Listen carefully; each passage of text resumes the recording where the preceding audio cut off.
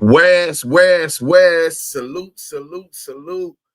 The Damu Keyway Conversations is in the building. Do Sims the dime. Y'all hit that like button on y'all way in. Go tell a friend. We got the content. So look, if you're on YouTube, if you're on Instagram, you could go to YouTube or on Twitch and make sure that you subscribe on Active Chucks, man. Active Chucks. I know y'all Mucho in there, roll. The bro is in the chat. What up with it, nigga? OGs. But y'all don't know about that. That's when we was grinding. Mucho got his deal and bamboozled them people. And it's crazy because we gonna talk about some of that today. Not to be all up, put the homie business all out there, but hey, he didn't get got. He got them peoples. You know what I'm saying? Hey, but look, we gonna start this off. Let me make sure my live is being monetized. My live is being monetized. Bam. So let's go to I Smell Death, right?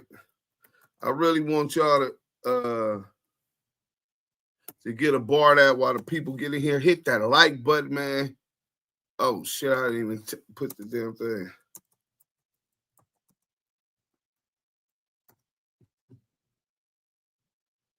Yeah, we're gonna go to this real quick. Hold on. Hit that like button, man. Up in here, man. I smell death. No back. The streets hollering, yo, what's up with brother? Got life, broad daylight, the trifling hooker, but it's fight, a feel right, saved in life. Little bro, my only ally, this game is trife. Hit squad fell apart, when the war got robbed. Fuck a shadow on the block, took my AR. Bitch niggas who cares though. Playing crackhead game. Rip on rob and for the sack. 3 inches in straps, feeling in fate, not even my ATL, shorty. Dominique Mayweather's blue. Each best know how to bake.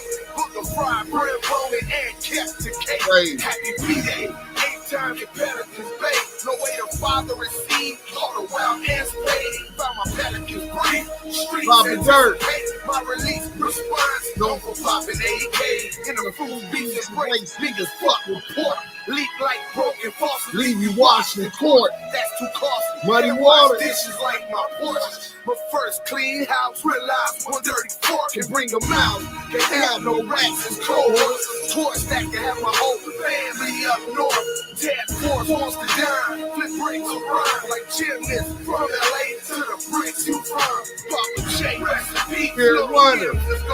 How long we mourn? Blood, you left a nigga on his own. Then my young nigga hustle. Got popped like corn, the homies crossed anyway. Despite the players they score, snakes spineless, the vertebrae here, they're rascal. Shadow hills and things, hope to get me out. Here, battlefields are filled with possible foes. You never know who's who till the heart's exposed. Conduct bypass surgery, bypass emergency.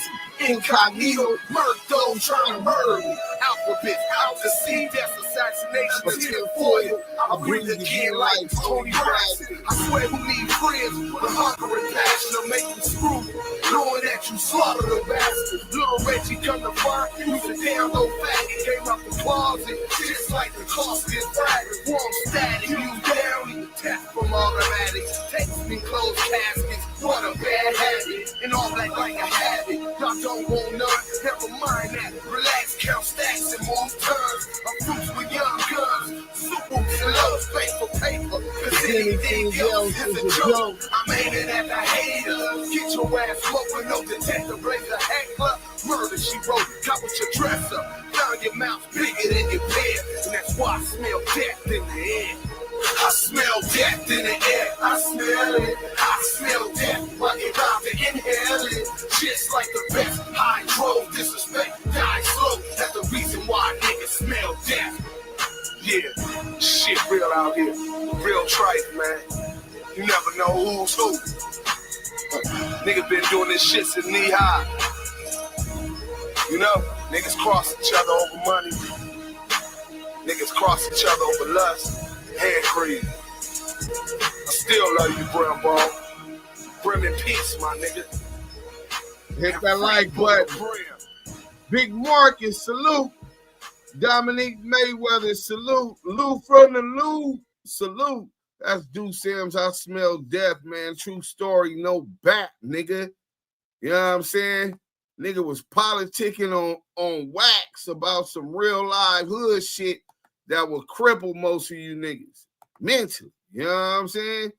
The union rep Muddy Waters in here, bro. I don't know what happened. It said that Yael was blocked. I've been trying to get that done. We'll figure that out probably today. But dudes sound like you with Dipset. Nigga, Dipset ain't never spit no shit like that. Nigga, you didn't catch what I was talking about. Let me find out you listen slow, Lou for the Lou. I be having to catch the lies late at night hours when they in, but this time I'm clocked in on both ends. Get your chalupa, man. Josh Jones, salute. That nigga said, I thought Hell Rail was coming next. Man, if you don't get to listen, bro, the streets hollering. Yo, what's up with Booger? He got life, broad daylight and a trifling hooker, but his fight appeal right saved his life. My little bro only ally this game is trife. Hit squad fell apart when Lavore got robbed by Punchetta on the block. Took my AR, bitch niggas who care though. Take a look back, niggas was dolo. Brimbone robbed and for his sack. 3 inches in straps, sealing his fate. Not even my rap status can make shit safe. Man, that's like, you talking about 20-something years ago, nigga. You know what I'm saying? Salute to everyone in the chat. Nah, my nigga, you was spitting though. Hey, what up, Mo Hill? What up, Unreal TV? Salute, Edward Bell. Salute to y'all from the 318 Sweetport, Louisiana. Free the big OG, Big U, man. Free Big U. You know what I'm saying? I got to figure this out, and I'm finna open up Clubhouse. We doing a lot, but hit that like button. Let me see what them likes at, because if we got 50 people in here, if we got 50 likes, I'm going to go ahead and get to the content. We shadow ban, so we really need y'all hitting that like button. You know what I'm saying? Yeah, we got 52 views. Let's see how many likes we got on this thing. Let's see if y'all show a little bit of the love on that. You know what I'm saying? Oh, I forgot the damn question. I've got so much going on, man. My bad, man. You know what I'm saying? We're going to go ahead and give y'all the poll. Stay active in the chat with the poll. We got some dope-ass content deep. We're going to edify and break it down. Edify through entertainment. Hashtag ETE in the chat. Hashtag ETE in the chat. So the question is going to be, is CS2 back? No, we're going to put, is CS2 back? Let me go ahead and do that. Dominique Mayweather, salute. Is CS2 back?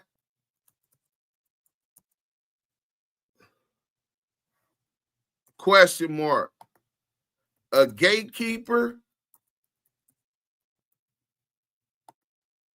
A house nigga?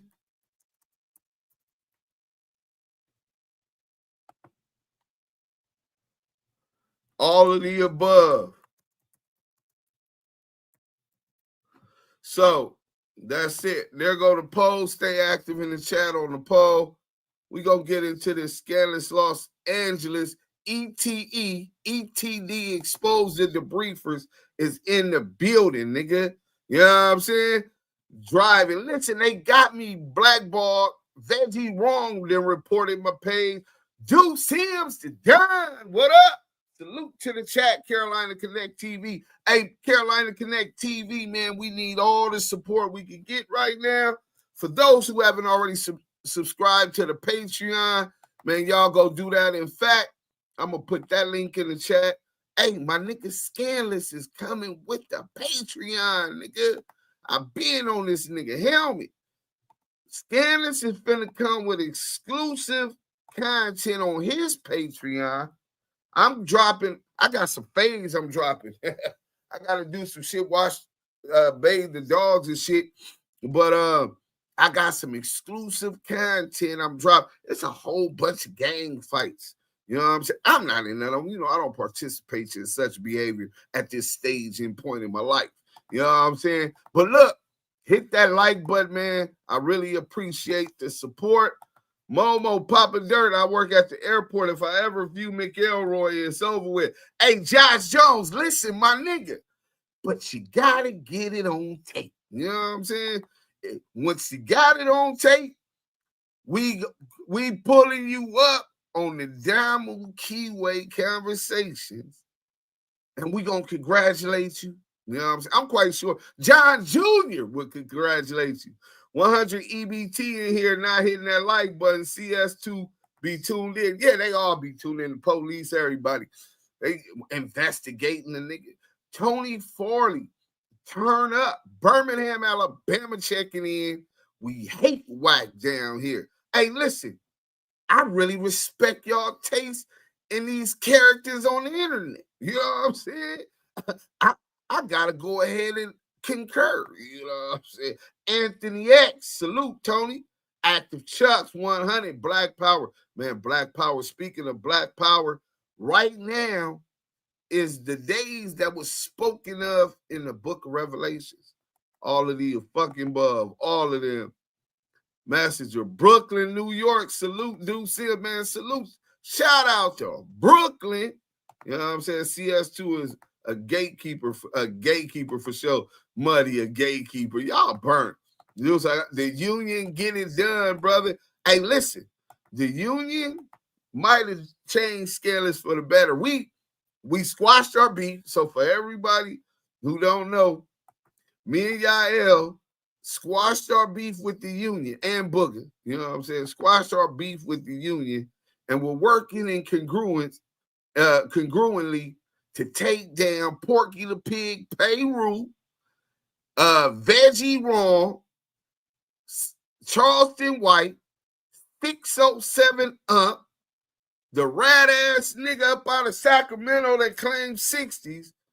We could multitask. See, we know we living in the book of Armageddon right now. This is the book of Revelations. Armageddon prophecies, nigga. Wars everywhere.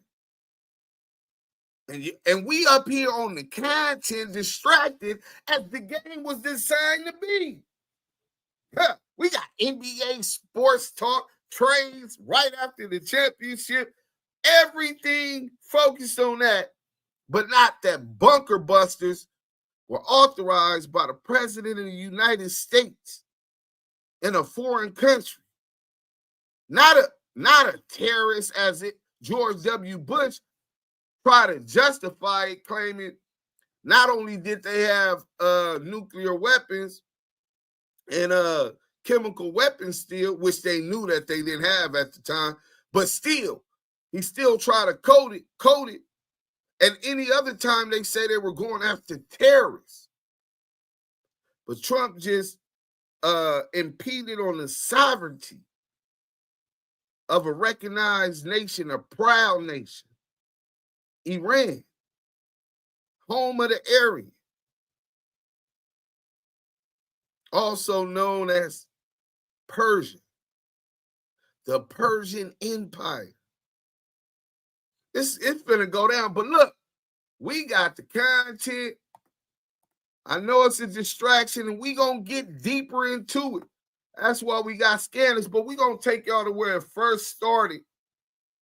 So for those who knew, you know what I'm saying? Rumors of wars and rumors of wars, fact. So we gonna start with this other video, and then we'll get into scandalousness, because I want those who not really caught up to the whole death row situation to be caught up before we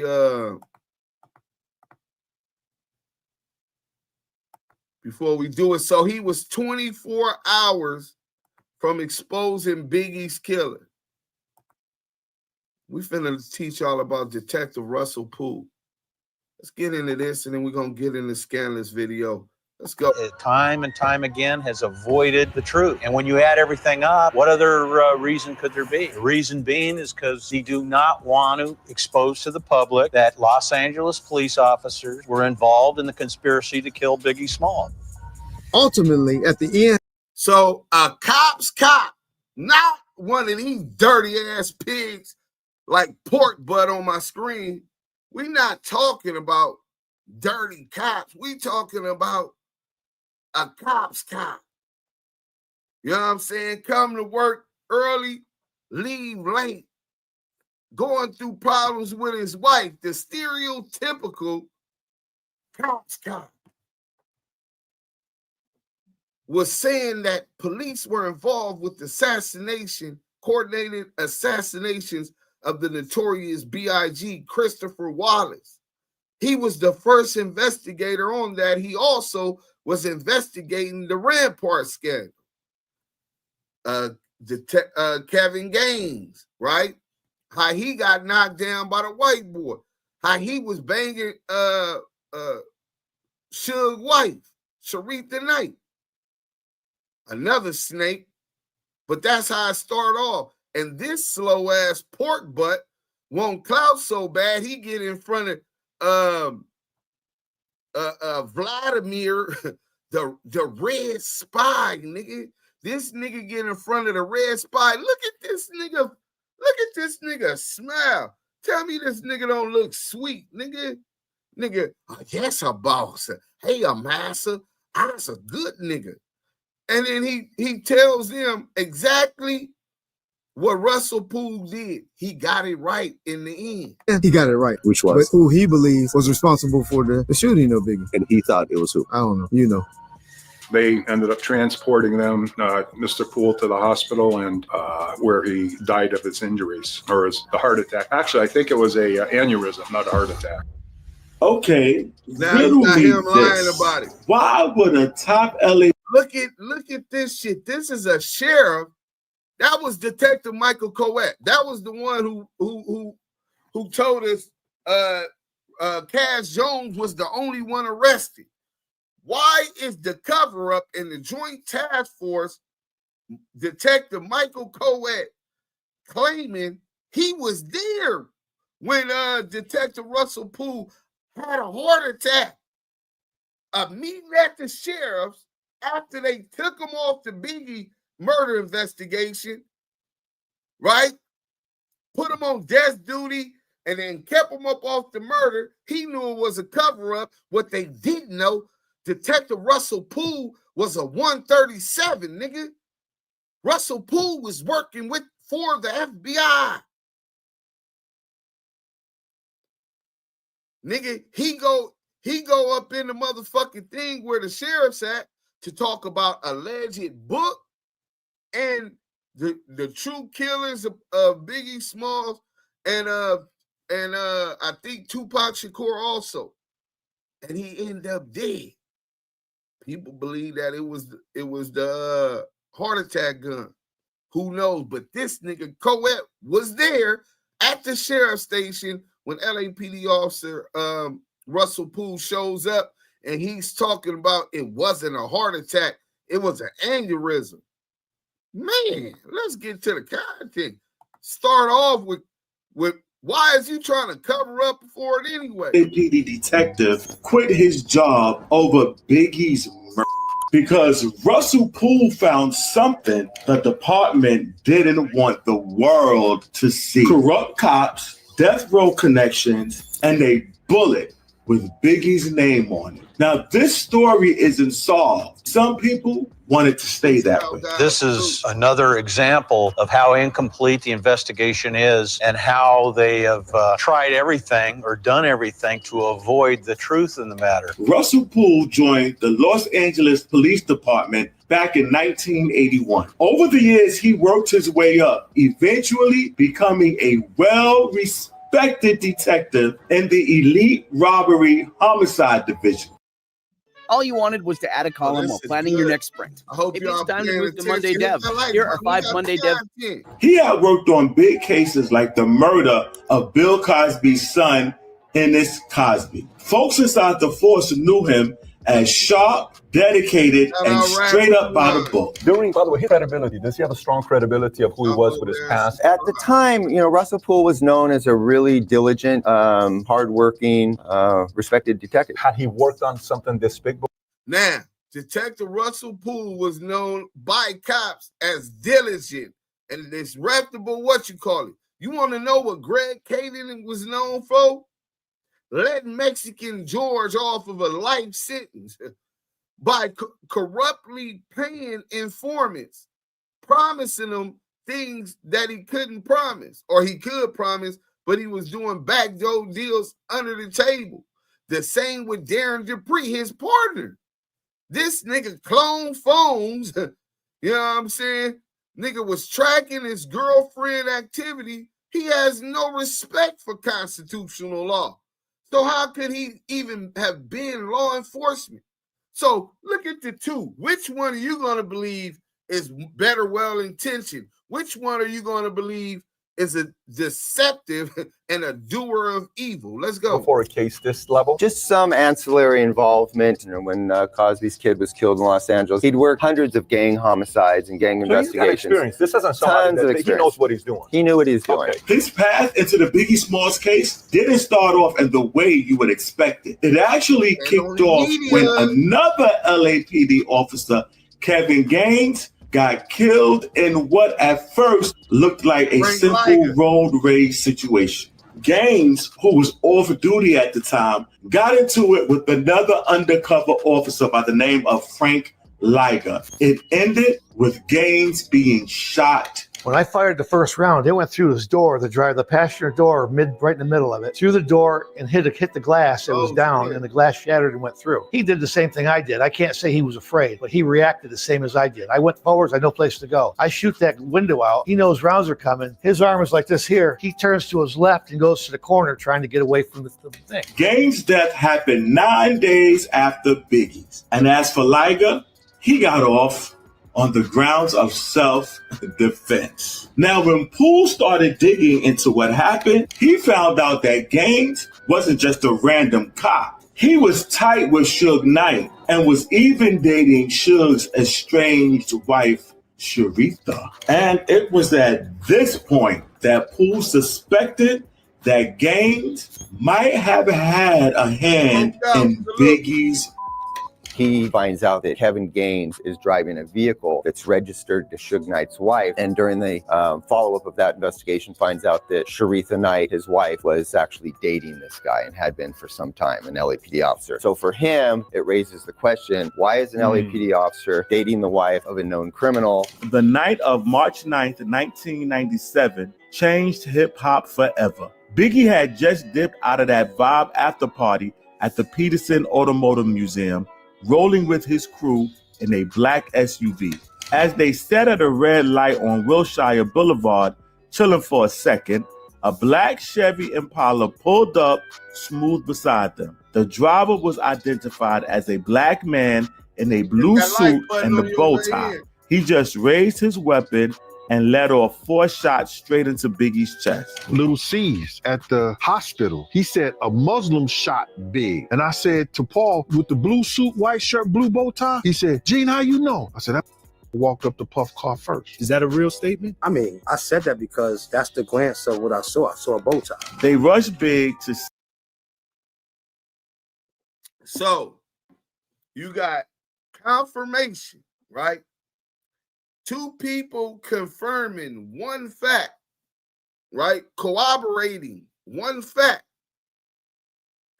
Little C's is in a different car, and he sees the shooter. He described him as a Muslim-looking dude, the guy that you guys seen the sketching of. He's in a different car. And he talks about, man, Lil C's said it was the dude with the bow tie and the one on the sketch. That's the one that stopped at our truck with Diddy checking to see who was inside the car, allegedly, under this theory. But it confirms evidence which Lil C's put out. So how the fuck is Greg Kading, this doer of evil? Hold on, let me show y'all what doer of evil means. You know what I'm saying? Hold on, man. D, and then we're gonna go.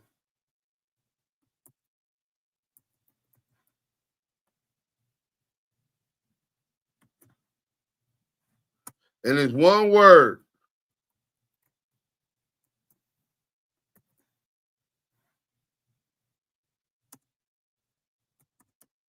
All right, we're gonna get back to it though. Let's go.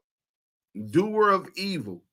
How is he gonna say that it was Poochie that knocked down Biggie if he's saying that the shooter was the Muslim-looking dude? Poochie don't look like them. Cedar Sinai. But by 1:15 a.m., he was gone. The whole thing felt too familiar. Just 6 months earlier, Tupac had been down in Vegas under damn near the same circumstances. Poole's team started connecting dots quickly. They locked in on David Mack, another LAPD cop who had robbed a bank and also had deep death row connections. Dude was a known Bloods affiliate, and get this, he drove a black Chevy Impala SS, same type witnesses said the shooter was in. On top of that, he had a 9mm pistol, which lined up with the kind of gun used in Biggie's.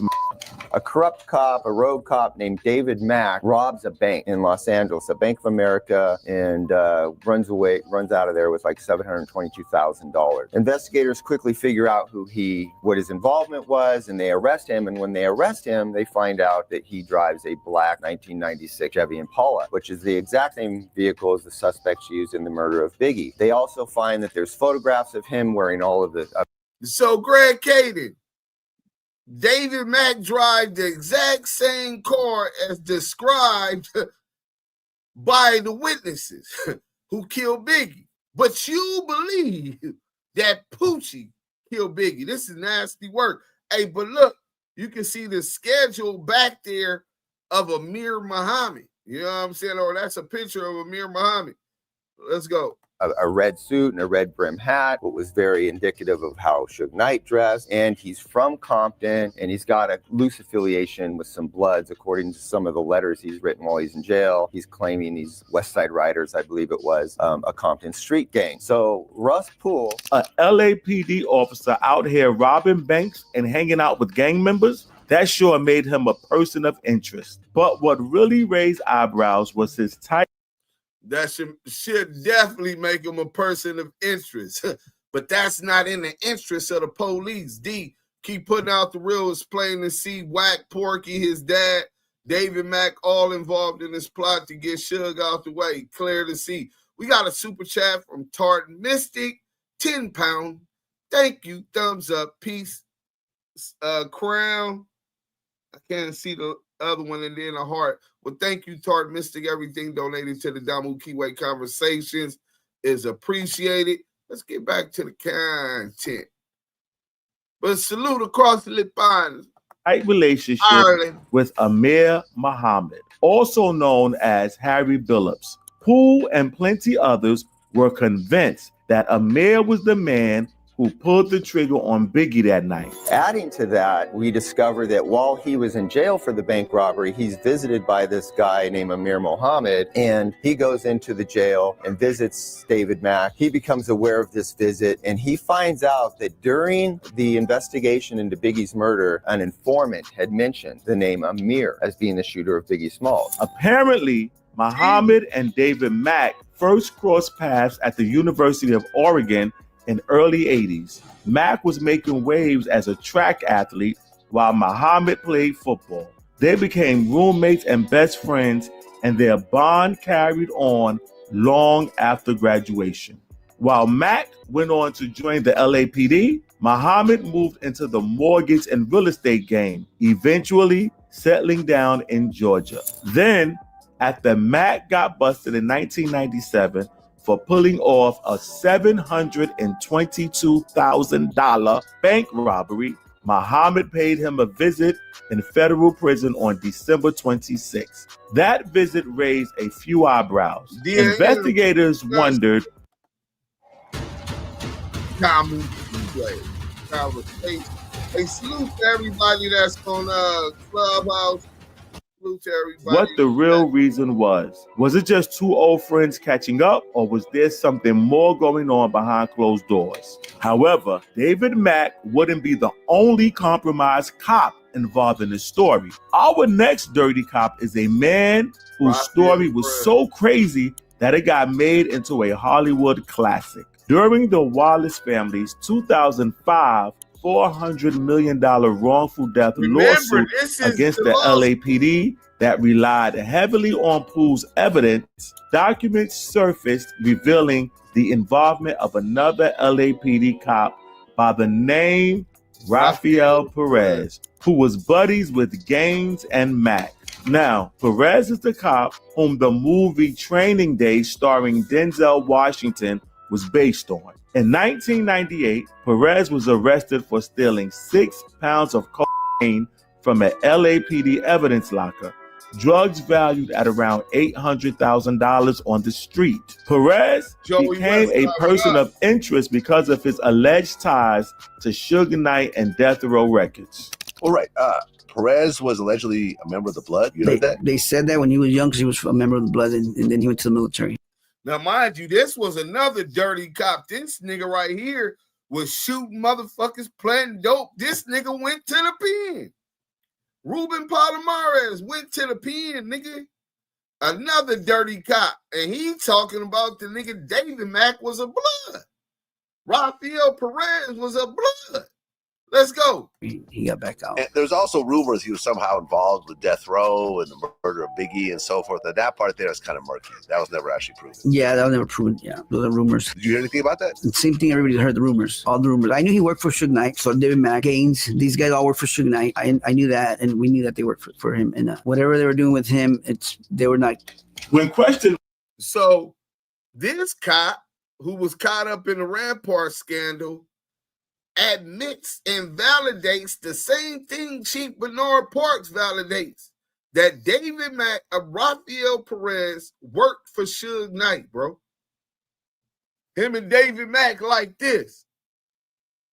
Listen, bro, this shit is deeper than the Atlantic.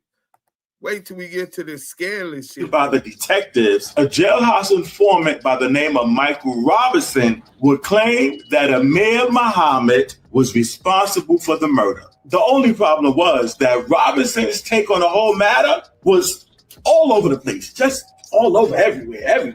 The blue man is Abraham. I say his name is it's Arab name. Okay, who's the dude? Who are you talking about? Is not I'll tell you his name yesterday. I can't, I'll read it right. So this is the man you're describing here. Yes. Is the killer. Yes. Okay. You know him as Abraham? Abraham, or I told you his name yesterday, name Abraham. Now this jailhouse snitch right here, he was in jail, and he talked about the killer name was Amir or Amir. And Amir Muhammad, mind you, that's one of the names Studdabox goes by. Amir Muhammad. Ties to the Nation of Islam, Farrakhan's cousin. So he became a suspect. But then when they look deeper into it, it takes the Detective Russell Poole back to the Amir Muhammad who was playing football with David Mack. When David Mack was, I guess, like a track athlete before he went to the military. But let's go. Arab name. Okay, you told me yesterday the name of Amir. I like what? Ashmir or Amir. It's an Arab name. Ashmir or Amir. And Poole nevertheless chose to use Robinson's testimony as a premise to push his Amir agenda. He believed that Suge Knight, who was still fuming over Tupac's set up Biggie's as payback. Automatically. Child, I went from looking unloved to love because I definitely was overdue for a pedicure. Baby, you got to go to work on my receipt. And instead of street dudes, he used dirty cops like Mack and Perez to make it look clean, professional, and hard to trace. And I still, in my heart, believe that these types of clues and these types of statements made by witnesses need to be thorough. Hey, John G, I had to stop the motherfucking content for that, bro. That's a motherfucking fact. John G, we had to read this comment, bro. Even though I had to stop the content. Them niggas was playing boss games. Scanlon said something yesterday that slick gave me chills, G. Reggie acting like Scanlon is a white man from overseas. That's a throw-off. Them police will try it. Nigga, we know. And we can't even get a like from you, nigga, let alone the Patreon. Nigga can't even get a like from niggas. Nigga, we know, nigga. But I'm going to stand on the side of my people in truth. Scanlon's going to stand on the side of his people in truth. And whatever come with that, nigga, we all got to go. At least I'm going to choose how I go. Believe that. But yeah, bro, he was that was the Okie doke trying to act like he thought Scanlon was a mountaineer from the UK. Nigga, let's go. Really followed up on, and I honestly believe that the players that we're talking about, David Mack and Amir Muhammad, are somehow involved in this case. The problem was the higher Poole climbed with the case, the more it seemed like they wanted him to back off. And why was that? Well, as Poole believed, his findings threatened to expose just how deep the LAPD's corruptions ran and how the department itself might have played a major role in Biggie's murder. The department, time and time again, has avoided the truth. And when you add everything up, what other reason could there be? The reason being is because they do not want to expose to the public that Los Angeles police officers were involved in the conspiracy to kill Biggie Small. In 1999, Chief Bernard Parks ordered him to shut down the investigation into David Mack. The official reason given was the ongoing Rampart scandal, a separate and highly publicized corruption case. They shut down the investigation. They didn't check ballistics on David Mack car when they could have, right? But they shutting down the thing. They didn't kick Detective Russell Poole off the case. Mind you, I can show you the video where Chief Bernard Parks said the same thing that dirty pig right there said, that they worked for death row. So, I mean, it's obviously a cover-up, and they brought in Detective Greg Kading to do that, to make sure that the city of Los Angeles and the LAPD wasn't paying out at least $400 million to Biggie's estate. Let's go. Centered around corrupt cops who were accused of various forms of misconduct, including police brutality, planting of false evidence, stealing, and drug dealing. Parks stepping in forced Poole to walk away just one day before he could collect his 20-year pension. But Poole wasn't done. He filed a lawsuit against the LAPD, claiming they violated his First Amendment rights by trying to silence him. That didn't go anywhere either. The court dismissed it, and just like that, he was left with no job, no pension, and no justice. Poole struggled financially and also had family issues to deal with. Went and became, kind of like a marshal over at the federal courthouses in LA. His life seemed to kind of spiral downhill. He went through some financial problems, family problems, drinking problems, that type of thing. But then he kind of got a second wind and was trying to look into some late claim, could make like 2015 claims that he wanted to try to track down. After leaving the LAPD, Poole was now working as a private investigator who stayed locked in on Biggie's murder, following new leads and trying to put the missing pieces together. Then on August 19th, 2005, while in a meeting with LA County Sheriff investigators to talk about fresh info on the Biggie and Tupac cases, he suddenly collapsed and died from what was ruled a heart attack. We are not a traditional cafe. We're completely unconventional. And my website really has to capture the same magic. but not everyone brought that. They ended up transporting them, Mr. Poole, to the hospital, and where he died of his injuries or the heart attack. Actually, I think it was a aneurysm, not a heart attack. Oh, okay. That clears that up. Yeah, there was no. Hey, you hear John? You hear Veggie's lover John? Veggie's lover John said. Veggie lover John said, "Oh, that clears that up." So that's what you're up there trying to do, clear it up. He didn't have no damn aneurysm. Let's go, man. Why are they trying to control or make a narrative about how something happened? Obviously. A heart attack gun, I can assure you. Who had been deep into finishing his book, Chaos Merchants, which he hoped would blow the lid off the whole case and get the public asking questions again. To some people, it felt too convenient. Poole dies right before putting out something that could have caused a lot of trouble for some powerful names. Seemed a bit too convenient. People don't understand is that then they say, yo, Gene Deal changed the story. Yo, when you get new evidence, when you start seeing stuff and people start coming out with stuff that they never called before, there's certain things going to have to change. Certain things going to have to be different because now you know new stuff. Russell Poole had that right all at the first time, man. And that's why they probably killed him. But even before he passed away, Russell Poole had his fair share of critics who didn't buy his theory that crooked LAPD cops were behind Biggie's murder. Of course, Greg Kading did, and them officers didn't want to believe that. Tard Mystic said, Deuce, if people knew the cost of putting this content out, they hit like 1 million times. The threat's real when you share truth. Truth is the most dangerous weapon on the planet Earth. Martin Luther King was unalive because of his truth. Malcolm X was unalive because of the truth. Fred Hampton was unalive because of the truth. And it looked like a lot of other people's been unalive because of the truth.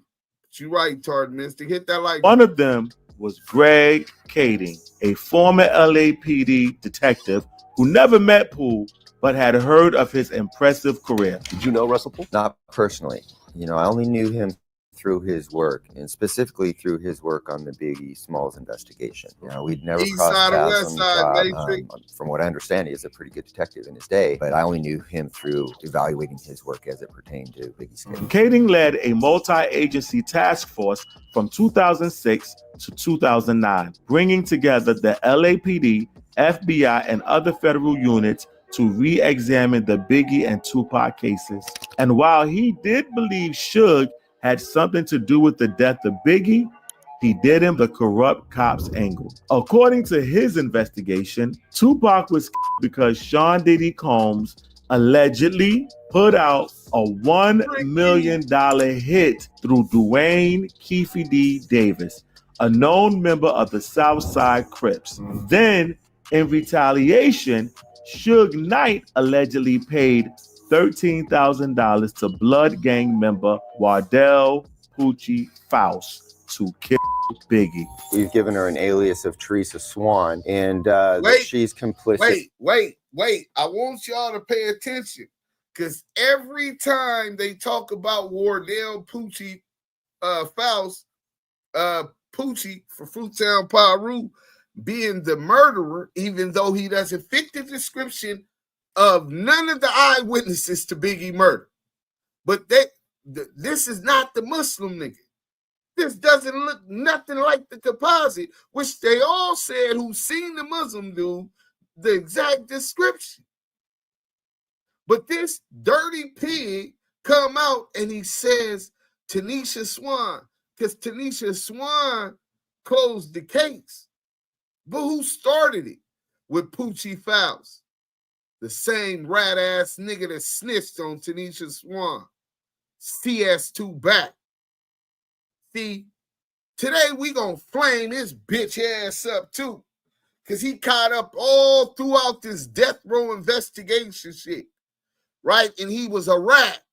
We talked about the Main Street shit, but when Wack was transporting them fraudulent cars, when he was transporting them cars on that truck, That's how they knocked him. They caught him doing fraud and he gave up Tanisha Swan so that Tanisha Swan could give up Suge Knight and Poochie Fowl. It was a rouse. This shit is cat.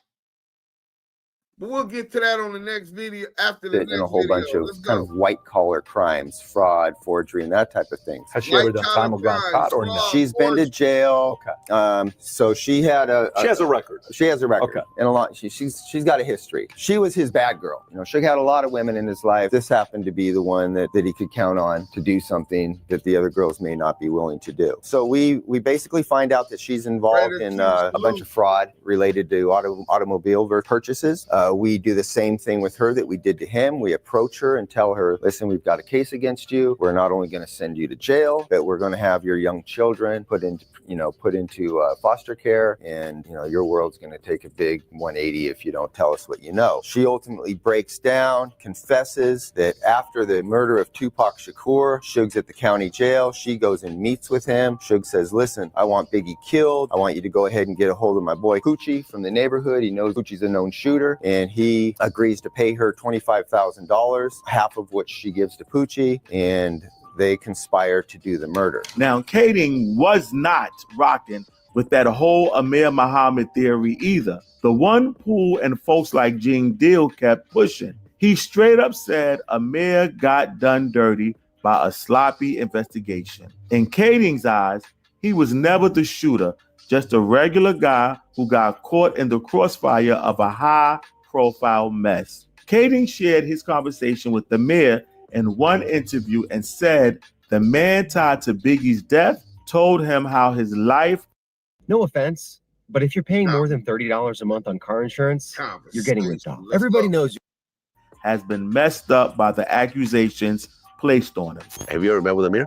Not in person, but I've spoken to him many times. Over the phone? Mm-hmm. And what's his take? He's like, hey, this is all, you guys, you have no idea what my life has been like and what you've done to me and to my wife. I've had to move out of state. I've lived under this constant cloud of false allegations, and I sympathize with him. Our job is not just to hold people accountable for what they've done, but we're also supposed to protect people from false allegations.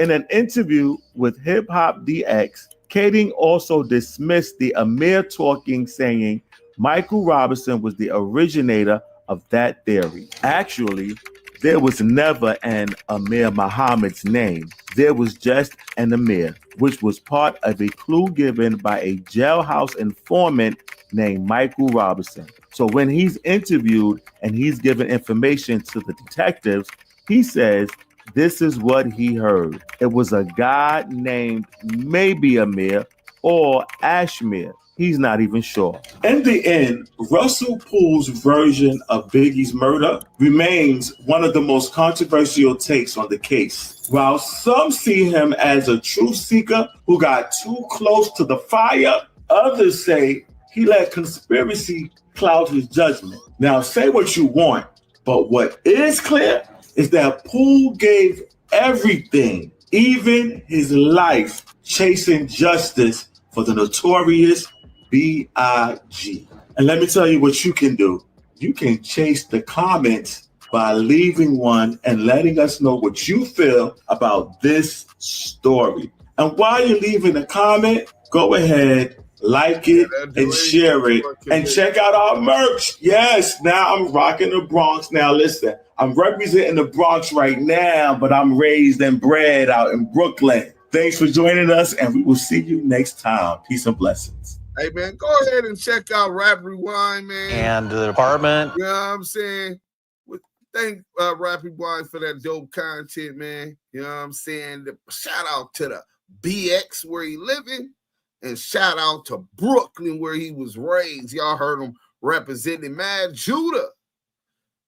Shout out to the tribe of Judah. WACK100 became a reliable source at this time and been working ever since. Hey, bro, I'm 100% with you. I believe that that's when he first started working, but I'm not sure, bro, because some people is saying that he might have told when he was a juvenile on some other shit on his homeboys. So ain't no telling like Jack told Helen, but what we all agree upon is that he was a rat. So look, Kyle wrote a letter that a black person can speak, but he doesn't know sling, talk drunk in the basement, hiding out. Blood Main 5, Active Chuck, Scandalous in the Dose of Reality, running that triangle offense. Hey, listen, Bloody Main 5, hey, that's a motherfucking fact, but you know what you didn't know? Smoked Out TV. We got Smoked Out TV and Stand on the Media coming off the bench with Fan West TV. Now they running their triangle offense. See, I never wanted to be the nigga in a Bentley, and my niggas is in Datsun B210s. You know what I'm saying? We all supposed to be in Cutlasses together, Benzes together, or whatever your preference is, right? And my team is striving. Man, hold on, man. You just pumped me up. I just was motivated by Stand on the Media, my brother. You know what I'm saying? He steady. Listen, for all you YouTubers out there, especially those in our lane, Expose the Exposers, who done lost their channels, started new channels, fighting to get it back. Listen, bro, it don't have to be a million likes.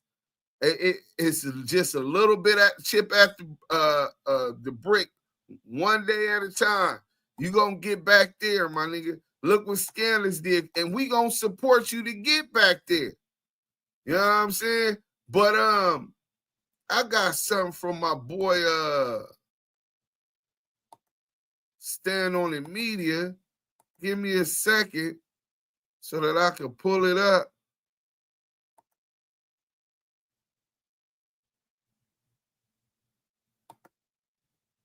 Wait, what the hell was the name of that mug? Oh, yeah.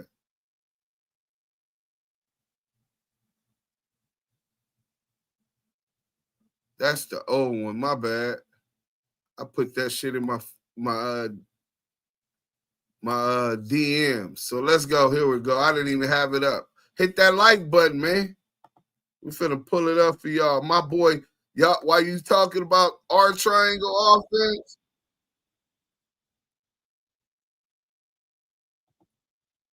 my boy, Stand on the Media, and then we're gonna give y'all the content. Damu Kiwe conversation. Oh, y'all can't even see it, huh? All right, let me go ahead and get y'all there. Boom. Yo, Stand on the Media. Yo, I want you to say for my channel, welcome to Ranch Game. Keep doing your fucking shit, ninja.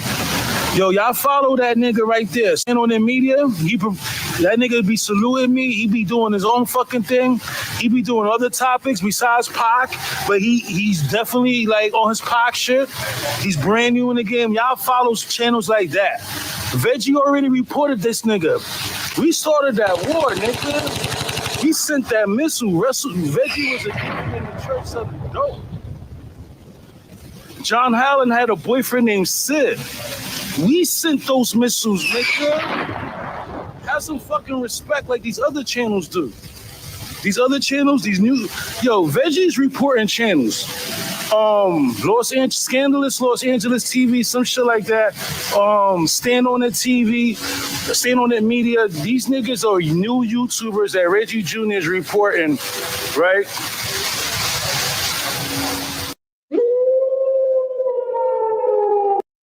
These is the new YouTubers that Veggie and them is reporting. Hey, listen, man. Oh, I don't think they could hear me up on the live. Shout out to all my peoples on Clubhouse.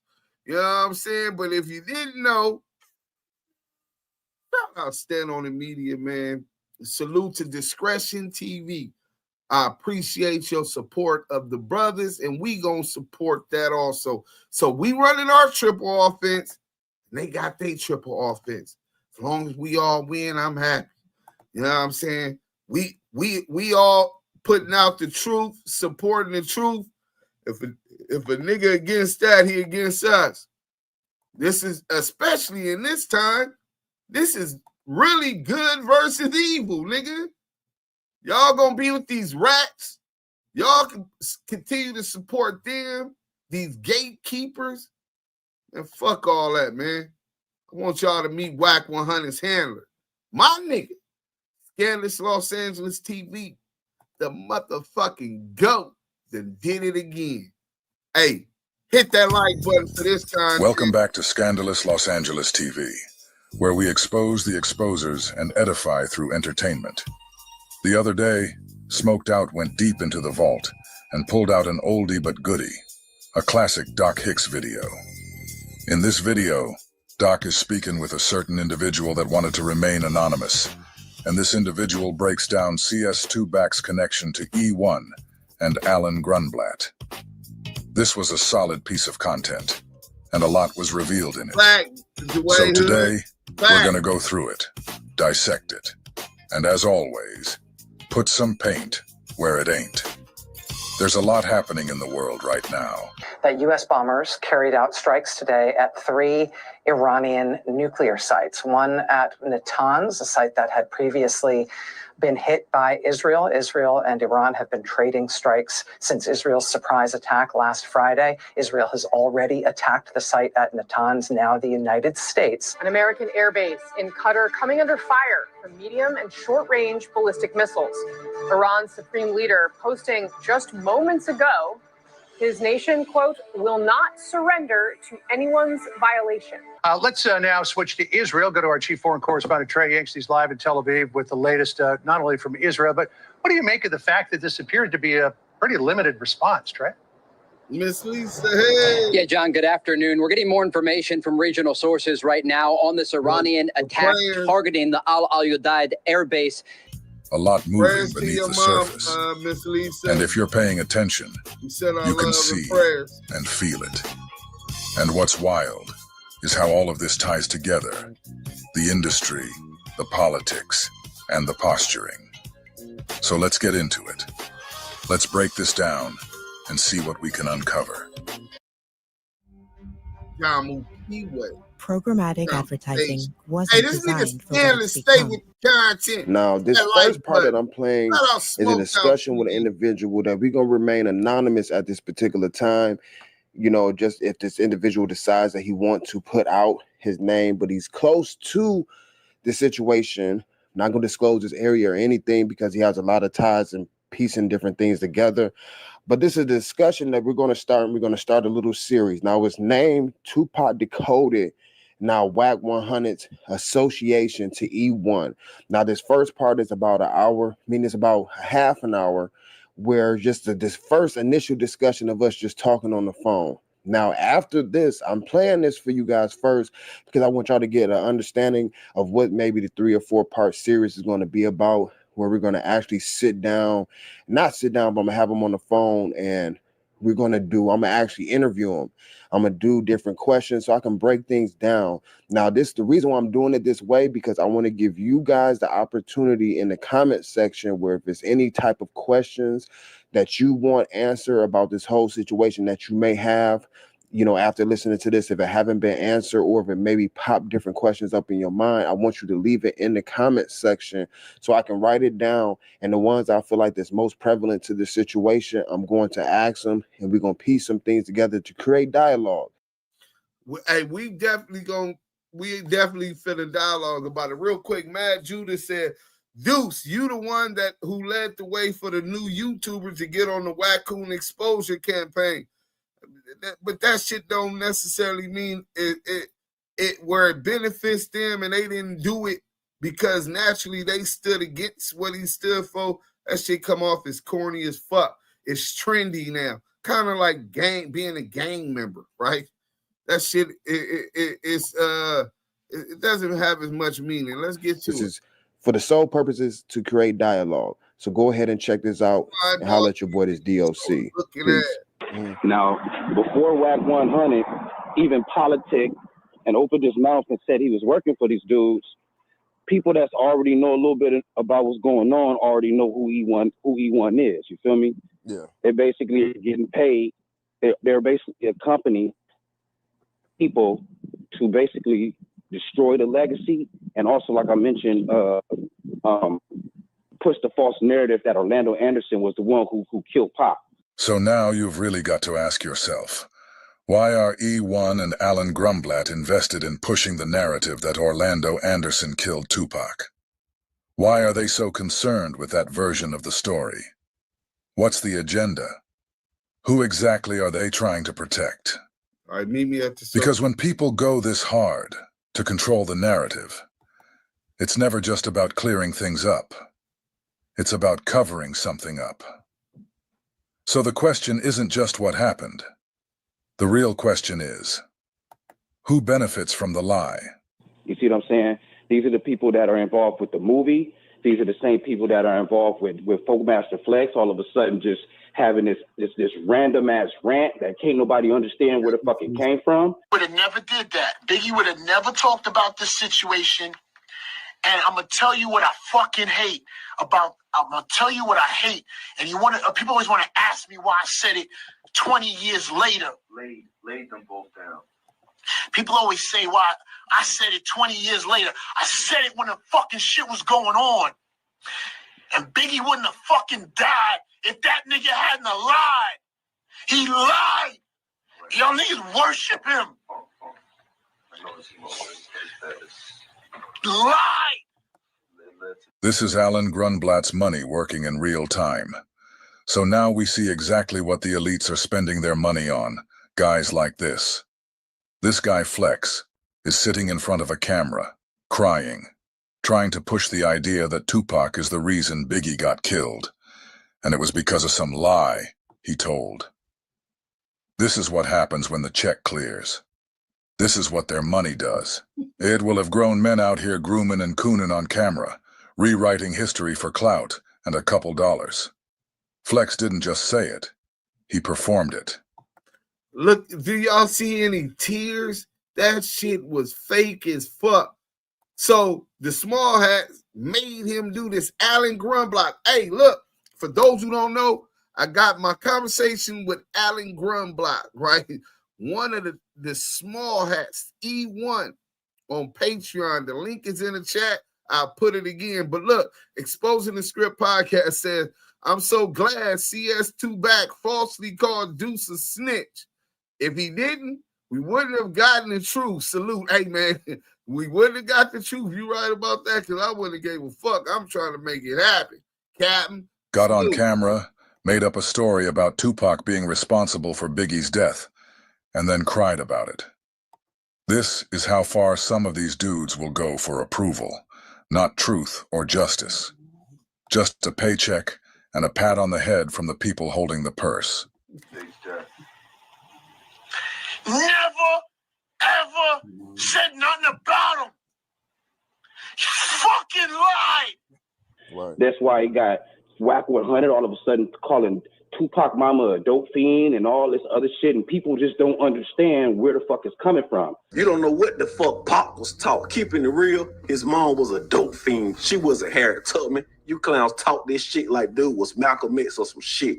He was a rapper that womanized, did drugs, and preached violence. Listen to this piece of shit ass troll nigga, bro. CS2 Back added somebody. You don't know what the fuck Pac was taught. Keeping it real, his mom was a dope fiend. She wasn't Harriet Tubman. What? She wasn't Harriet Tubman, nigga. She was a Sada Shakur's sister, nigga. That's her god sister. Nigga, America's Most Wanted, nigga, top 10, nigga.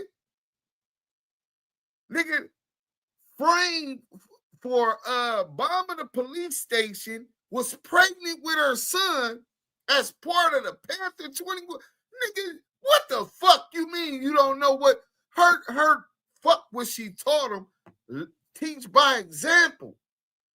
The sacrifices she made. Of course she wasn't perfect, nigga. Who the fuck is you to talk about and judge who was perfect? What the fuck have you done for your people? Even as a symbol of something motivational or positive. Everything about your bitch ass is negative. You were supposed to become a millionaire off real estate and trucking. Come to find out, nigga, you was doing illegal shit with the trucks bringing tag cars for Suge's bitch, nigga. Then you ratted on him. So that wasn't a success story. The real estate, you supposed to have been a real estate mogul, but come to find out, Kim was the brains. Kim is still advancing and progressing and whole courses teaching this shit. Seminars teaching this shit to women, empowering women. Nigga, you just lost the Games house, nigga. Your other house out in Lancaster, Palmdale, that shit's in foreclosure, nigga. Nigga, you got multiple homes in foreclosure. How the fuck you gonna teach us how to get $1 million off real estate? Fuck, nigga. As a manager, you consistent. That's the only consistent you ever done. Consistently fail your artists, nigga. Look at him. Nigga took a A-list celebrity like The Game, and nigga can't even get a headline his own tour, nigga. This nigga was a part of the machine for a period.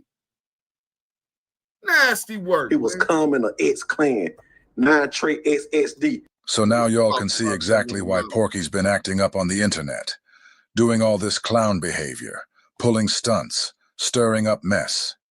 It's really not that complicated. It's because of his handler, the one pulling the strings behind him. We all got handlers, Chuck. Chuck, we all have a handler. Stop it, Wack. You do, I got a handler. And here's what you've got to understand. Whenever you see somebody who looks like us get on camera, saying or doing things that most of us would never say or do. Bosco, Boski, every other word, blood. Fuck you, slob, spider load. Hey, so if I catch my third strike, if I see this bitch ass nigga and I knock blood out, then I'm gonna be wrong, right? While he playing with something that niggas can sacrifice and die for, but it's cool. Every dog has his day. Keep putting that energy out there, Charleston. Fuck you. Yeah, fuck you, crab ass nigga. 9 times out of 10, there's somebody exactly like Alan Grumblatt standing behind them. That's how this game works. They don't come out and say it themselves. No, they use people who look like us, so it goes undetected. So you won't question it. When you ask yourself, why are these guys doing this? It's because there's always a very wealthy somebody behind them, with a different agenda. And guys like Porky and Flex, they're just the house niggas they send to carry it out. It's coming from these niggas getting checks that are cut from E1. The first person, I can say the first person, but Greg Kading, the cop who was involved with, this cop was involved with the Biggie case, you know, getting everything together and whatnot.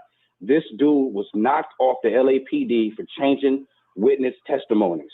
So he was already fired by the LAPD. So why is E1 having him as the person who's creating this documentary called The Murder Rap? You see what I'm saying? Yeah. So they're all working for the same entity. E1 not only is in control of Pac, but they're also in control of Dr. Martin Luther King, and they're also in control of Biggie Smalls as well, with their likeness. What if you can create your own website by saying, this is what I want? With Wix, you can. Do you know why Prince, the famous rock star that was a friend of mine, do you know why he called himself the artist when he came back? He calls himself the artist because that's what they call us in our contracts. Oh, these contracts are crazy. You should hear the terminology they say in these contracts. To use your name and likeness in perpetuity throughout the universe. Who the fuck could possibly know?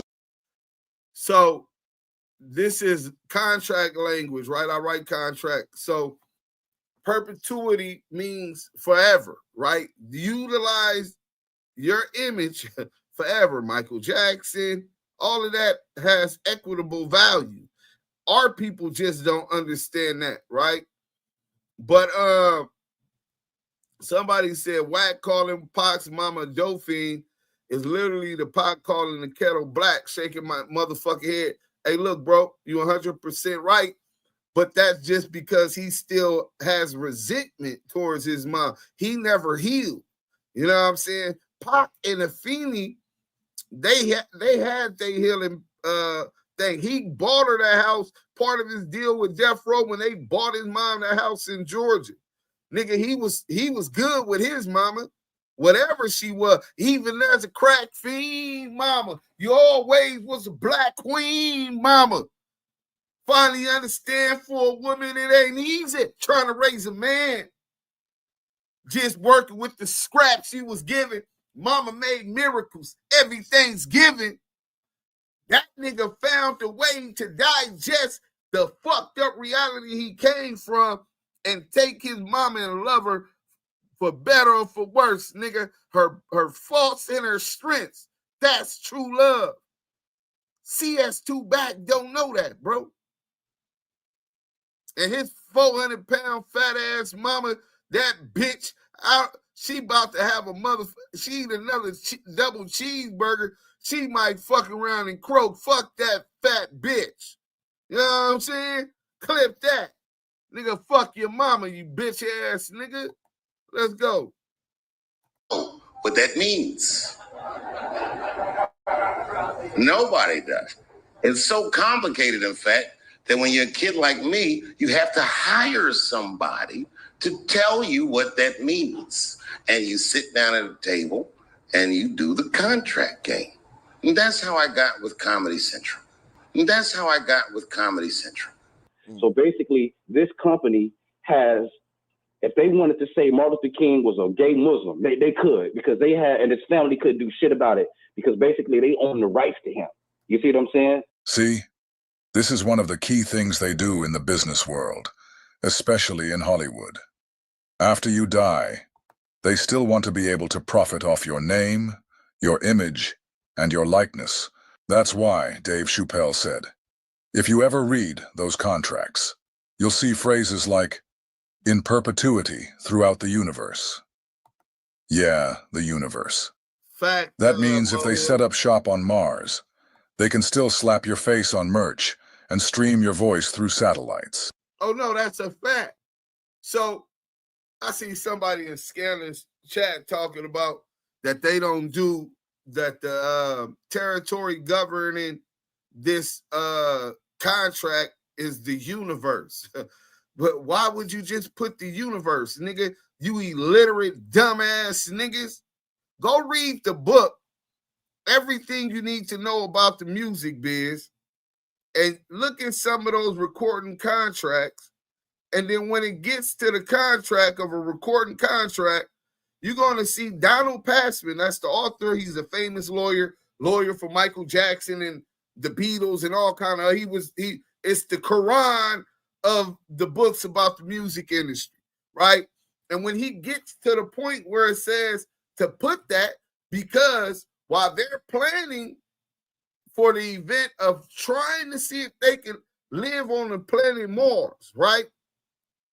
Say planet Mars are able to utilize the vibrations on Mars to play music, right? Not only to play music, but to play a music that you own, right? Well, the person who owns your contract is going to own that music. So you will still demand equitable value if Mars open it up a new market. So that is language within a contract. So to that jerk who was trolling scandalous, talk about nobody has that in their shit, then suck a dick, you dumb, you ignorant. And just so you know, and we'll talk about that later, because that's a bigger issue. Let's finish. You're playing gone, weirdos. But they're still eating off you. In perpetuity means forever, even outliving the contract itself. And this is exactly what happens when people sign those industry contracts. It's not just a business deal. It's basically like you selling your soul. You hand over your identity, your story, your legacy, forever, and they turn it into a product. So when folks tell you, read the fine print, this is what they're talking about. Because once you sign, they own you. Not just for this life, but for the next one too. Now, you got to know who E1 is. They're connected somehow, some way with Interscope. With Time Warner. Everybody knows Time Warner and Interscope, Jimmy Iovine, all that stuff. They're all in bed with each other. Yes. Can a can of Lysol take care of my snotty sofa? Can do. Mildewy tiles? Can do. This? Yep, it's the Can Do can. Nothing kills more germs on more surfaces than Lysol disinfectant spray. Lysol, what it takes to protect. Second of all, I'm running the biggest thing for me is reliability. Somebody that stands behind their word. You know, when they tell you they're going to do something, they're going to do it. They're all in bed together. Same people, same network, same agenda. They're all part of that same culture Donald Sterling was talking about. The one I broke down in that documentary I dropped a while back. If you don't know what I'm talking about, go back and watch it. It's all there plain as day. They've all worked together. And part of their strategy is this. They use people who look like us to keep us at each other's throats, to stir up drama, keep us distracted, divided, and off code. It's not just about entertainment. It's not just about clout. It's about control. When you see these influencers and let's talk about that, because I think that's something that affects us every day. The NBA championship, I love NBA. I'm an NBA fan, a diehard Laker fan, but an NBA fan. I love the sport, played it all my life. A lot of that in everyday life is distractions. As long as you're distracted, you're not focusing on these billionaires that's all in the same bed together, who controls narratives, right? Narratives about your culture, about your people, how they're perceived. You know what I'm saying? Those atomic vibrations that radiate through the universe, through people's TVs, through people's cell phones, images of that subconsciously mold people to think certain ways, changing their will. Only the devil will try to control the way a person thinks.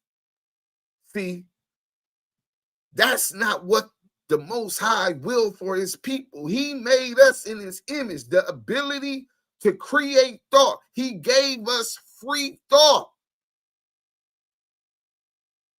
Only the devil would try to take that away. And that's what they do. Not just through the type of music we make, you know what I'm saying?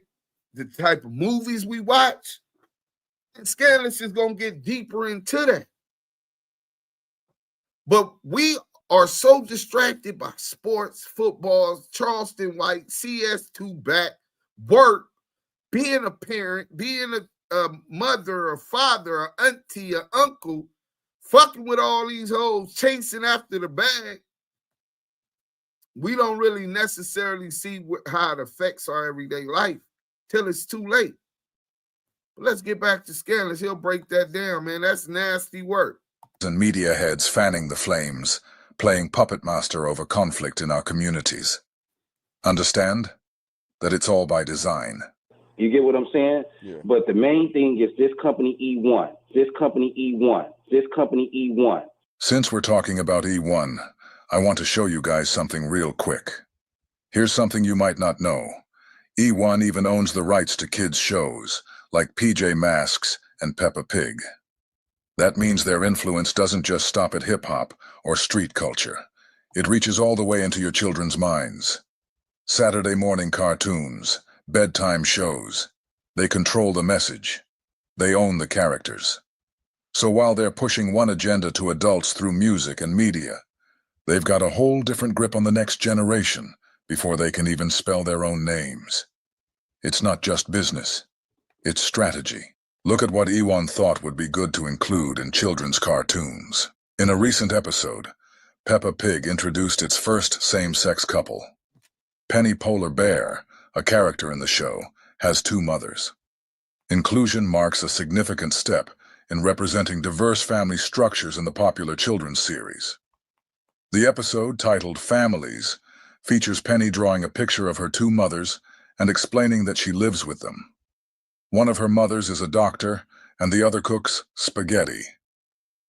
The show's decision to include a same-sex couple follows a petition calling for more LGBTQ representation in Peppa Pig.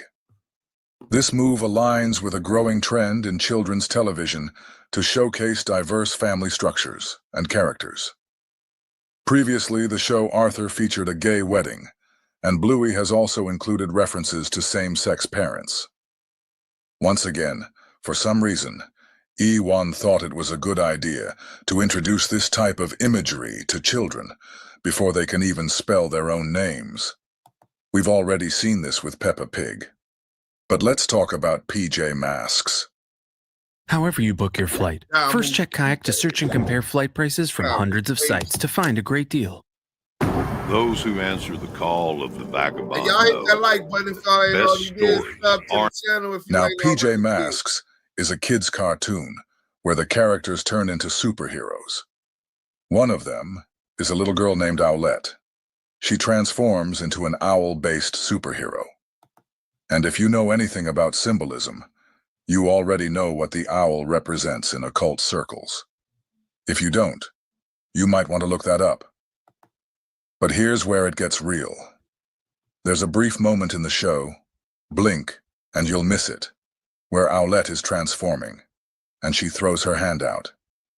And on 3 of her fingers, there's something written. I paused it, and looked, and it's 3 6s. Clear as day. So you've got to ask yourself, what is E1 really doing putting that in a kid's show? What are they telling us when they put these images in front of our children? You might brush it off, say it's nothing. But that's exactly how subconscious programming works. They don't announce it. They don't explain it. They just slip it in, fast and quiet. Hit that in the like documentary I did, I showed you who they themselves are telling us they are. This is who CS2 Back and Reggie Wright, a deacon in the Church of Christianity, are working for. A system and a company responsible for planting this kind of messaging into children's minds. Minister Supreme. And the executives down at E1 know most of us won't catch it. They know the average person has no understanding of how deep this goes. And that's the trick. What you don't understand, they use against you. Be not ignorant of anything in a great matter or small. We so caught up on the everyday and caught up in the world moving so fast that we're not worried about Iran nuclear plants being bombed. You know what I'm saying? We're not worried about bunker busters, nigga. But it's going to affect our lives in so many ways. Because those weapons that they're utilizing, taxes will be increased. They're going to be printing more money while niggas is over here struggling to buy a dozen of eggs, nigga. $11. Gas prices finna go back up.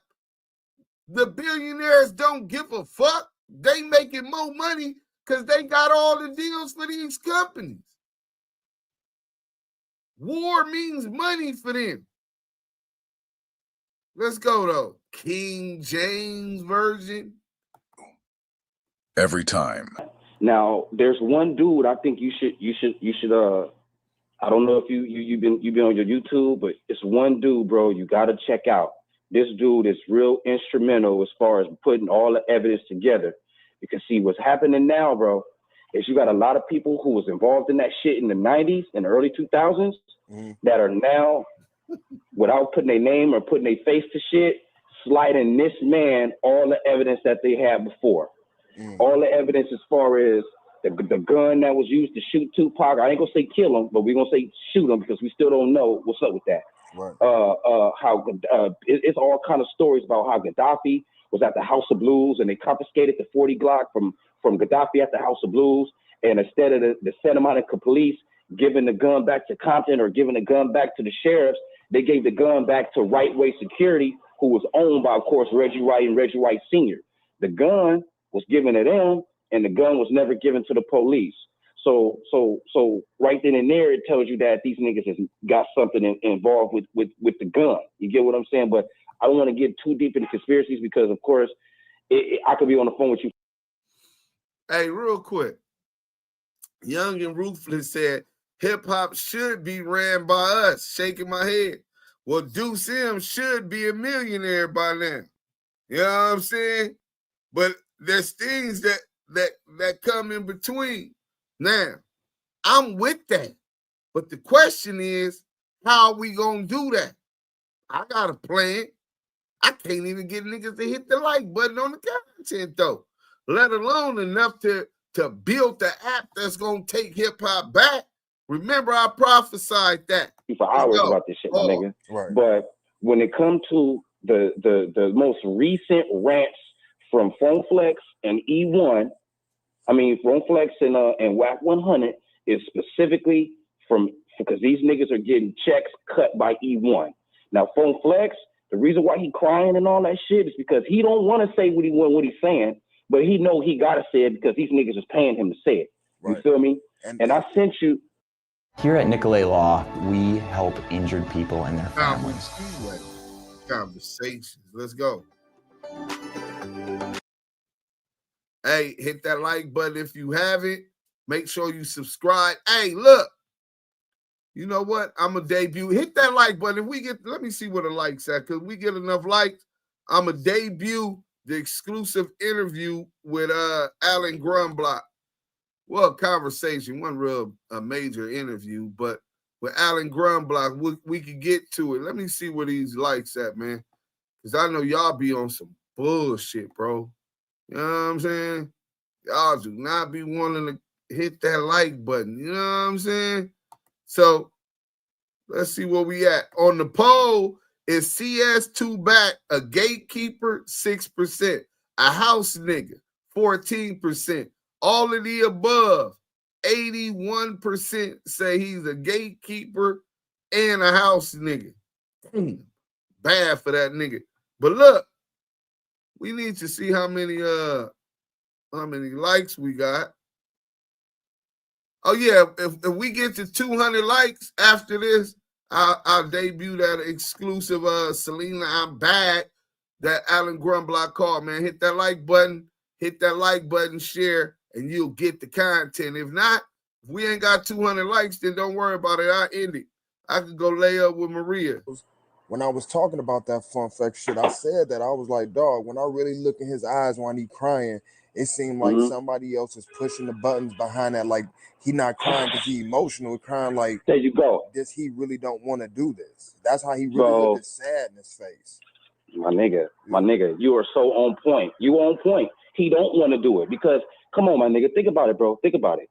He said what he said, okay? Let's just say for some reason he just slipped up and said some bullshit one day, right? Why does the nigga then tell you to stay tuned for tomorrow, and then he was going to finish what he was saying today, tomorrow, knowing he already got the backlash that one day? Who in their right mind will go back again? Damn. Y'all want to know how much? Remember, Pac did everything he did and died in 25.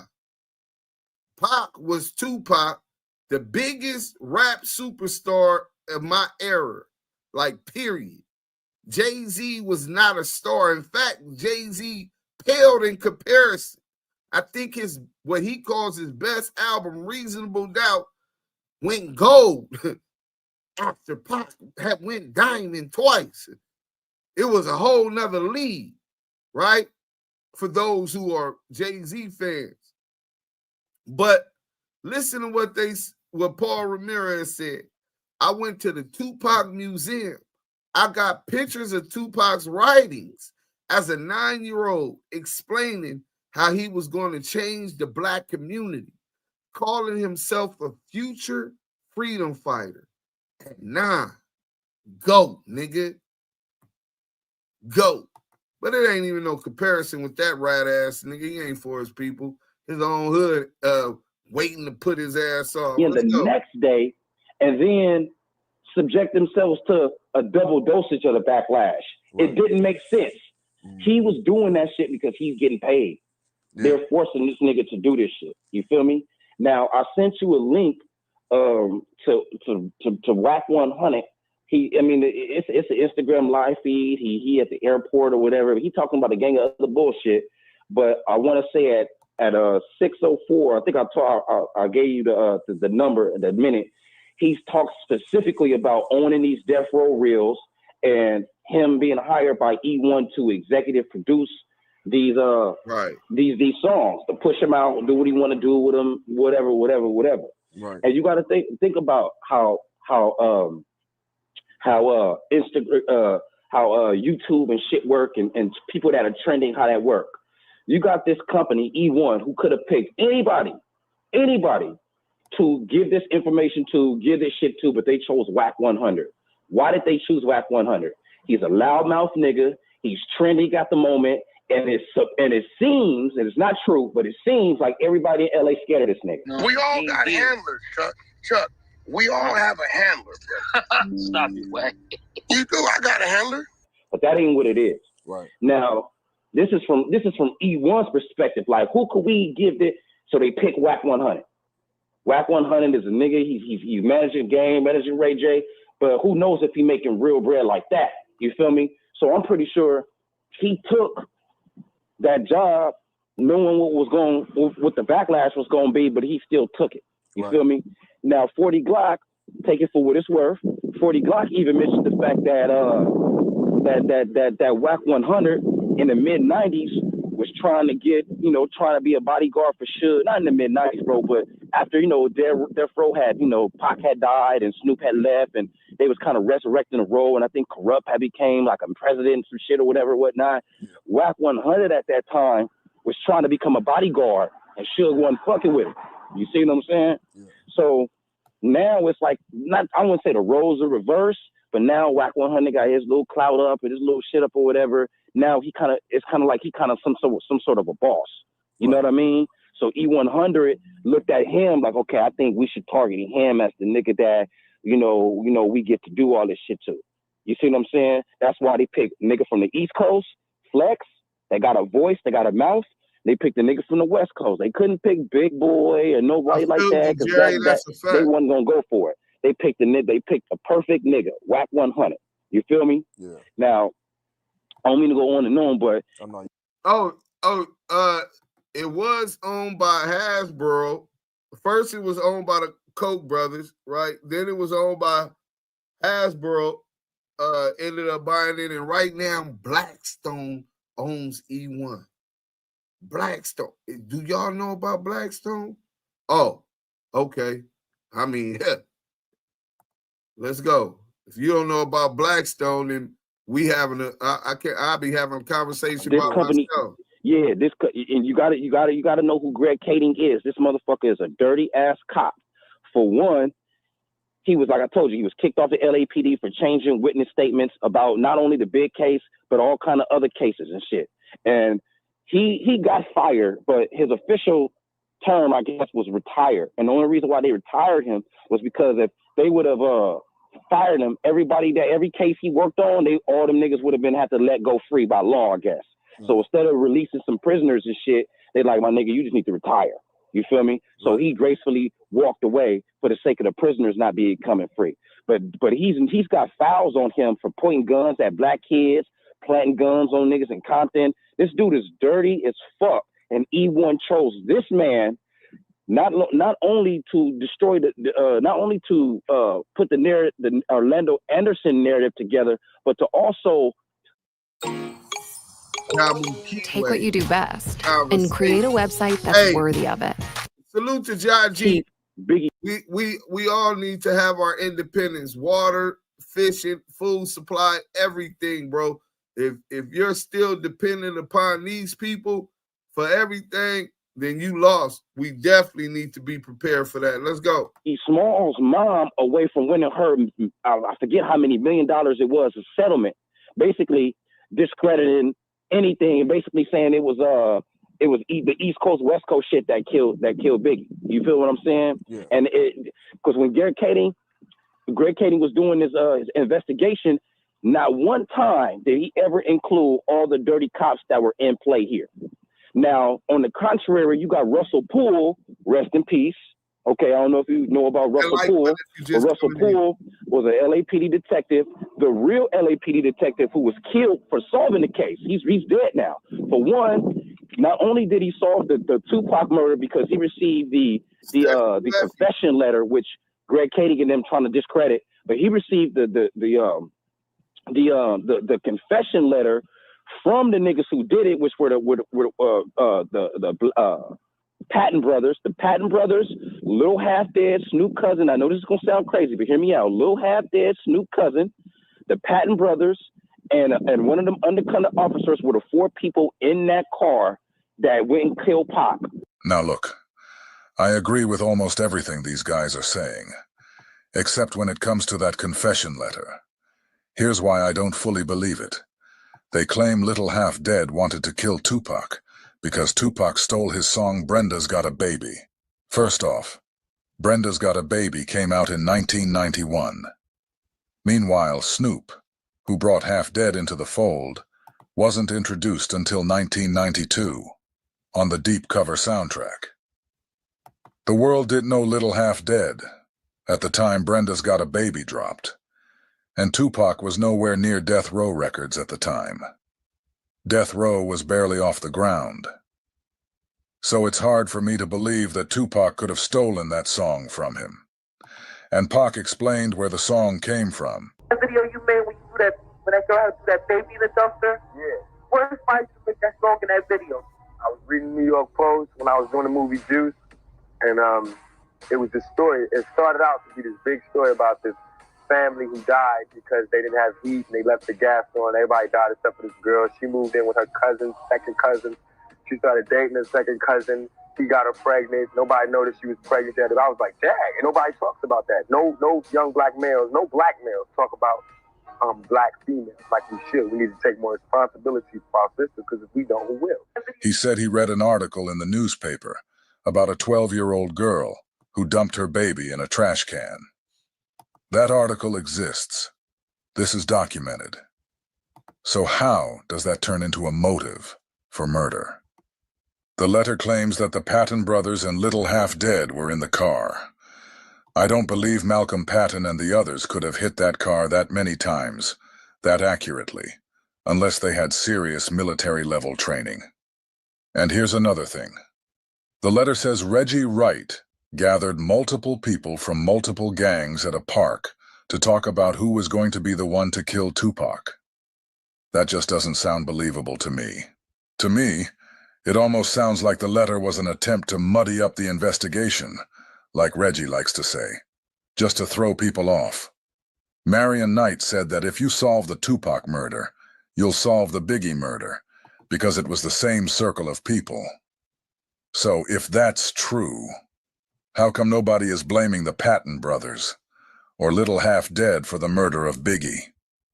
And even with that album cover from Half Dead, yeah, it shows what looks to be Gaddafi and Tupac, each with a bullet in his head. But a picture doesn't prove action. Nobody's accusing Half Dead of killing Gaddafi in New Jersey. So why take the image as proof that he pulled the trigger on Pac? Group. But what the murder rap DVD from Greg Kading can tell you is that Keefy D from Southside Compton Crip was in that car, and Orlando Anderson was in that car, and Orlando Anderson got jumped in the casino. So, okay, now let's go get the get back, and let's go also get the get back and get the money from Puff Daddy that he put on the head of Pac. This is all Greg Kading's story. You see what I'm saying? And this is a story that, like I said, was all fabricated to take the true story on who really killed Pac and what the real true reason was. And not only kill Pac, but it was also a coup to kill Suge Knight, because at the time in '96, Death Row was worth $500 million. Right now, that's like almost $2 billion if you talk inflation numbers and shit like that. So think about it. You got a black man from Compton owning a damn near $1 billion record company. These Jewish white people was not feeling that. So the lawyer of Suge Knight, David Kenner, okay, who's now no longer his lawyer anymore, David Kenner was the one who implicated Suge Knight in the kicking of Orlando Anderson on the ground. Orlando Anderson told the police and told everybody that Suge Knight did not kick him. He said, Suge Knight didn't kick me, Suge Knight didn't kick me. The lawyer of Suge Knight provided the MGM footage to the table. So basically he incriminated his own client. On purpose, by the way, because it was a coup to take away death row, to take away all that shit from both them niggas and give it, to basically do what they doing now, living off the residual wealth and all the shit that Pac did before so these white people could get paid for it. But back to Russell Poole. Russell Poole found out all the stuff with the case based on evidence. Not only did he take this evidence with a confession letter to the sheriff's department, he also uncovered the plot to kill Suge Knight at the One Oak Club. I don't know if the club is in LA or in Vegas. I think it's in LA. I'm from LA. I don't know why. I don't know if the club out here. But the One Oak Club where Chris Brown, it was the Chris Brown party. I don't know if you remember this, bro. But it was a Chris Brown party. I think Tony Parker, the basketball player, got his eye cut, some more shit or whatever. Anyway, at that party, Suge Knight got shot 5 times. Now, you tell me what nigga get shot on accident 5 times. Right. Even the innocent bystander. Don't no nigga get shot. 1 in the leg, 1 to the heart. 5 times, nigga. Come on. Don't nobody get shot 5 times. But hear me out, though. Russell Poole, rest in peace, got the surveillance of the LAPD cop who picked the shooters up from the airport and dropped the shooters off. Okay? And so he took this evidence of the confession letter, okay, all the other evidence that he had, the footage of the LA sheriff cop picking these niggas up and taking them off. He took all that to a meeting at the LA Sheriff's County Department office to tell them about the shit that he had, to tell them basically Greg Kading's lying and is full of shit. And this is the real story. Russell Poole never leaves that meeting. He dies in that meeting from a heart attack. Okay? Right. Yes. Right. So you already know Orlando Anderson's dead. Russell Poole is dead. Frank Alexander, Tupac's ex-bodyguard, who kind of cracked all this shit open with the 2-hour play-by-play analysis on what happened the last night Pac was alive, is dead. All these niggas are coming up dead, bro. So this is why. So when people feel like, you know, WACK100, if it's the interview I just did, and this just did with one of WACK100 homies from his hood that's really like his OG. He was like, nobody's standing behind Wack on none of this shit. So people wondering like, okay, if his own hood not standing behind him, he feel this comfortable going this hard, knowing that there's millions of Tupac fans, and he gotta feel untouchable. So the E1 is, you said, basically the motherfuckers that's behind them, they basically willing to protect them. But this is what's crazy to me. So I'm wondering if E1 owns the rights or the likeness to an individual. You know what I mean? That's like, okay, E1 owns the likeness to the car that's in front of you or whatever. I don't understand why would they want to. You want ads that drive results. That's why we built Roku Ads Manager. Sign up at ads.roku.com. Let's go. Hit that like button. Let me see how many likes we got. If this is their money maker, you know what I'm saying? I don't understand that part of it. It seems like that's kind of going at it backwards. Like, why would you want to make everybody dislike something that's basically your money maker that you want to go, that you're trying to really in essence sell? Oh yeah, y'all bullshit. That's a great question. That's a great question. And basically, how I can answer that is they basically get paid off the good and they get paid off the bad. So you got WACK100 talking all this shit. People are still tuning in to hear what he got to say. People are still tuning. No matter what our opinion is, we still gonna click like. I mean, we still gonna click play. Right. You feel me? We still gonna, and they gonna get paid off of it if our opinion is shitty of it or we love it. They gonna get paid off the play. You see what I'm saying? I've been noticing when I go back and watch my videos, a lot of the Tupac movie ads is running on all my shit. You know what I'm saying? So when I was thinking, I'm like, anywhere I go, they get promotion out of it, because that's what the dude Chief Principal was saying in the interview I put up today. He was like, he said WACK100 told him, he didn't say, WACK100 didn't tell him who. He was just like, someone paid him $150,000 to do this. But it's crazy because, Like the interview was 43 minutes, and it's like it's crazy because no one. That's the main part of the video I wanted people to listen to, and it's like no one's really. I'm like, fuck all the other shit. He talking about WACK100 ain't no shooter, this and that. I'm like, that's what's fuck all that. Yeah. You know what Thank I'm saying? you, brother. Yes, sir. Yes, sir. Yes, sir. So, oh man, you go ahead. I'm sorry. So it's like I'm trying to figure out some type of way to. That's why I was like, do you have anything like in black and white? So if I do want to press that issue, got that and black not and press white it hard on because it sounds like this some real It's deep. shit. You know what I'm saying? Like bro, you don't know it's who a deep. motherfucker might try to come. It makes me where, and I'm gonna keep it 100 with you. It made me since I started doing all this stuff. Every so often being a YouTuber, some people will try to put copyrights on your shit or whatever. Now, if a month, say for you got a YouTube and you put up something, I can put a false copyright on your stuff, then you gotta appeal it. Now, if you appeal it, you know what I'm saying? Say for you appeal it, now I can reject it. Now, if you know you in the right, that makes you want to appeal it again. Now, if you appeal it again, it turns it into a legal process where YouTube lets them know like your full name, you know, your address and everything associated to you. You know what I'm saying? Yeah. Where I didn't have to go back and get a P.O. box and all that stuff for that reason. So I'm like, you never know how people behind the scenes are thinking. Like, if you really want to know.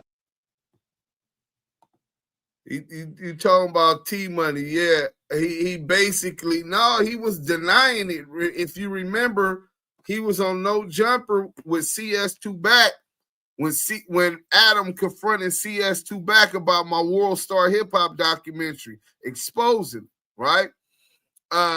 T-Money was on there saying that he should have why Wack didn't told him not to sue when Rolling Stone put it in the magazine, right? That he shot Suge Knight. He was never convicted of that. You know what I'm saying? So yeah, I don't think he admitted or confessed to nothing like that. I mean, it's been speculation, but we have no proof on the record. You know what I'm saying? But yeah, I don't think he did who's that, behind bro. this channel. We can find out this motherfucker home address by just doing that simple thing. Exactly. And that's how you know Reggie was playing games when they tried to say I was some white man from England. They know exactly who everybody is. And even if they didn't, all they'd have to do is hit up Alan Grunblatt, and he'd reach out to his people. And just like that, they'd have all the info they need. These folks are too connected, too calculated, and too well-resourced to not know. So when they start pretending like they don't, that's part of the act. Can a can of Lysol take care of my conversations? That's definitely part of the act. So if scandalous come up missing, we don't believe Veggie and them even knew that he was a black man. You know what I'm saying? That's basically what he's saying. See, at this level of the truth, right? Niggas come knock on your door and knock you in. You know, do the journalistic work to put this shit out there, but it's like, damn, How far do you? Yeah, my brother. Yeah. That man, you so on point, bro. Because I was thinking it's just like, this shit gets so deep. Like you said, you don't know how deep you want to go. Like, how deep do you go before they start coming for you? You get what I'm saying? Like, and I understand, bro. And I feel, and I love your channel, bro. You're doing some real good shit. And that's why when I'm like, bro, this dude is so close. But only if he, because it's just one dude, man. You got to look at this dude, man. Mm-hmm. His name is Tanique Reviews. Tanique Reviews. Reviews. Hey, hold on real quick. Shout out Mr. Media, Midwest Media. He say all these niggas do is talk about Wack, and I don't even fuck with Wack. What, have you ever went and told Wack to stop talking about me, or my daddy, or my brother, or any of me and my niggas? Well, suck my motherfucking dick, bitch ass nigga. Fuck you mean niggas talk. We talk about who the fuck we want to talk about, nigga. We could talk to you if you got the issue, nigga. Stay up out of nigga business. Keep scrolling, nigga. Go tell that bitch ass nigga don't speak up on me, nigga. How about that? Bet you ain't gonna do that, you scary ass nigga. Niggas be scared of this 5'5" nigga with thick thighs, thinking the nigga got money, you dick sucking ass niggas. That bitch ass nigga fear me in a physical form. Let's go. Okay. Now, in my opinion, I think this dude is gonna wind up dying pretty soon. You scared of him? Come For over the here simple telling me fact, this though. he is the guy that is ordering all the FBI files. Okay, everybody that got some information about it, they're sending it to him, and he's somewhat spearheading this movement to get somebody prosecuted. And long story short, the brother is closer than ever before. I mean, he's close to the point where he got Russia. He's flying out to Russia today to go get some shit that the Russians got on Tupac. Because I guess the Russians were spying on the U.S. or some shit at that time, and they got some shit on Tupac and Biggie that they're threatening the United States with, or the FBI with. But you know, the FBI, they in transition right now. So they just fired their director, and they got a new nigga coming in, and Trump just let him go. So they going through a lot right now. But long story short, literally Russia says they have information about this shit that'll crack it all open. Now listen, the brother that's speaking, he's not lying about what he said regarding Tanique reviews. Tanique was dropping real paperwork, FBI files, testimony, receipts. Right. He was exposing exactly what's been going on behind the scenes. What they knew, what they heard, and what they tried to bury. He had Kevin Hackey's full testimony. And that's where things got deep. Kevin Hackey said he gave the gun back to Reggie Wright. And that same gun is the one that ended up being used to kill Tupac. Hackey even said he brought the gun to the FBI, and instead of keeping it, after they ran it for ballistics, they handed it back to him and told him to return it to Reggie. So they were on top of everything, and Tanique was out here pulling the curtain back, piece by piece. Reggie was shook. He was so worried about what Tanique was exposing, he got on the phone with him. So when you hear that recorded conversation between Reggie and Sharitha, that's Tanique on the other end. It was Tanique who recorded that call. That's why we even have that audio. Your text. In the book Labyrinth, they do got the receipt and all the checks that Kevin Gaines got. It's a fact. A check from Death Row? Death Row Records. No, they got it from Death Row Records. An allotment from Suge Knight, $10,000. Several of them was found in his gym bag and in his locker. That's what you're going to see in the movie when it's released. I promise you. I can't swear to God, but I wish I could. But I promise you, you can see it. In fact, I'm going to post it. Now that you said it, I'm going to let you see it. $10,000 to Kevin Gaines. Sharitha gave it to him. An allotment from Suge Knight. Well, no, it come from Nightlife Management or something. No, it says Death Row Records. Okay, hold on. You can hear me calling, and I'm about to ask you about that. Hold on. Okay. Just listen. Don't say nothing. All right. What's going on? Oh, man. So I'm trying to ask you, somebody's about to do a story, and they're going to say it's going to be in the movie, too, Can you give me like 10 minutes? I'm in the shower. Okay, I just want to ask you one question, though, right quick. One question. Wait a minute. Hold on. Let me come closer to the phone. All right, take a picture of that, too. This old greasy, pork belly, pork butt motherfucking ass nigga, so foul, he recording her without her knowing it, and he playing with her, take a picture of that pussy. Oh, you listen to her. She didn't hear him the first time. Suge's wife, nigga, you was lusting over this man's wife, his life, his business, and everything he had going on from the get-go. This is the definition of a frenemy from the get-go, nigga. Look how he talked to Suge's ex-wife. I can't hear you, so let me blow my hands. Wait a minute.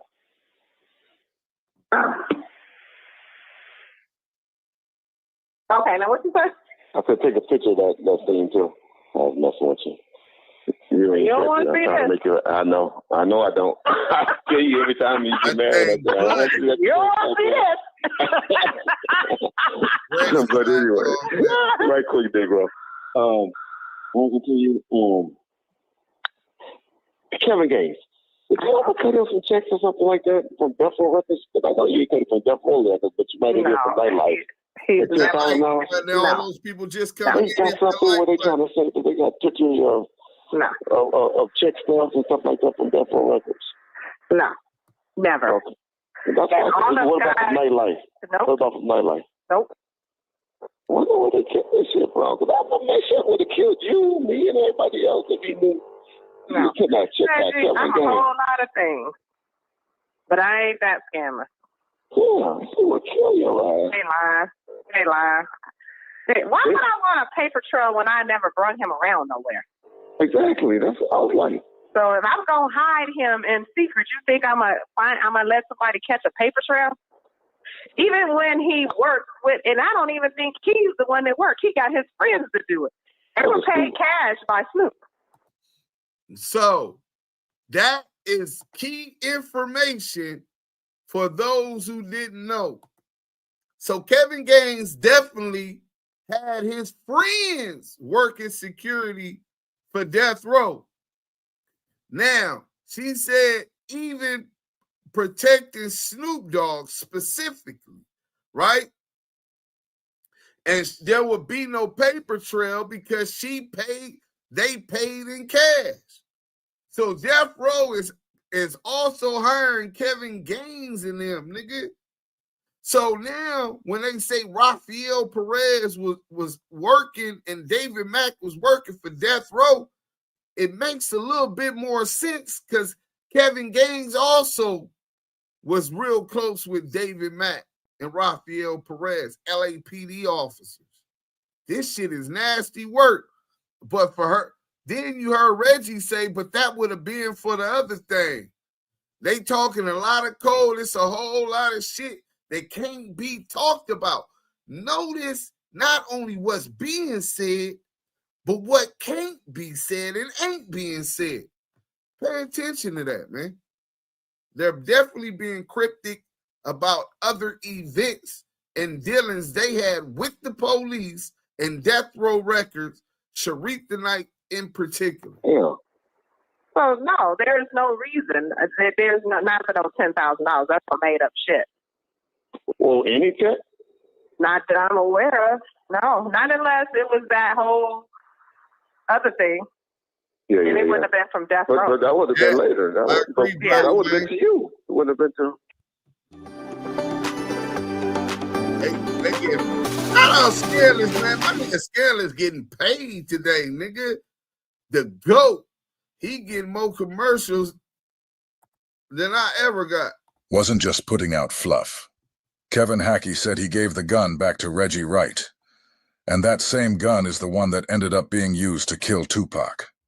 Hackey even said he brought the gun to the FBI, and instead of keeping it, we don't know. After they ran it for ballistics, they handed it back to him and told him to return it to Reggie. So they were on top of everything, and Tanique was out here pulling the curtain back, piece by piece. He was showing so much real document on Clubhouse. Spy number 1 for CS2 back was in the chat on Clubhouse. In his profile, it says, I work for WACK100. Then you work for the federal government, sir or ma'am. Let's go. Documented info that even I was telling people, yo, they're about to book Reggie Wright and them for the Tupac and Biggie murders. Because Tanique was putting too many facts out there. Oh, he came back. Too much proof. And just as I was saying that to people, guess what happened next? Retired LA County Sheriff's Lieutenant and his son, a one-time cop with the Compton Police Department, have been indicted on federal drug trafficking and money laundering charges. Prosecutors say Reggie Wright Sr. and his son, Reggie Wright Jr., are both members of the Grape Street Crips gang. The way the timing played. Hold on, the homie Mike B says something. The fact that she even entertained them playing with her like that lets you know she'll be down with them framing Suge. Right. A real one would have cussed him out and told Suge he asking to see her coochie. No, that nigga Reggie was fucking Sharitha. That's a fact. Reggie, she was all in with Reggie. She gave this nigga Reggie some pussy. What kind of bitch gonna go from a boss nigga like Suge to pork butt, nigga? Nigga, she's a selfish piece of shit just in that. How you downgrade, bitch? What the fuck? It had to be about her.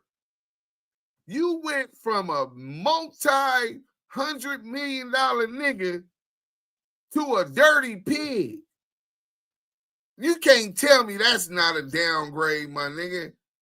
Gangs was supposed to cut Diller's car off right there. Miss Lisa. So Reggie is a Crip. No, he caught his case with the Crips. Reggie wanted to be a Blood, but he never made the cut. Why y'all think I be talking to him like that? That nigga seeing me what he wish he could have been. The nigga that went through YA knocking niggas out all throughout the halls, boo bopping, putting niggas to bed, right?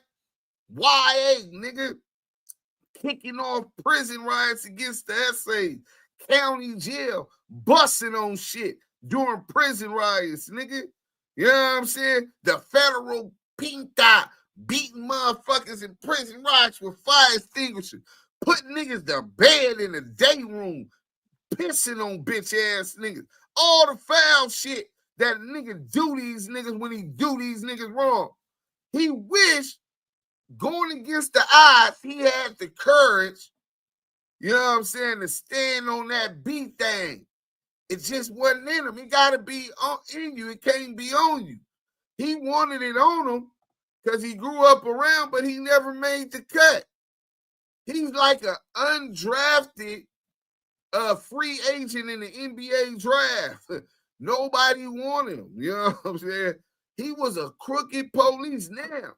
He was able to talk a lot of people into doing business with him because the hip-hop, the streets, all of that shit just all was making these gray areas that he tippy-toed around playing both sides or 3 sides, sometimes 4 sides.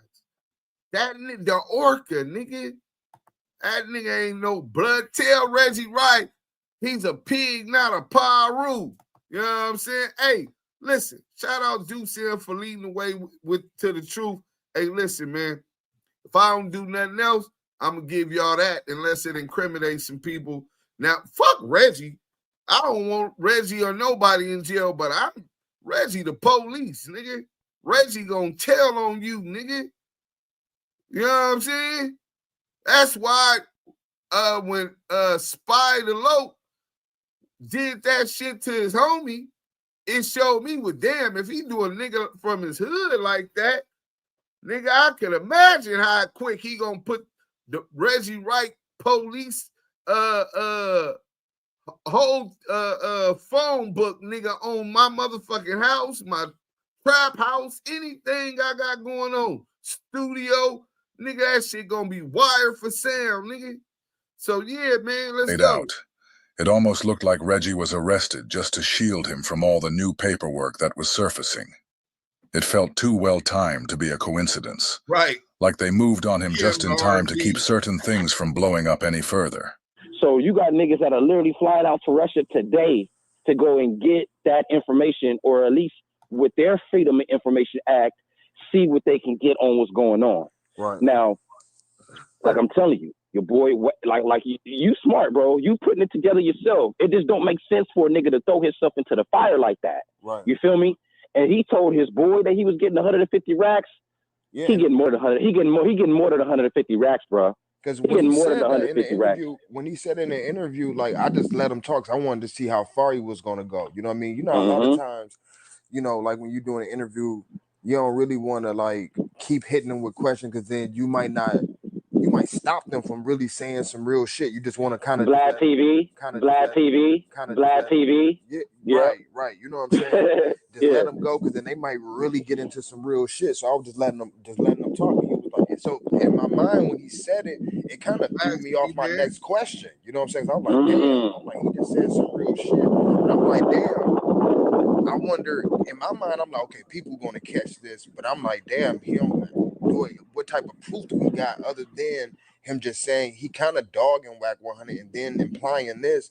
Is people gonna believe it? And then I'm just constantly scrolling through my comments all day. I only seen maybe 3 or 4 people actually pick up on it. I had to actually make a comment myself inside of my comment section and post it at the top of the comment section with the timestamp of him saying it, because I want people to actually see it. You know what I'm saying? Hear what he's saying, because I'm like, that's the most important shit. You know why? That's answering the question of why people are like, why after 20 years? But let me ask you this: so the dude you mentioned something about somebody named Keefy D. Is Keefy D still alive? Roku Ads Manager puts Roku's reach within your reach. Sign up at He was alive. Damn, I think this was older, but Keefy D was still out. That's a whole nother element. But let's go. Good question. Keefy D and man, God don't like ugly, bro. Look, Keefy D still alive, right? So basically, what Keefy D told Greg Kading basically coerced him or whatever, but in order for Keefy D to get out of the penitentiary, he basically told the story. He fabricated the story about him and Orlando Brown in the car. You see what I'm saying? Yeah. Now, he told this story, and he got out of jail. So here comes Russell Poole following up on Keefy D, like, I'm finna re-interview Keefy D and see what's up with this shit, right? No, R.J. Bond, which is Russell Poole's partner. R.J. Bond wasn't a cop like Russell Poole, but he was his partner with this documentary. So R.J. Bond re-interviews Keefy D, and Keefy D tell you straight up, he lied just to get out of the pen. Right. He said he told Greg Kading everything he wanted to hear just to get out. And I can find that and send that to you, nigga. Matter of fact, I'm gonna do a live. I'm gonna send some shit to you by the way, like, you know, throughout the day and some days coming. I'm gonna send some shit to you that may help you. Okay. But Keefy D said that. So his shit is discredited. Now, where's Keefy D now? He got cancer. And word on the street is Keefy D got something to say before he died. You feel me? That he got, you know, something that he want to get off his chest, so to speak. So if Keefy D come up dead before he died of cancer, then we know why. You know what I'm saying? Because I'm guarantee you that he want to come out. First of all, he already said he was lying, but I think he want to come out even more like, because Keefy D is Orlando Anderson's uncle. You see what I'm saying? I don't know if people knew that. Hold on. Did you just hear what this nigga Bloody Main 5 said? Failed cop, failed member, failed businessman, failed executive. Damn. That was the downfall of Death Row Records. Veggie wrong. Let's go. That's his uncle. You know what I'm saying? They from the same hood, same everything. And like I said, he got cancer, and he's basically coming out saying that shit ain't true. Chad is but where people, it's at. Shout out to Blue people, Red they Spot. got billions of dollars to push their narrative. That's the thing. People, they got billions of dollars to push their narrative. That's the thing. Just like the brother said, these people aren't playing with millions. They're working with billions to push their narrative. And the real shame is, a lot of that money was stolen straight from the artists who built the culture. They stole Marion's company, which was worth $500 million. Comedy Central took $250 million from Dave Chappelle. That's $750 million between just 2 people. And that doesn't even include the lifetime of residuals made off their names, images, and creative work. Remember when Donald Sterling talked about culture?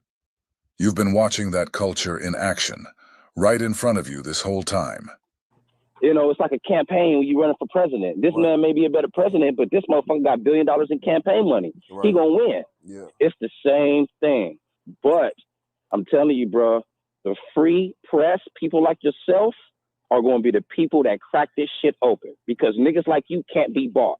I'm not saying you know, a nigga can't give you some money, but it's a certain limit. It's a certain level you willing to go, bro. I hear you. You feel me? Keep your integrity as well. You know what I mean? Like, you want people when they come to your, you know, platform, that they can kind of have trust in what you're saying, that you're not creating a narrative.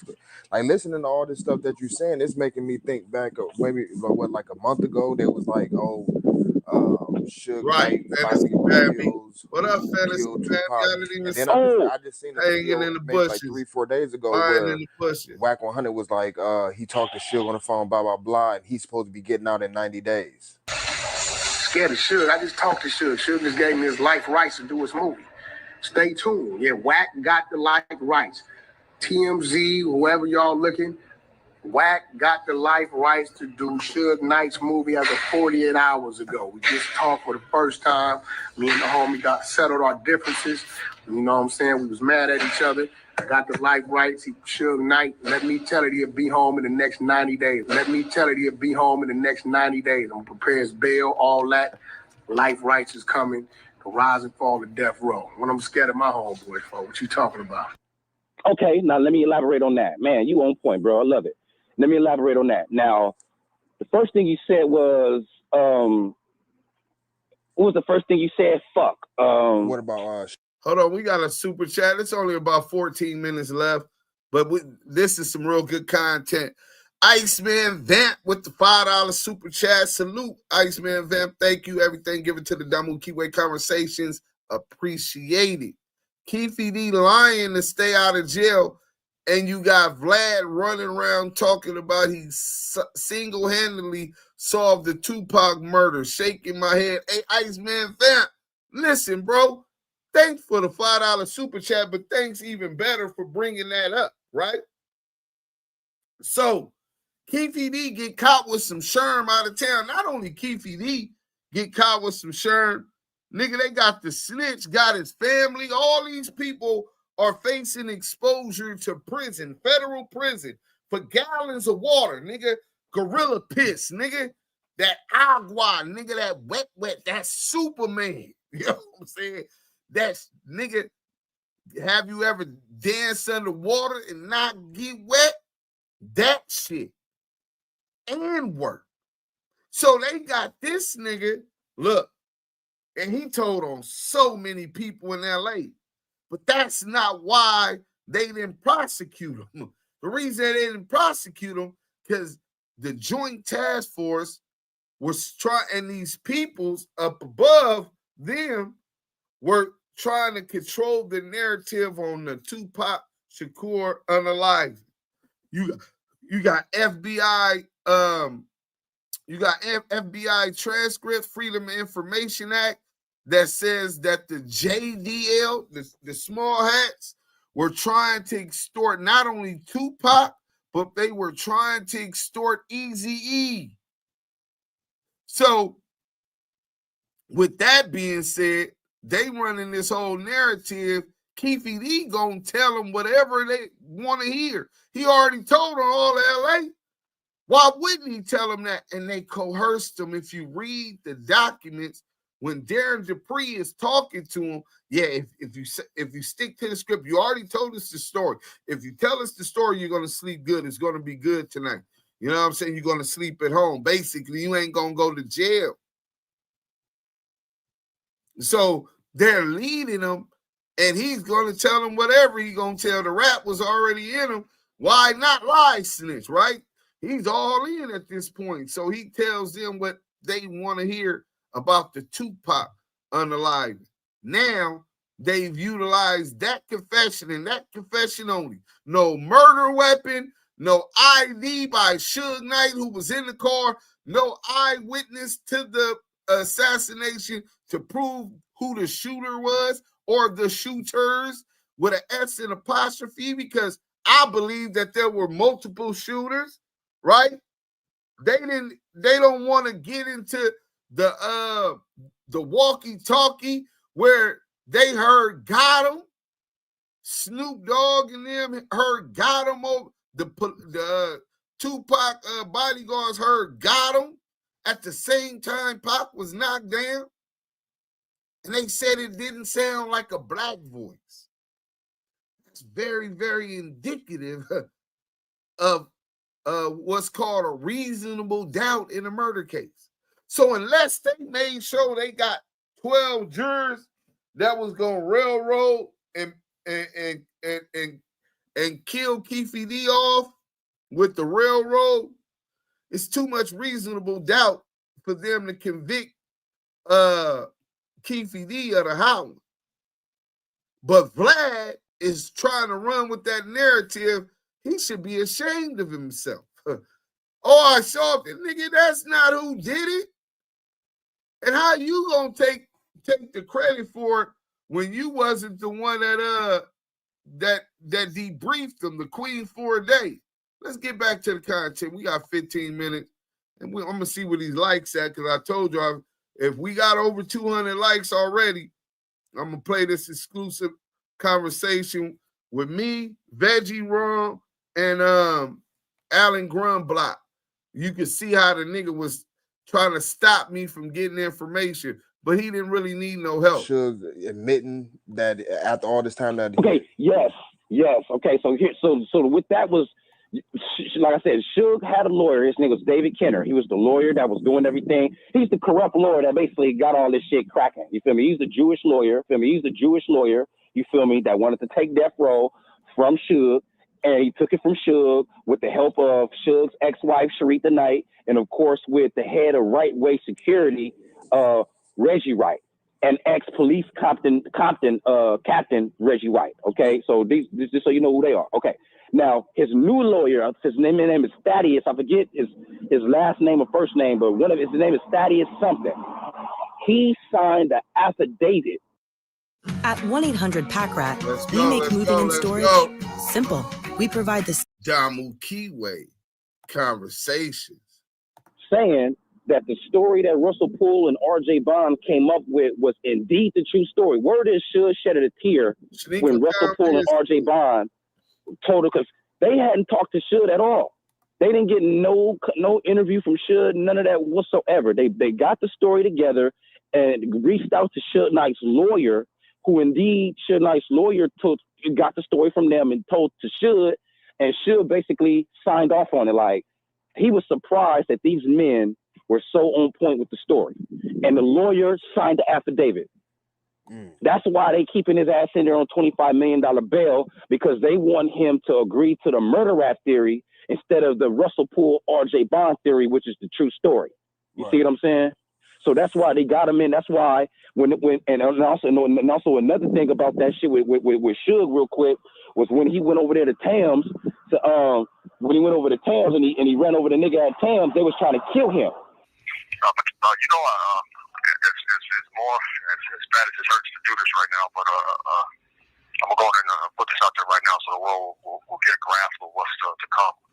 As you know, the day before Suge was shot in the Tampa parking lot, I had a conversation with TC, who we all know as Terry Carter, who was a beloved friend of mine, and the truth is just the truth. A day before Suge was lured to the Tams, I myself was asked, they didn't know if he was going to come. And Terry and several other guys whose names I won't mention during this recording because they're street cats, tried to offer me money. One of the guys was an officer from Compton at one time, as everyone knows, who was Reggie Wright Jr., as well as Dr. Dre, offered me money to lure Suge with Terry Carter to the Tams parking lot because they wanted to kill him.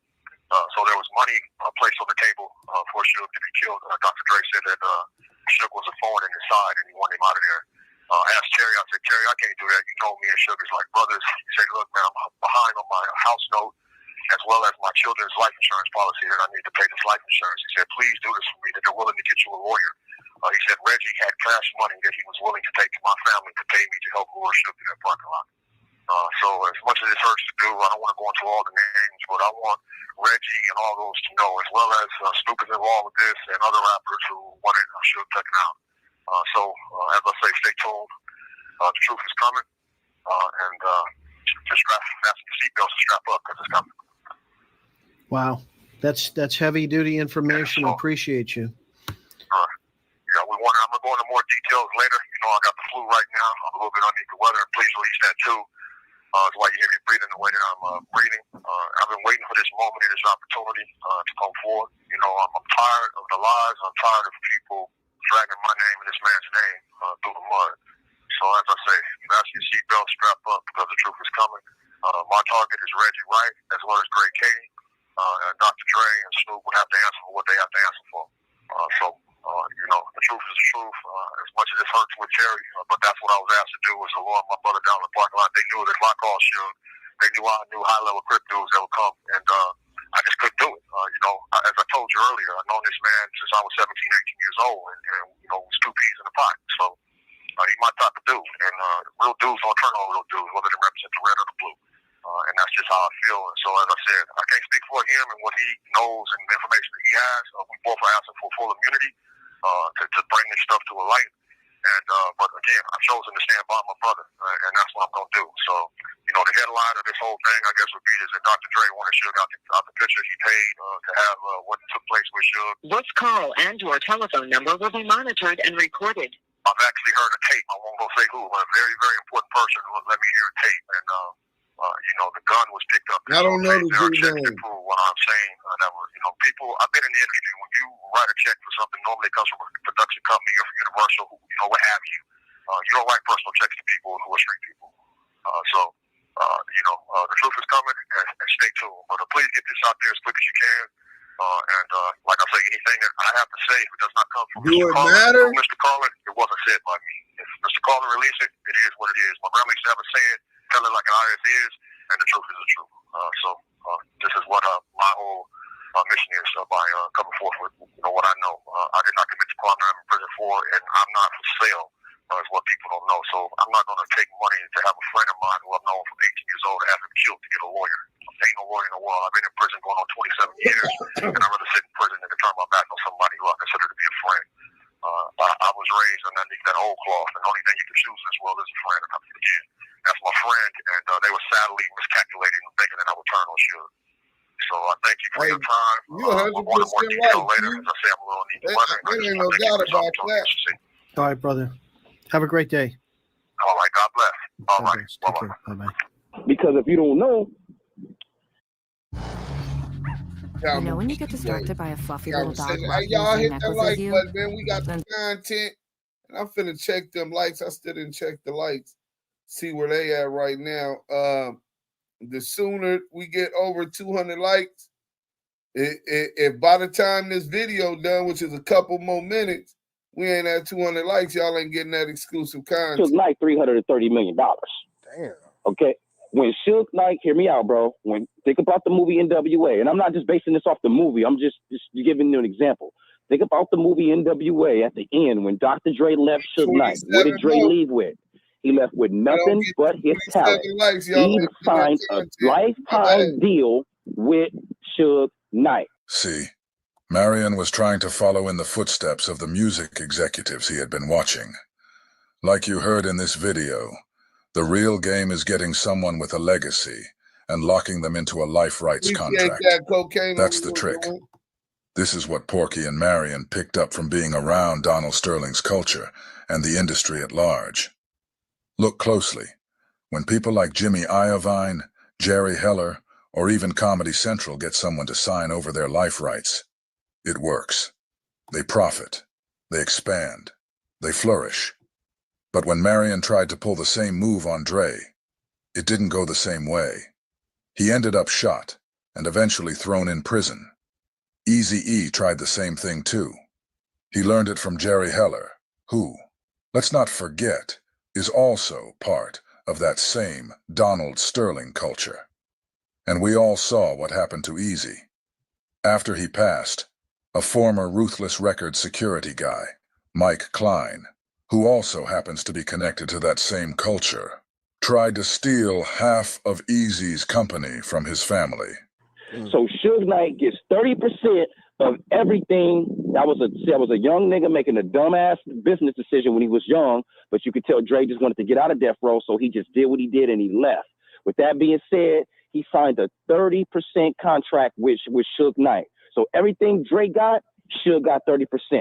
Same thing Eazy-E was doing to his artists because Eazy-E wanted to do distribution deals. And man, this shit gets so deep. And that's why they really killed Eazy-E, but we talk about that another time. Eazy-E was getting real big into black distribution and wanted to own the distribution. Just like I was saying before, when people connected to Donald Sterling's culture want to own distribution companies, there's no issue.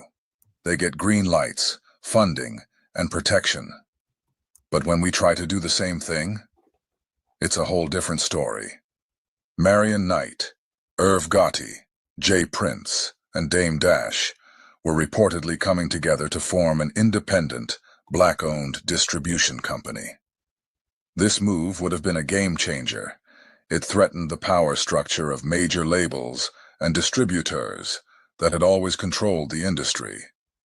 The idea was to take back ownership, cut out the middlemen, and give artists more control over their music and profits.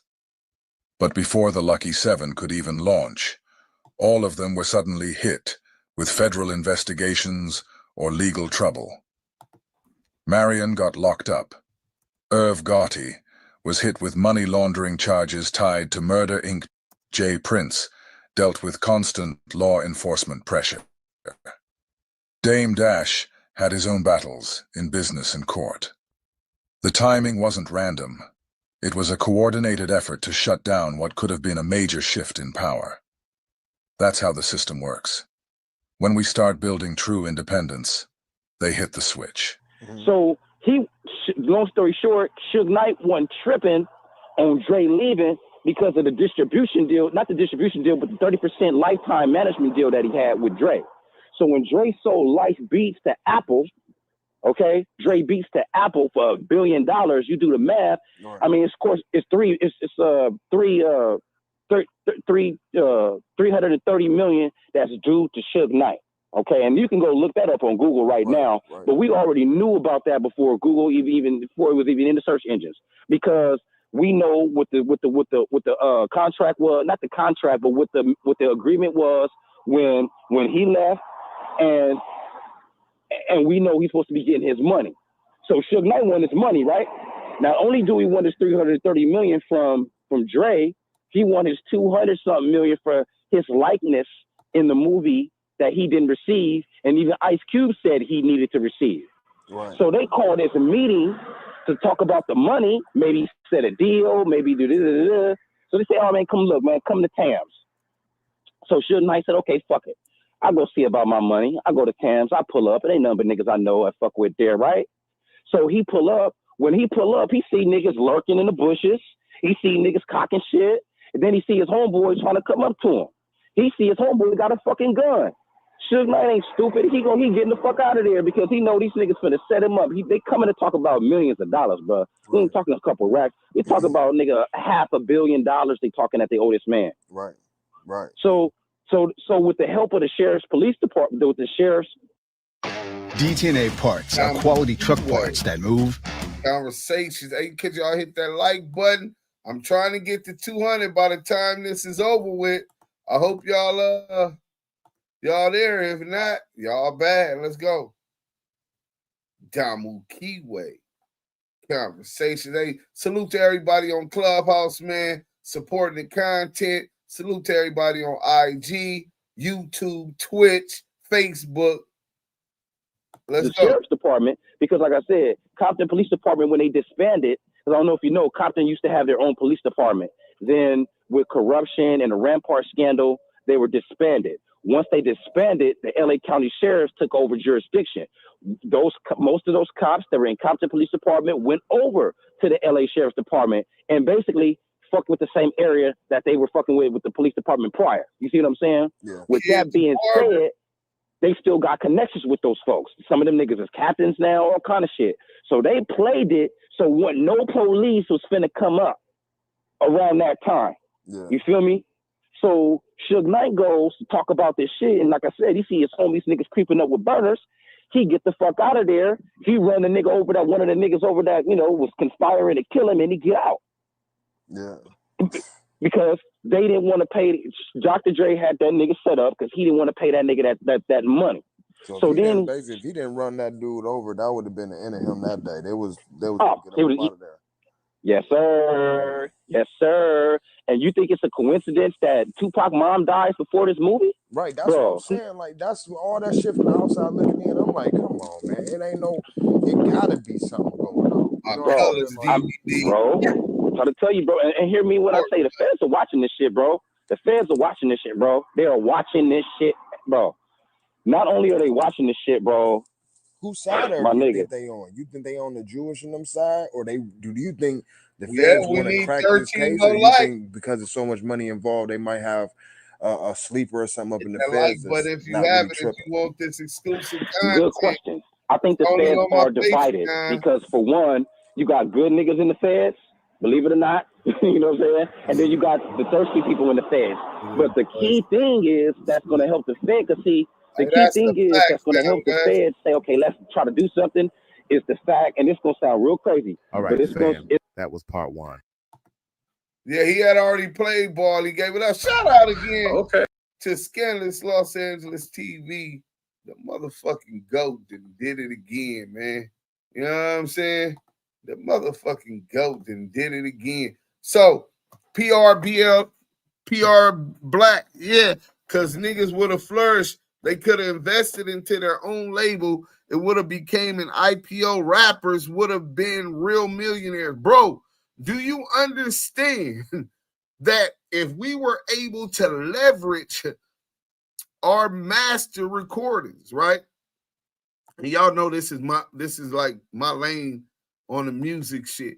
So if we were able to leverage the equity within all of our catalogs and got it up under one business and record label, we would be able to utilize the equity within that to get loans to advance other institutions. How dare niggas think about being independent? How dare niggas think that they deserve to be paid for their creativity, their skills, their talent, their hard work, their special connection to the universe? How dare you utilize such advantages against the powers that be? Small hats, right? So if you look at this, right, let's go here real quick because I just told somebody that Shaniqua Town Biz, what's up, sis? Only if Wack would have left you alone on Clubhouse laughing. But no, he want that smoke. And here you have it. Yeah, see, them house niggas get real upset when you get the poking and massa. How's theirs use goes against a massa? Boss is a good massa, boy. Now you niggas go back out in the fields, in them parks and garages. I don't hang in the parks and garages, nigga. How dare you talk to massa like that? You know what I'm saying? That's where these niggas is at. You know, these niggas been psychologically whooped, nigga. That's why they're submissive to white supremacy. They're submissive to the discrimination and institutionalized racism across the board. They don't want to change this system, nigga. How you gonna be a freedom fighter? How you gonna be a revolutionary when you're subscribing to the status quo? You're supporting and upholding the status quo, which is and has always been white supremacy, nigga. Hold on, man. Let me go here real quick, man. Let's show y'all something real quick. So I know none of y'all really ever got to see this, but this is the perfect time for me to show y'all these things is available, right? So let me show y'all real quick. Maybe y'all be able to see this. Hit the like button. I'm told y'all show the 200 we'll play that Allen Grum block. So bam. Let me make sure y'all can see this. So if y'all see it, say Do Serum's copyright wins and losses. If you subscribe exclusively to the YouTube page, you'll be able to access the curriculum, right? Now, this curriculum teaches about intellectual property, registering, a step-by-step booklet on properly registering your intellectual property. One of the first death metal bands out of San Francisco possessed the singer Jeff Baraka, released 7 churches in 1986, had to hire lawyers. Now he finally getting paid. The feds thought the Shakurs were a threat. Facts to America, because the Shakurs' socialist politics is a danger to their supremacist plans. that we are seeing destroy the U.S. in lifetime. Facts. Homie, none of them dudes paid people. They would have done the same thing white man did. Nobody got rich with none of them. Nobody got rich. Wait, what are you saying? Homie, none of them dudes paid people. They would have done the same thing white man did. Nobody got rich with none of them. No, that's a lie. Everybody who was fucking with Nip was getting rich. And he was doing the independent until the last deal. That's what it is. See, if you go look at what was that movie with about the Motown records, Cadillac records, or whatever what they called it, which was just a flip of Motown records. See, them small hats told niggas off the get-go, hey, wait, we need more money for this. How are they gonna get paid? You gotta take your money. How am I gonna get paid? You gotta take your money out the artist. See, what it was them people running the industry taught house niggas who taught the gatekeepers off the top how to fuck these niggas out they publish. And that's what they did. That's why you always see the manager paying for everything, because then he'll cook the books and rob them blind for everything else. Shout out to Prince for the stance and sacrifices he made, even turning his performing an artist name to a symbol so that he wouldn't have to meet the contractual obligations as they were being administered, right? Salute to Michael Jackson, which is one of the reasons I believe Michael Jackson was framed with these little kids who said that he did it, say he didn't do it, say that he did it, say that he didn't do it, right? And also unalive, serve some bad dope and overdose because he was dealing with pain. Sony stole the catalog. Facts. He was into it with Mariah Carey husband at the time, Tony Mottola, right? Mind you, his catalog, he wasn't just his music catalog. He owned the 50% of the Beatles catalog. It all goes back to the Black Wall Street. They don't want us to have anything. Look how they did our people in Tulsa. Listen, man, this is the conversation. Now we got the content. Hold on, let me see where we at on these likes and stuff. Because if we got the 200 likes, y'all got some exclusive content. We need 2 more likes. We need 2 more likes in the next 10 minutes. And I got that exclusive content for you. Never, ever bow, y'all. The ancestors are watching and they seek revenge. 6 away. Who hasn't hit it? Let's go. If you haven't hit that like button, hit that like button. So let me get down here. Love to Feeney and a side of fact. Shakur is a strong name like Muhammad. The government's always going to go after it. Now, Shakur is a little bit different. Now, the Suge and Dame Gotti distribution. Oh, yeah. Listen, you think that every one of those dudes that were trying to put together that distribution company, Suge, Jay Prince, and Irv Gotti were all targeted by the feds. All of them.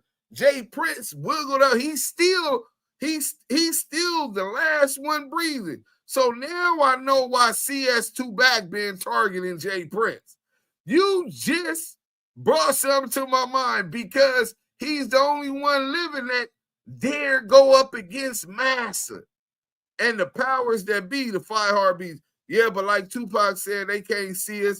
That's the danger to them. Y'all better take advantage of his course before I talk to Deuce and the charge and the value of that inside info. Listen, I already understand the value, but I understand even though I got to be accommodated for that knowledge as a manager, as a promoter, as a businessman, I understand how much more value it has on changing the next generation. So before I get to this, let me cut this off. I'm gonna go on my IG real quick and show y'all this. because this is going to sum it up. So look, this is what my course teaches, right? Bam. We'll get to that right now, but let me let y'all see the little promotion because it sums it up, right? Why? Because creatives don't know how to properly register their intellectual property. Active Chucks Entertainment is here to change that. Introducing our step-by-step curriculum, designed for creatives to take control of their royalties and protect their works. Normally, these services cost $2,500 to $5,000 per project. But for the rest of this year, get the entire curriculum for just $499.99. Join now, and we won't just feed you fish. We'll teach you to be a fisher of men. Visit Active Chucks Entertainment today. We're going to let y'all hear it one more time.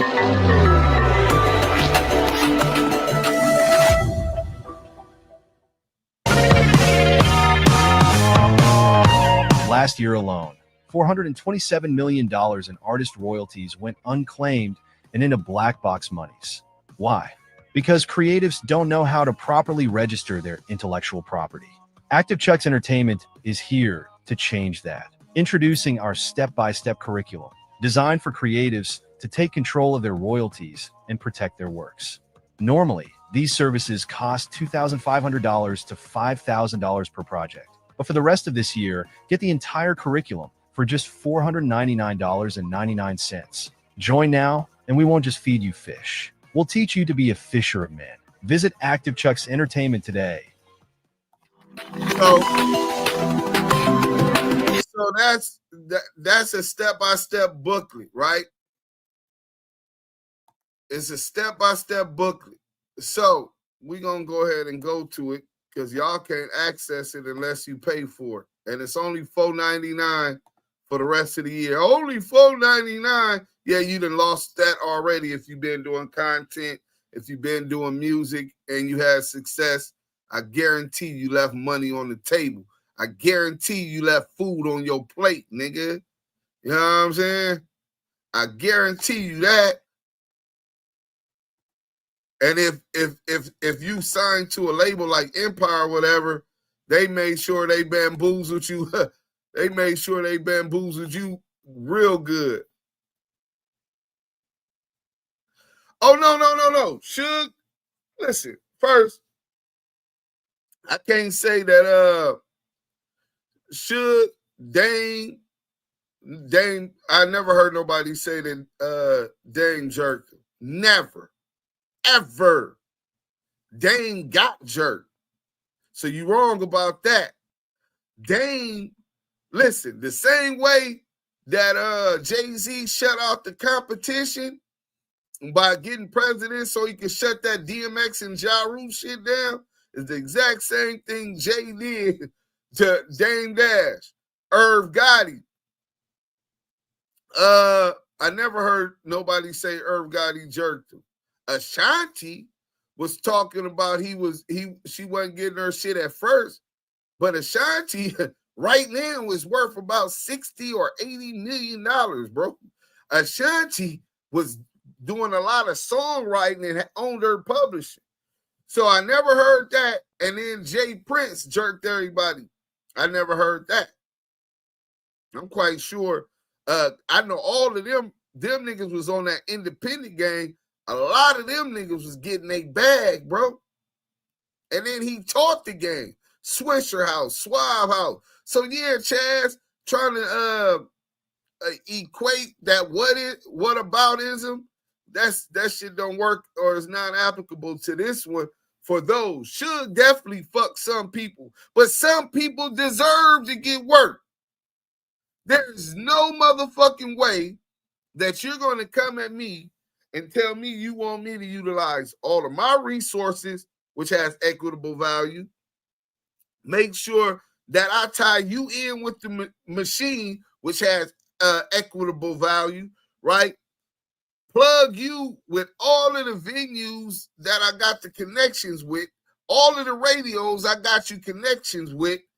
Pay for your videos, $1 million videos, pay for your flights, pay for this, pay for everything. And all you do is record. Okay, I'm going to pay you like a worker. I'm going to advance all of this money just like a bank would and make sure that you haven't recouped. You're in the red. That's the whole game of cooking the books. If the video costs $100,000, I put that it cost $1 million. So now you're not $100,000 in for the video as your CEO or manager or whatever. I done cooked the books. You're $1 million in the hole. So you won't see a publishing royalty until you recoup and get out of the red. That house that Suge bought Tupac mom, that's more further in the red. The $2 million to get out of jail, that's further in the red. They're not giving you nothing for free in business. And they shouldn't. So I'm not saying that dudes shouldn't have been reciprocating what they wanted and what they got, etc. I think at the time of Pac's death, it was estimated he was owed $7 to $10 million. That was negotiable from in royalties from Suge Knight. That was negotiable. I think he would have got that just by the numbers once he got into the books. But David Kenner wasn't going to allow that because David Kenner got caught with his hand in a cookie jar. Reggie Wright Jr. wasn't going to allow that because his hand was caught in the cookie jar. Jimmy Iovine wasn't about to allow a court to order Interscope to open up their books for this artist. And $10 million or more worth of royalties. How long had that been going on? But Black to Berry salute to all P's, B's, C's, and Damu Kiwe conversations. Woo woo. Yeah, woo woo, man. So look, we got the thing, but let me show y'all this real quick, right? How long is this? So let me get to this. Maybe I can show y'all this, right?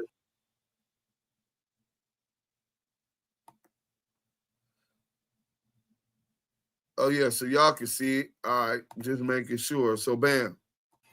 We back with the final segment, which might be the longest, of copyright infringement.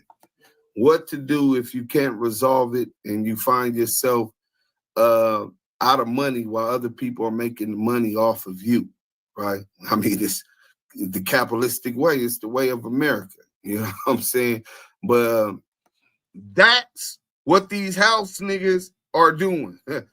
Helping massa get rich off of your sweat, blood, and tears while you get paid little to nothing for your labor, your sweat, your creativity. And they're cool with that. As long as they look living better than any of you niggas in the field. Let's go. If in this capitalistic society, if you're not capitalizing off of your intellectual property, others will. And even when you are capitalizing off of it, others will capitalize off of it. They'll steal your work, your ideas, and you need to protect yourself. I went through a copyright infringement claim. I was incarcerated. That's a fact, level 4, California State Prison. And I had just did this song, hey, before man. Y'all get this story, hold on. Let me read this because Tartan Mystic, this is important, and she's right. Not all whites are classified as classed as equal or have privilege. That's a difficult truth for some people, but it's bloodlines that are the root of evil. Hey, I don't know how deep it goes into the bloodlines, but I believe in some of that. But for sure, I know that they look at the Irish. That's why salute to the IRA and their whole struggle over there. It's a lot of different classes. Just how we are some of the most diverse people, come from melanated people like us in all shades, sizes, and forms. Same thing with them. They usually recognize the difference between Irish and Jewish, Italian, etc. But they don't pay our heritage that same kind of credence. But she's 100% right. Let's go, though. Paid for the studio time. Got with Rob Lowe. Shout out Rob Lowe. Went to Lancaster, picked up my boy AOB Fingers, and I told him, let's go do a reaction song and called Hit Your Brim. Reacted to Hit Your Rollin', which the Notorious Crips Rolling 60s had did. PNC, that's Pac-Man, Newport, and Comrade, which was kind of like our rivals at that time. You know, South Central LA stuff, you know what I'm saying, on some hip-hop time. But we went and we did this song, me and Frank Jones, who I manage. Let's go. Let y'all know about me and this copyright extension. This is what the big old deal was all about. What section from? Look like one of them rolling 60s, huh? Hey, nah, Steffi Weffy, nobody said he was under Jay Prince. I said they were able to learn the game, the independent game, by Jay Prince in Texas. If you look at Switcher House, Suave House, any of those labels that came after Rap-A-Lot in Texas, they followed his blueprint. He definitely was the innovator down there for what he was doing. That's why them Texas niggas was so on. And they supported each other. Texas is the perfect way a movement for a land or a state is supposed to go.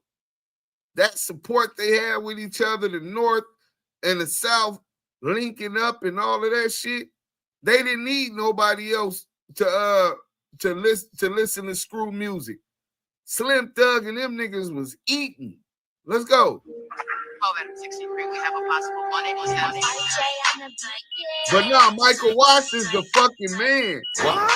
He had the distribution for Ice Cube Last Round Fire Later. Went gold. I never hit my rolling. Bitch, I hit my brimming. Niggas want problems on the set. We could get it. I'm a fruit town menace. Me in the blue. With the business. And the Hummer. BNs too and big fingers told you niggas, man. Bitch, hit your brimming. Bitch, hit your brimming. Bitch, hit your brimming. Now all my homies feel it. Bitch, hit your brimming. Bitch, hit your brimming. Bitch, hit your brimming. Now all my homies feel it now. Bitch, hit your brimming. Go on and watch me do that. Me and my niggas in the two-door Kool-Aid. And niggas don't want none like I'm the one to shoot at. Do that. And I've sent my whole fucking crew back. Now fuck with this brimming. Fuck with this brimming. I had your whole house sprayed from the floor to the ceiling. And don't forget to mention, the news will talk the killings. Me and my niggas be going hard for this brimming. Now fuck you niggas feelings. I'm fingers with the business. I'm brimming since beginning. I ain't stopping till I finish. I done told you motherfuckers, I'm a fruit town menace. And watch me do my dance. Nah, fuck you, hit my brimming. Bitch, hit your brimming. Bitch, hit your brimming. Bitch, hit your brimming. Bitch, hit your brimming like this. Like this. Bitch, hit your brimming. Bitch, hit your brimming. Never hit my rolling. Bitch, I hit my brimming. Niggas want problems on the set. We could get it. I'm a fruit town menace. And the deuces with the business. VNs too and Big M told you niggas now. Bitch, hit your brimming. Bitch, hit your brimming. Bitch, hit your brimming. Now all my homies with it. Bitch, hit your brimming. Bitch, hit your brimming. Bitch, hit your brimming. Now all my homies feel it. Bitch, hit your brimming. Things and loose ends in the West Side FHN into the building. Back to the money after 10 years sentence. With the Mack, you want that? Knapsacks get pushed back. You ain't heard the fruits back. Fly as ever. Louis belt and loafers. Brim with the red feather. One up, one down. 7 drive of the town. Notorious 30s. Beware these 30 rounds will make you dance like Tommy's clown. Crimson the crown. Till you like nut in town. Norman died. Face down. Stay down through the county. You can check my stats. Not a Maury, but went hard in the paint like that. All I stayed is facts. From West Side recruiting. Put them on, take them shooting. 50 to the deuces. It's the hit squad dime. The name is Duke Simpson. If you with the suit whooping, bitch, hit your brimming. Never hit my rolling. Bitch, I hit my brimming. Niggas want problems on the set. We could get it. I'm a fruit town menace. The deuces with the business. VNs too and Lil Nino told you niggas now. Bitch, hit your brimming. Bitch, hit your brimming. So that's enough. It's a 7-minute song. Biggest hit of my career, right? The perfection of dumbed down metaphors. We're not going to talk about the artistic creativity, but the vision and painting of the gang subculture within South Central Los Angeles from this section, right? The red section, right? the Red End. Biggest hit of my career. At that time, I was already getting booked before we recorded this song. Shows with Ty Dolla $ign, Joe Moses, Mucho Dinero, OGE Life. Shout out to High Power Entertainment. So I was already buzzing, and then I didn't even drop that song yet. I think we put it up on YouTube. I had somebody, I didn't know how to put it up on YouTube. I just did 10 years in federal penitentiary. Been out for 2 years. I'm doing my music. I catch another case, right after we shoot the video for this. So me and Fingers are the actual copyright holders. We went and recorded the song. Those 2 verses is what we are the owner, the copyright holders to. That's the original rendition, right? So one of my friends who I had been doing business with, Yardam Music Inc., right? Shout out YDM. Rest in peace to Gladiator Nino, man. He heard the song with me and Fingers. He said, man, that's fire, man. Like, bro, I know the homies from Six Deuce Brim. They want to get on there. Man, I'll pay for everything I need to do. So I had plugged him up with Ty Dolla $ign to do a song called Face Down, right? And he paid the money. They got Tone Bone on the beat. They did it. So I said, okay. He said, this would be the street banger. And then the radio song would be Face Down. So I said, all right, sound like a plan. Pay for the video shoot, all expenses paid by him. Yardam Music for the video shoot, which he didn't do. Release Ty Dolla $ign, Face Down featuring G Nut. Mind you, Ty Dolla $ign signed to Atlantic 2 months after we recorded that song and got the video done, right? And I can show y'all that video if necessary, but y'all can look it up. Face Down on the Yardam Music Inc. YouTube page. Run it up. So he was supposed to release that also, and then I would get a third for the project, right? 33 and a third on both singles, and we're going to put that out as the first YDM Yardam Music Volume 1. Hashtag RNS. Real nigga shit, you know what I'm saying? Shout out to DJ J Bling. Shout out to, was it TA or BA? DA, his partner. Shout out the Money Team, man. They hosted it. Shout out to Trap.LA. Back then they were known as the Hitman West blog. Today they are Trap.LA. You can go on their site, run that up, right? He got a lot of game for you. And when it comes to promotion and radio, he can link you with everywhere you need to go as long as you got a budget. So we do the video. I bring the Hummer. You've seen it. I got the Hummer. That cost me money. The gas cost me money. My clothing have the Hit Your Brim and free Booger Brim on the back, free G Telly on the back, right? I paid all of this money, was never compensated. Oh, and the third contingency of our agreement was that he didn't have a publishing company. I've been registered with ASCAP since 2003. So I'm telling him what he needs to do moving forward with this record. Those are the 3 contingencies. He did 0 of them, right? I didn't know. A couple days after we shoot the video, I get incarcerated for an assault on a female I was dating at the time. I get sentenced to 4 years, 8 months. I talked to him. I'm in the LA County Jail with a viral video. Let's show you how viral that video was. What was the big old fuss about, right? Well, let's start here. You seen that? Now we're going to go to this. Let me get some. I'm finna give me something to drink. I'll be back. Let me share this with y'all. Hit that like button. Let's go. This is something that y'all never got, and then I'm gonna drop that exclusive Alabama. Let's tell you all the story, and we're gonna talk about copyright infringement. So this was the thing. Y'all see that? No, we're not playing that. Let's go start that back over. Bitch hit your brimming. 1.4 million. Bitch, hit your brim. 7 years. That's one video. Into the building, back to the money after 10 years sentence. So With the Mack, you want that? you do $1 million organically. I'm in the county jail. I'm talking about dudes coming in to the LA County Jail, and they're telling me about this song that my homies got, and it's called "Hit Your Brim," and I'm like, that's me. They're like, man, it's viral right now. You know what I'm saying? I'm like, damn, I'm up in here facing 23 years, right? I ended up getting sentenced 4 years and doubled up under the California 3-strike law, and which meant 8 years in state prison. So at some point, I realized that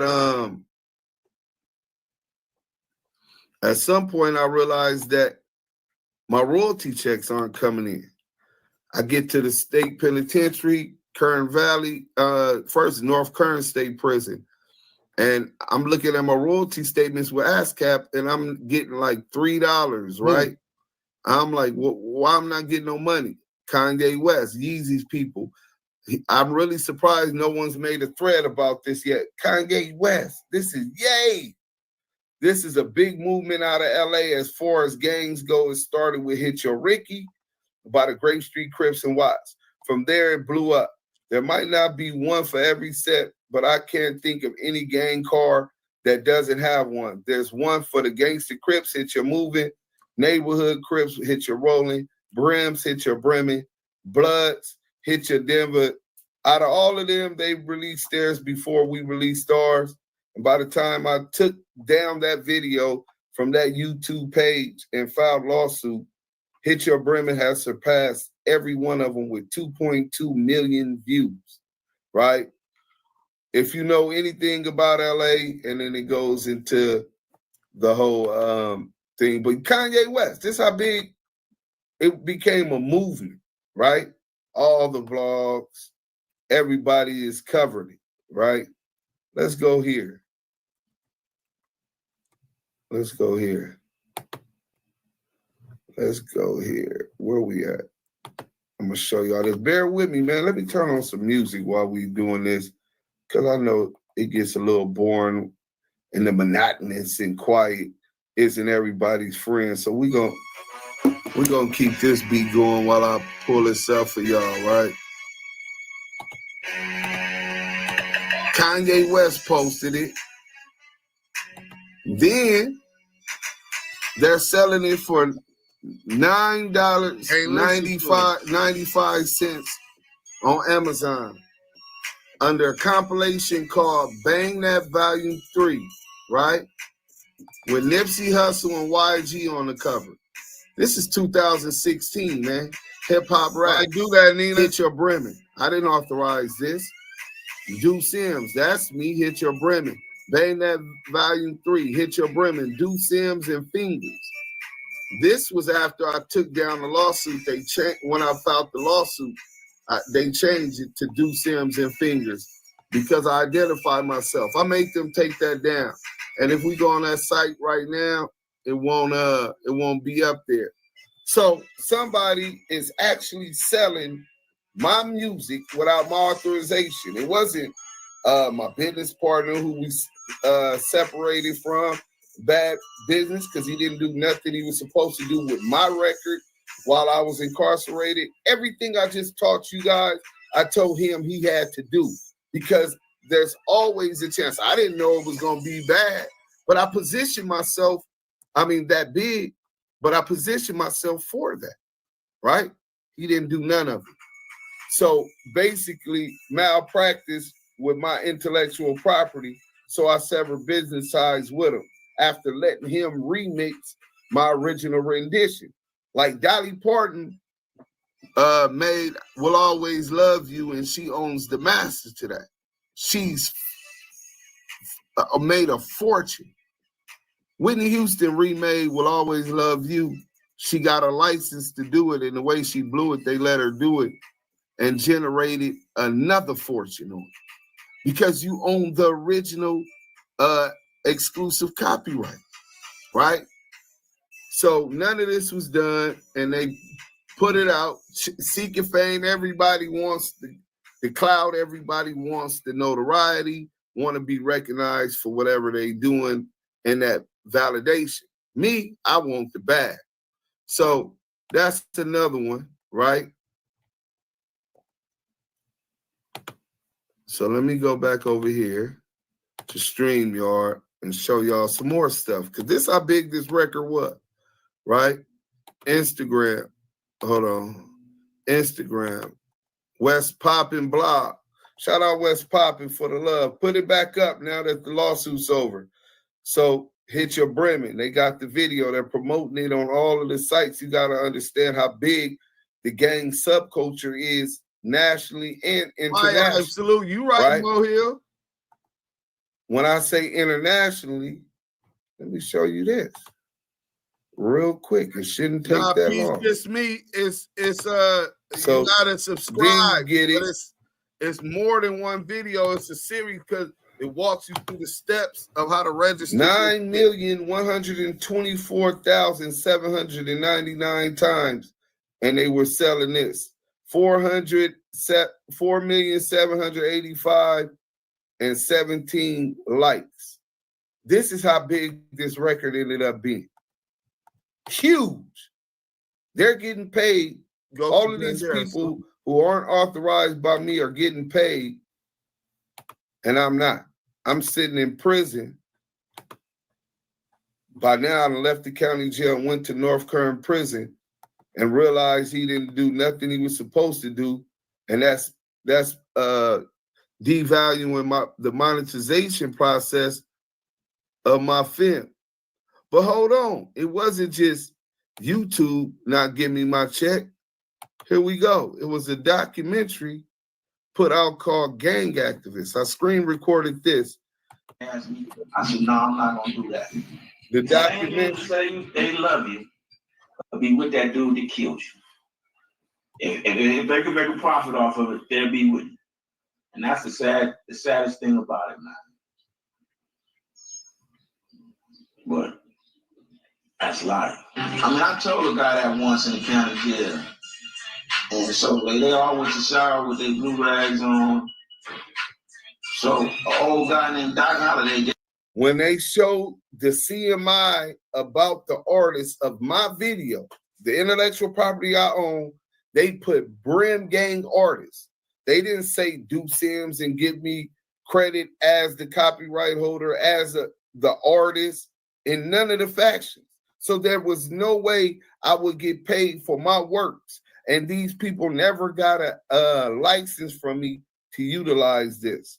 They just pirated my music and forged a release with some name or some people and address we don't know. Gave me a red rag. So next shower, I put a red rag on my head and went to shower.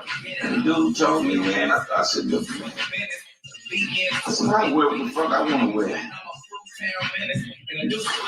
No, it ain't like that. Yeah, I'm blood. You know, like, so what? I'm like, man, ain't a little punk gonna tell me nothing. Bitch, hit your Brim.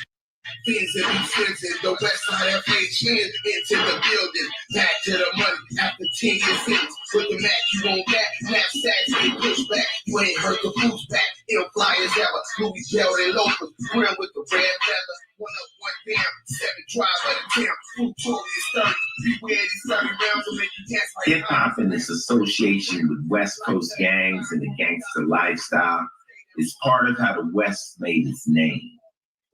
In 2004, USC hosted the Hip Hop Summit.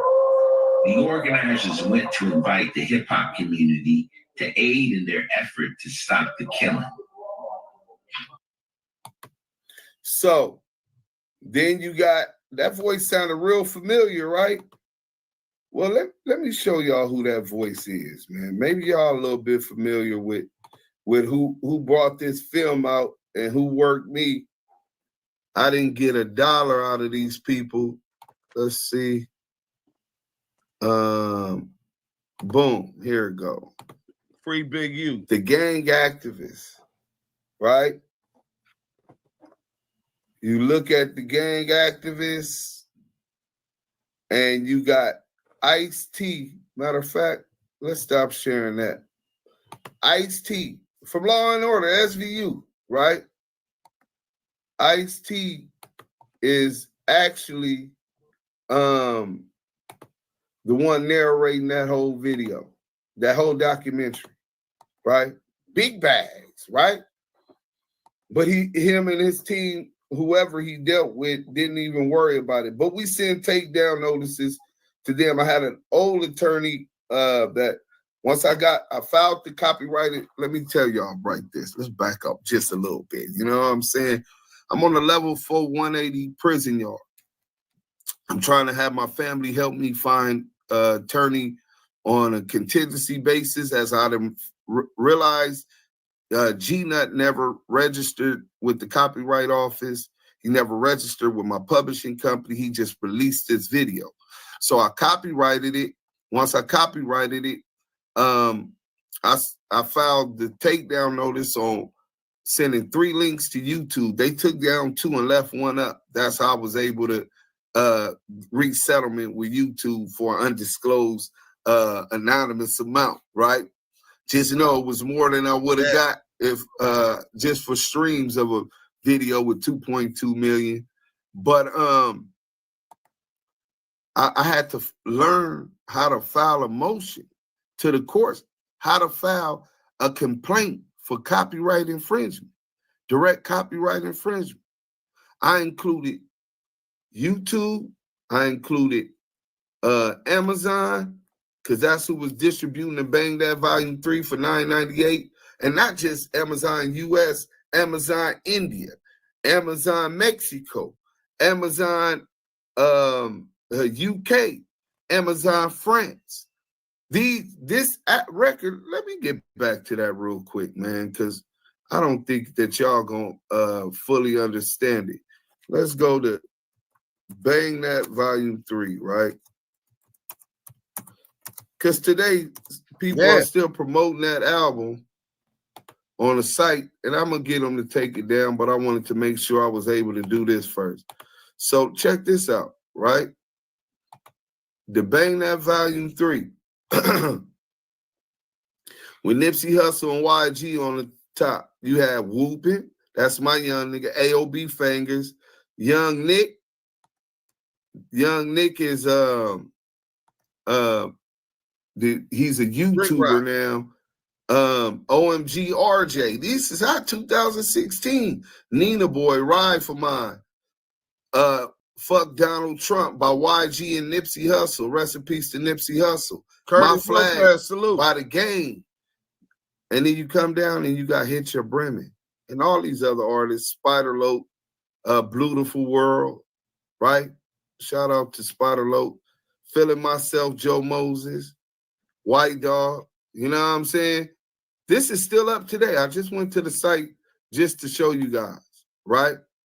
So $9.98, they selling it. All of these artists are at their peak. Joe Moses, they had just released Paranoid, him and Ty Dolla $ign, platinum hit, Wavy, now link gold with hit. You got RJ, you got Nipsey Hussle, platinum artist, Nipsey Hussle. You got YG, platinum artists. All of these big artists. All right, so look, and overseas, they're going to generate a lot of. Going to do the thing, so we ain't going to go through all of that. But that was just me talking about the actual filing of a copyright infringement. Instead of making y'all listen to 20 more minutes of that, when y'all can get the content that y'all came for, I just show y'all. So, bam. If you Google my name, if you don't know my name, Lamonte Sims. And right here, you see if you Google my name, you're gonna see Lamonte Sims, plaintiff, Do Sims, Lamonte Sims, Do Sims, defendant, Amazon, SoundCloud, John Doe's 1 through 50. So that's 52 people, inclusive, and YouTube LLC. So I sue YouTube, SoundCloud, Amazon, and John Doe's 1 through 50.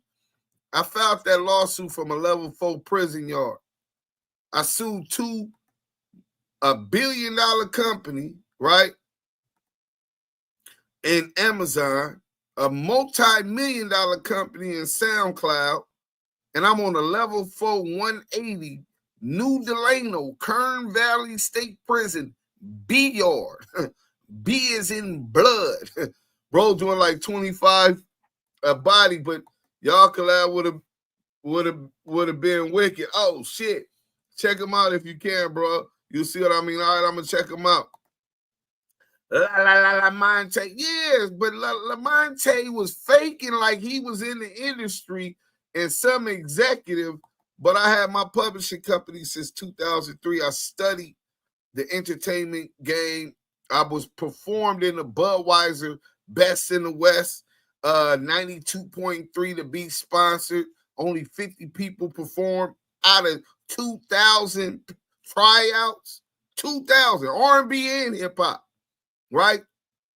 So I made my little niche. Jail really kind of slowed down the collateral effect and me building up more momentum because I was always in and out of jail. I'm a real street nigga. You know what I'm saying?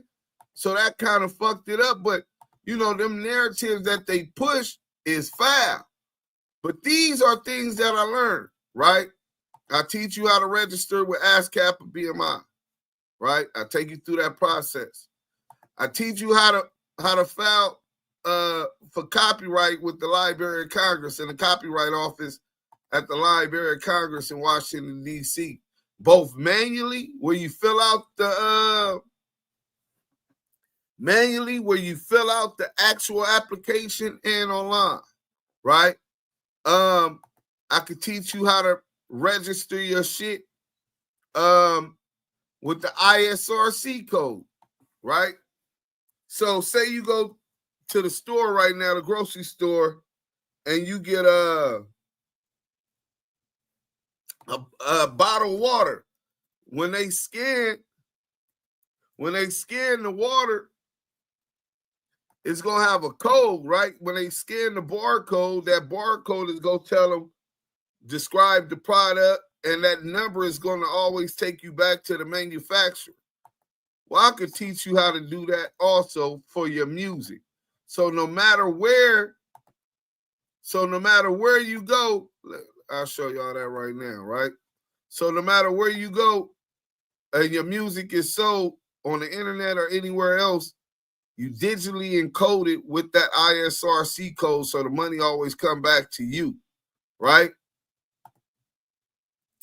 This is that site. Once you do that, you have to also next, after you got your ISRC code and your UPC code and you digitally embed it with the digital fingerprint, you got to then register the shit on your ASCAP or BMI page so that you're getting your performing royalties. And you also have to register it, the song, video, whatever kind of work it is, on a Sound Exchange, right? So I don't think I want to show y'all my Sound Exchange. S by X direct. I think I don't gotta type in my shit. Y'all don't. Boom.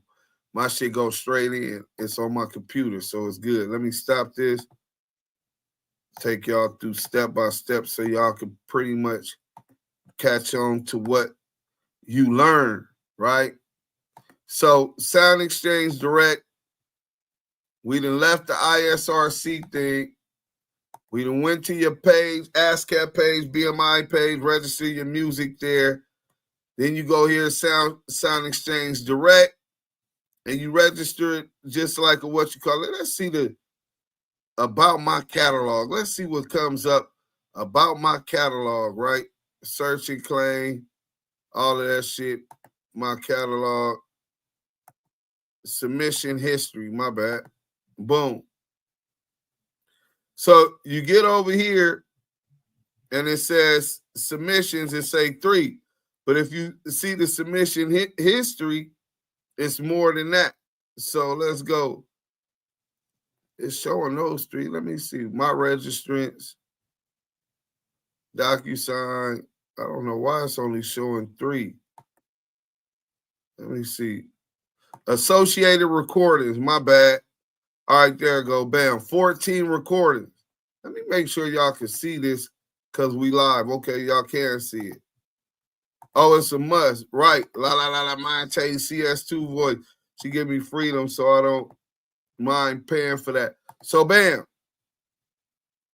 Active Chuck presents Roddy Ricch Get Exposed. There goes the ISRC number that's connected to that. That's the content when Roddy Ricch came to Clubhouse with Yael. Memo 600 violates WACK100. We own that intellectual property. Soldier Boy and Flo Malcolm scam. What was his name? He scammed one of the homies out of some Bitcoins. UOD WACK100 exposed, never rolled for his brother. Soldier Boy, whatever. I'm official, jockey, light up, meet me in the set. The importance of registering your intellectual property. That's what I did. The WACK100 CS2 Back Hip Hop Police. That's the World Star Hip Hop documentary. And then the Hit Your Brim. So these is just catalog of stuff that I already have registered and own, right? Oh, also, I'm glad y'all said that the documentary Do Sims March Madness. And then the one of the final things is making sure you also get your mechanical. So ASCAP BMI for your performance royalties. But what a lot of people don't understand, when you are independent or you own your own music, then you have to collect your mechanicals, right? So your mechanical royalties, it's 100% mechanical royalties, and it's 100% performance royalties. Performance is more so for songwriters, performers, right? Let me make sure. I don't even think I can log in right now unless this is my password. So I ain't finna let y'all see my password. Oh, yeah, that was it. So they finna send me a code. Give me a couple seconds. I'm going to show y'all this. Because this is basically letting you know, walking you through the step of everything you have to do, right? Allow cookies. Bam. What the fuck?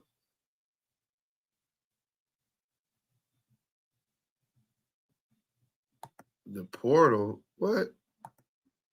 I don't know what's going on. They tripping. Hold on.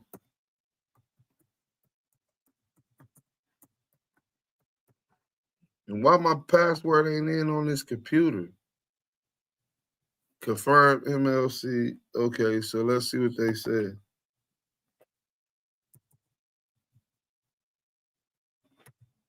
And it's very time consuming for to have somebody do this for you.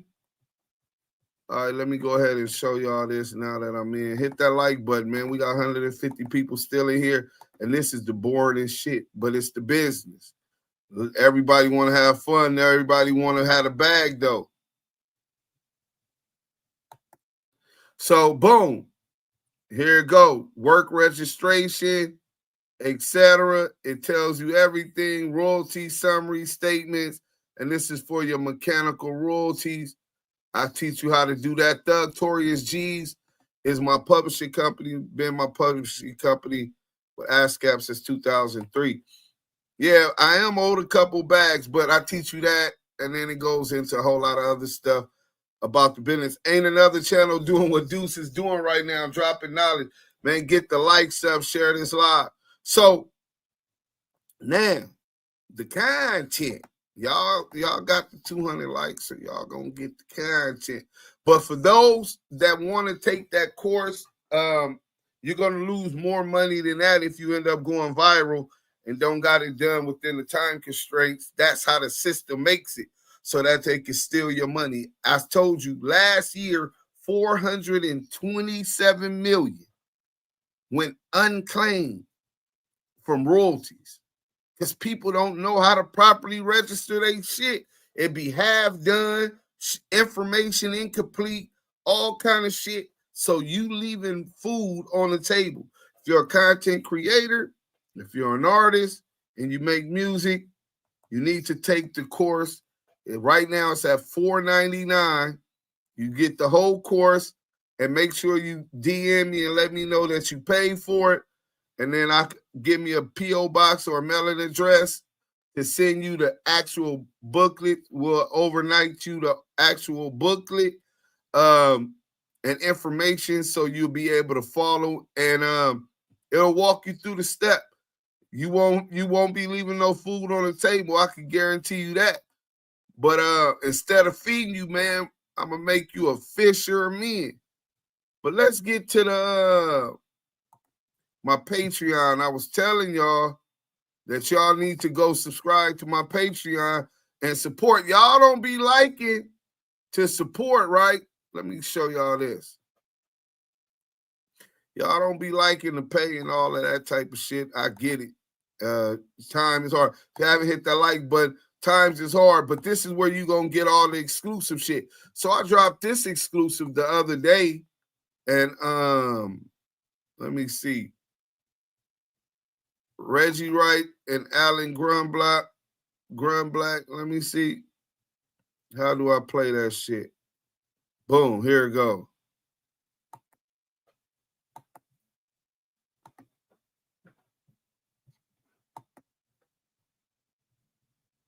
Damn, why is it not playing? Oh, I need to restart it. Hold on.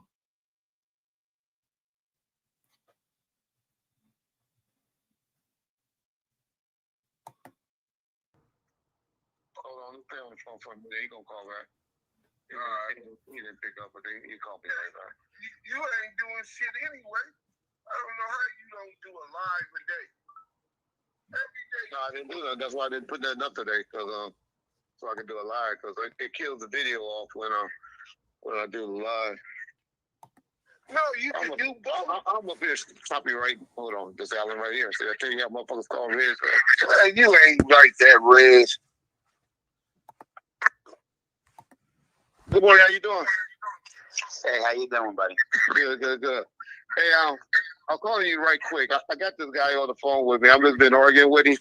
And I said, let me call Alan to prove to you. So these guys don't think I had anything to do with Death Row. I was just a janitor.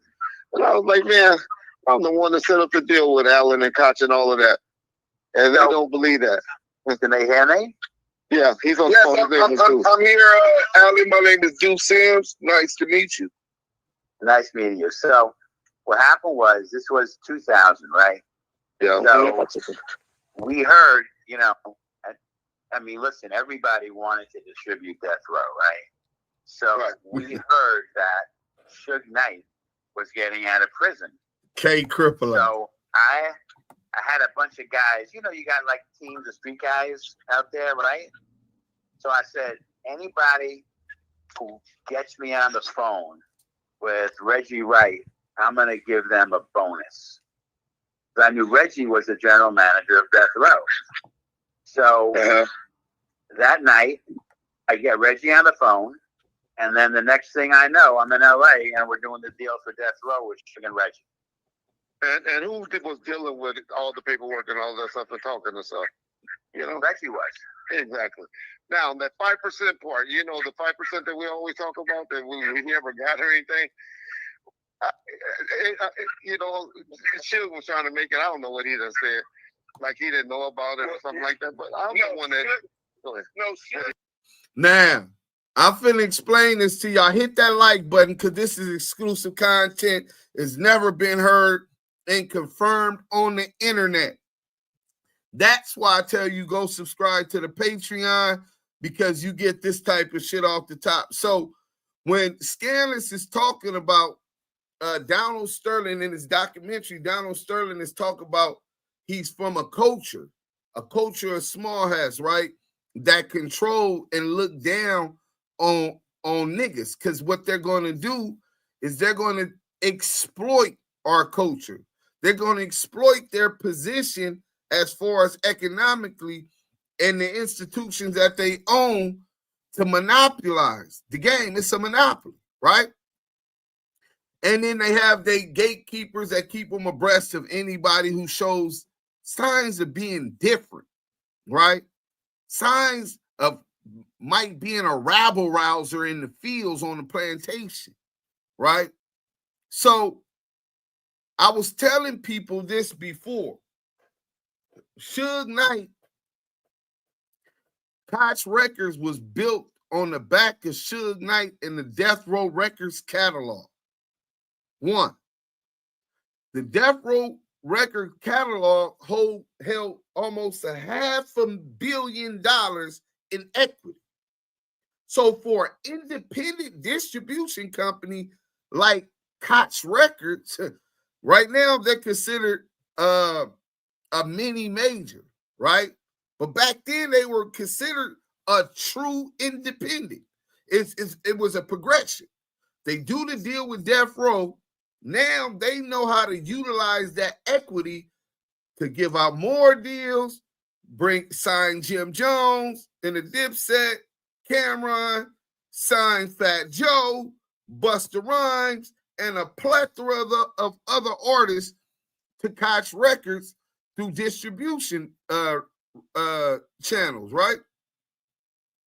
Which would generate and make more money off of Death Row's music. So that basically they taking your re-up money, re-upping and flipping your money, right?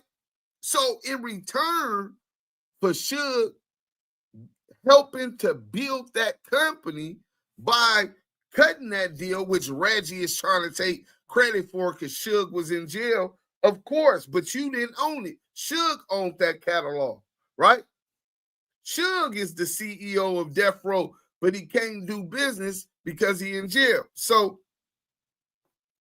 they say, well, Suge, we gonna give you, if you give us the catalog, we're gonna give you 5% of all urban sales ever, forever. He's supposed to get 5% of all profits from royalties every quarter that royalties is dished out. They didn't have no problem with it. Suge agreed to it. So what happened, Reggie, David Kenner, Geffen, the other boy, Jimmy Iovine, and was it Bob Weiss from Priority? All of these people were exploiting Tupac music, the Death Row catalog, all of this shit while they were in jail, right? Reggie Wright Jr. gets Ray J, who had his deal with Koch after the Deja 34, the knockout deal, the Game catalog from Wack, once Wack became manager of the Game, and they started paying Reggie and stopped paying Suge, saying, look, we pay you so we don't got to deal with Suge no more. Reggie becomes the gatekeeper. The 5% that was supposed to go to Suge, Reggie is getting that today. Him and WACK100. So now they wanted the rights to the Death Row movie, the Suge Knight story, the life rights. Remember you in the Scandalous video, you heard Wack bragging on that? They want to exploit every single aspect of that catalog. Bro, when Suge tell that story, straight out of Compton, gonna look like Romper Room, nigga. That shit doing $1 billion at the box office. Nigga, $1 billion. First week, nigga. They can't tell that story the way Suge can tell that story. So, Suge's in jail. They keeping Suge in jail. David Kenner, his lawyer, he lining him up, making sure he in jail. That 5% started going to WACK100, who looks out for Reggie, or goes to Reggie, who looks out for Wack. however the money's handed down, right? Well, CS2 Back claimed that his beefs with Big U started because Big U went into E1. And when he went into E1, he told him he wanted the contract. Suge is telling Alan Grunblock, I want the contract that you giving the WACK100. I need them contracts to go to Big U. He's the one that them niggas is only niggas in LA niggas is scared of, right? WACK100 said they went in my office and tried to take my contracts. But what he's talking about is they went to E1, which he is not an employee of, but Massa live there. So Massa gonna take, he's a good Massa. That's my friend. That's his homosexual small hat friend, right? Oh, Massa, is we sick today a boss? And they done cut and took the 5% that's supposed to go to Suge regularly when the royalties come. And they middleman and cut him out of it and been stealing that ever since he started going to jail, even till today. So when you hear not only Reggie confirmed about the 5%, you're going to hear how quick he started off. Hey, yeah, man. So Reggie was the boss. He started off, he don't know that he got a rabble-rouser in the house. This ain't a house nigga that he on the phone with. Reggie's going to tell him, right? Reggie's going to tell him, oh, y'all can't hear it? Damn, that's crazy. Hold on. Let me see if y'all can hear this. Give me ones in the chat if y'all can hear this. He said he knew about it. He said that y'all stole it from him. You, Cash Jones, and Alan Grunblock agreed to do that, and he didn't say it was a distribution deal. He said an admin deal, right?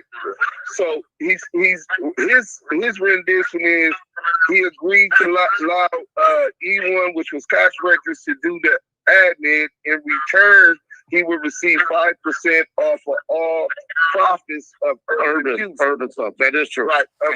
Yeah, but I never, Reggie, I swear to God, I never knew that. This nigga Alan Grunblock, Reggie just said that is true, nigga. So when Big U went to E1 into the offices, he wasn't trying to get the deal that Wack got. They wasn't stealing nothing from Wack. They was trying to restore what was stolen from Suge. Reggie admitted it in the face of Alan Grunblock. And you know what's crazy? Alan Grunblock, this supposed to be a straight up executive, immediately denies. Reggie, I never knew that. How the fuck you didn't know that, nigga? And you helped put together the Death Row deal. The Tupac, to administer the Tupac catalog, nigga. See, these the games that them higher powers in the industry play. So now he realized that I dropped an atomic bomb of facts. You didn't know because you don't want to be complicit in them stealing that money. You don't want to be complicit in the fact that y'all owe Suge Knight money. Let's get back to it. But yeah, man, pay attention. This is supposed to be a businessman. Listen to how secretive and cryptic he gets to behaving once he realized that it's a wolf in the hen's house. You got Nat Turner in the house with the house niggas and the slave master. Yeah, we had put that. That's what me and Alan, me and Mike. I got you. That's what me and Mike had got into it about where. Yeah, but I swear. I mean, listen, I'm a real straight up person. Yeah, I know you are. Yeah. So and you didn't deal with the paperwork. It was me and. Yeah, maybe it was you and Michael, but I was never. Like I was never aware of that at all. Yeah, but that was put in. in the deal. And so Suge isn't right about that. Yeah. Okay, but that's all.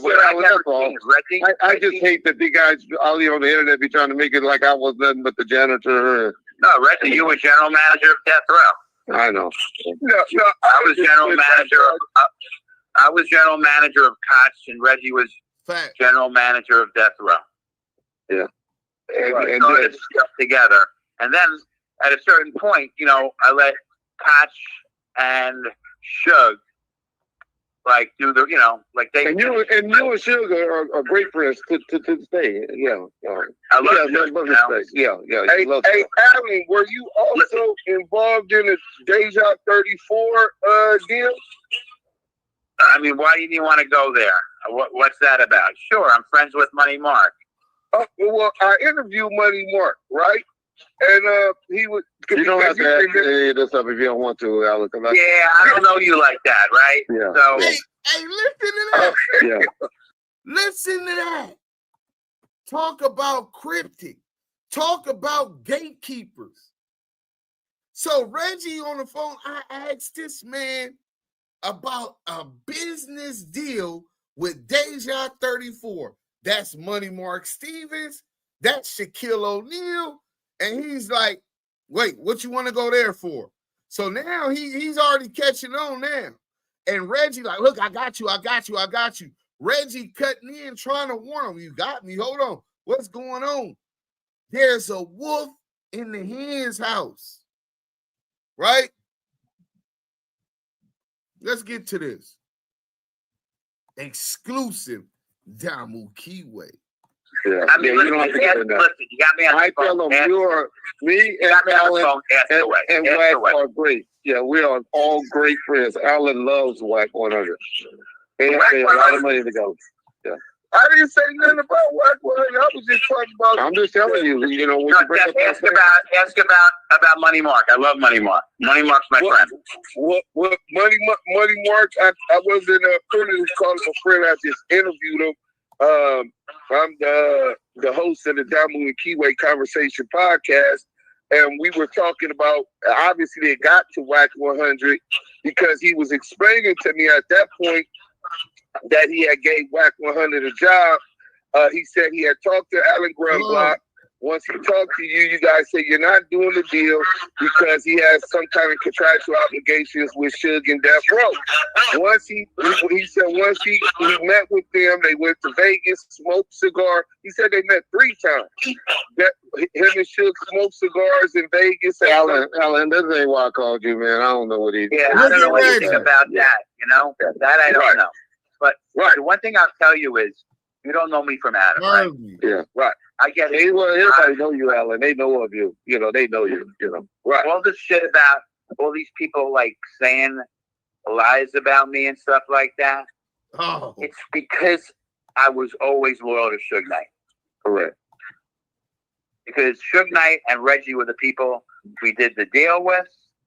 We had a great relationship. We were totally straight up all the time. Correct. And listen, I got into some serious trouble because I was loyal to Suge Knight. Hold on, and I'm not going to say what that is. That's serious trouble. Listen, I'm not going to say what that is. I don't know you like that. Ricky said, I don't know you like that. La la la la, Monte. Now, for the first time, y'all niggas is able to see what it looked like when the gatekeepers, the house niggas, deal with their handlers, when they deal with their slave masters. They done sold us out, been sold us out. Like Wack say, I'm not from y'all community. Being sold us out, and that's what they into. I believe he's already said that Alan Grunblock is an open gay man, a small hat, an open gay man. You know what I'm saying? Veggie was cock blocking. Listen, dudes froze they square asses up. This is really telling, very telling. I'm so glad this is out here. I'm putting it out here now. I told y'all to go to that Patreon. Y'all don't want to. You got to accommodate my pockets if I give y'all this hot content. Exclusive shit, man. Wow, you not in the 3 Finger Club, Deuce? Bro, that's what it was, Jai G. Nigga, if they don't have no smut on you, you would baby oil down at the freak offs. You know what I'm saying? You snitching on your people. Any kind of smut, a hot one that they could toss to their police friends. See, them police that knock down Big and Pop, they worked for Reggie Wright, who was working for these people.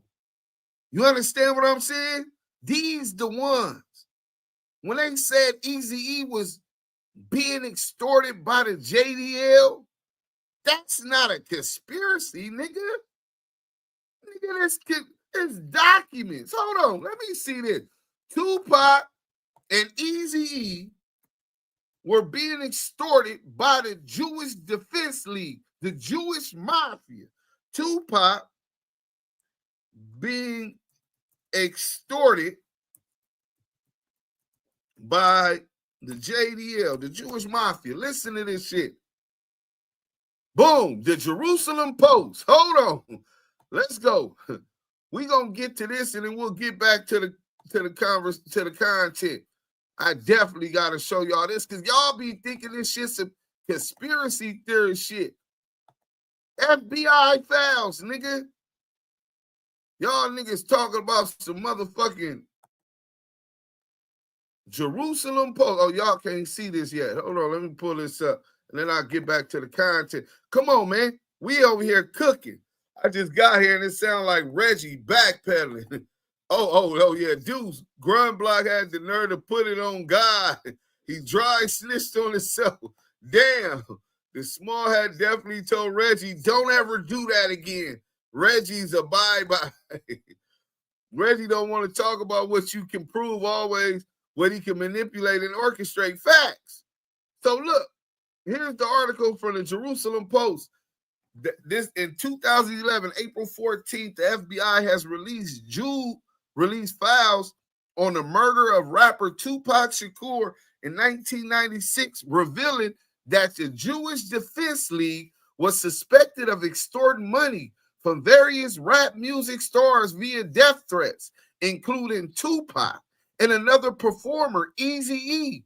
In addition, the FBI files allege that the JDF provided gun-toting bodyguards for Eazy-E, who died of AIDS in 1993. Listen, they said that them people gave Eazy that AIDS because he wanted to start a distribution company. And y'all starting to see a trend. Veggie covering up for Master.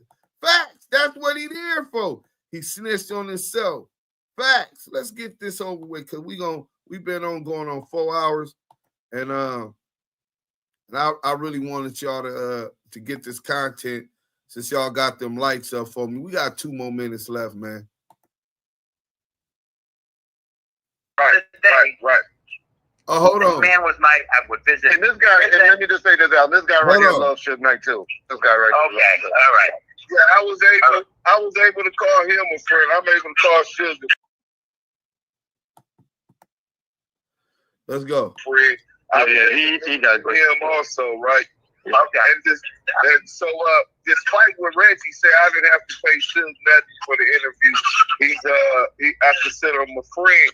But I don't get in between him and Reggie. But what I will say is, all I heard is all the bullshit they said about Alex Block. So just having the opportunity to get what I can from you. I don't want you to go into too touchy stuff or incriminate just anything that is too personal that nobody else wants, but I don't want to go into that. Just, No, like I said, this is not an interview, and we're not calling it. I just called the show one day to you. I'm not giving you this. We're not giving you this. We're not giving you this. I gotta play my lane, play my position. Exactly. My position is the guy who runs record companies. I still run a record company, right? And Listen, I was loyal to Reggie. I was loyal to Suge. I was loyal to Easy. I was loyal to Jerry. Matter of fact, he's the one that broke Easy. You know, he's the one that ran Ruthless. Who's the leader now? So I didn't know that. He ran 3-3 Mafia. He broke 3-3 Mafia. Jim Jones. I signed 36 Mafia. I signed Dipset. Yeah. Dipset. All right. Yeah, I remember that. Okay, what do you remember the situation where Eugene Henley Jr., Big U, came to your office? Yeah. I can't. Don't get into that. Don't get into that. That's way too tricky. So I can't comment on that. Okay. Yeah. Hey, okay. Now that's my brother. Hey, look. That nigga said. I said. So do you remember when Eugene Henley Jr. came to your office and the nigga cock block again? Oh, don't go into that. Don't go into that. Right there. That's why he told he do love you. He do love Big U, dude. Oh, he do, but we don't want to get into it. Yeah. Let's not get into that. All right. Okay. I like Big U stuff. All right, guys. Yeah. Thanks. All right, Alan. Thanks, buddy. Thank you. All right. Bye-bye. Okay. So that was it, man. The exclusive content only available on the Patreon. That's the type of shit that niggas is paying for, man. And then I'm finna I got some fades going up there when I get the time. So either tonight or tomorrow, I'll be doing the thing. Easy found out them small hats was getting all the money and ownership to his life rights. Facts. And look how they're treating Gaza. Deuce ain't lying. I interviewed Jerry Heller twice. He was dissing the NWA movie and Suge in the interview around the movie release. That shit was crazy. Deuce, how did Eazy-E die so young and quickly and Magic still alive? Maybe because Magic making money for them peoples, man. They gonna keep you around as long as you making money for them. It's in a religious teaching that anyone not of the religion can be scammed and fucked over, and it's not a sin. Right. Zero Rex, Selena, what up? Dudes laughing. Hey, look, that shit wicked. That Mike. Hey, Pork Butt, we know you listening. That part's hard. He took the feds to tap in. You hear the static. He probably told the feds to tap in. I don't give a fuck. Y'all see what I do, nigga. I absolutely live a square life now. I'm just tired and married to the game, nigga, because it's in me. Hey, move, nigga. So, let's see what they talking about in the chat. The setups are real, y'all. Alan Grunblatt leaves the JDL now, I believe. Oh, shit. Yeah, I better watch my front door and window. On God, Deuce, I lost my last job from that same damn saying you just said. A woman said out loud when I walked in to meet everybody, oh, shit, they let a fox in the hen's house. 30 days, nigga lied and lied.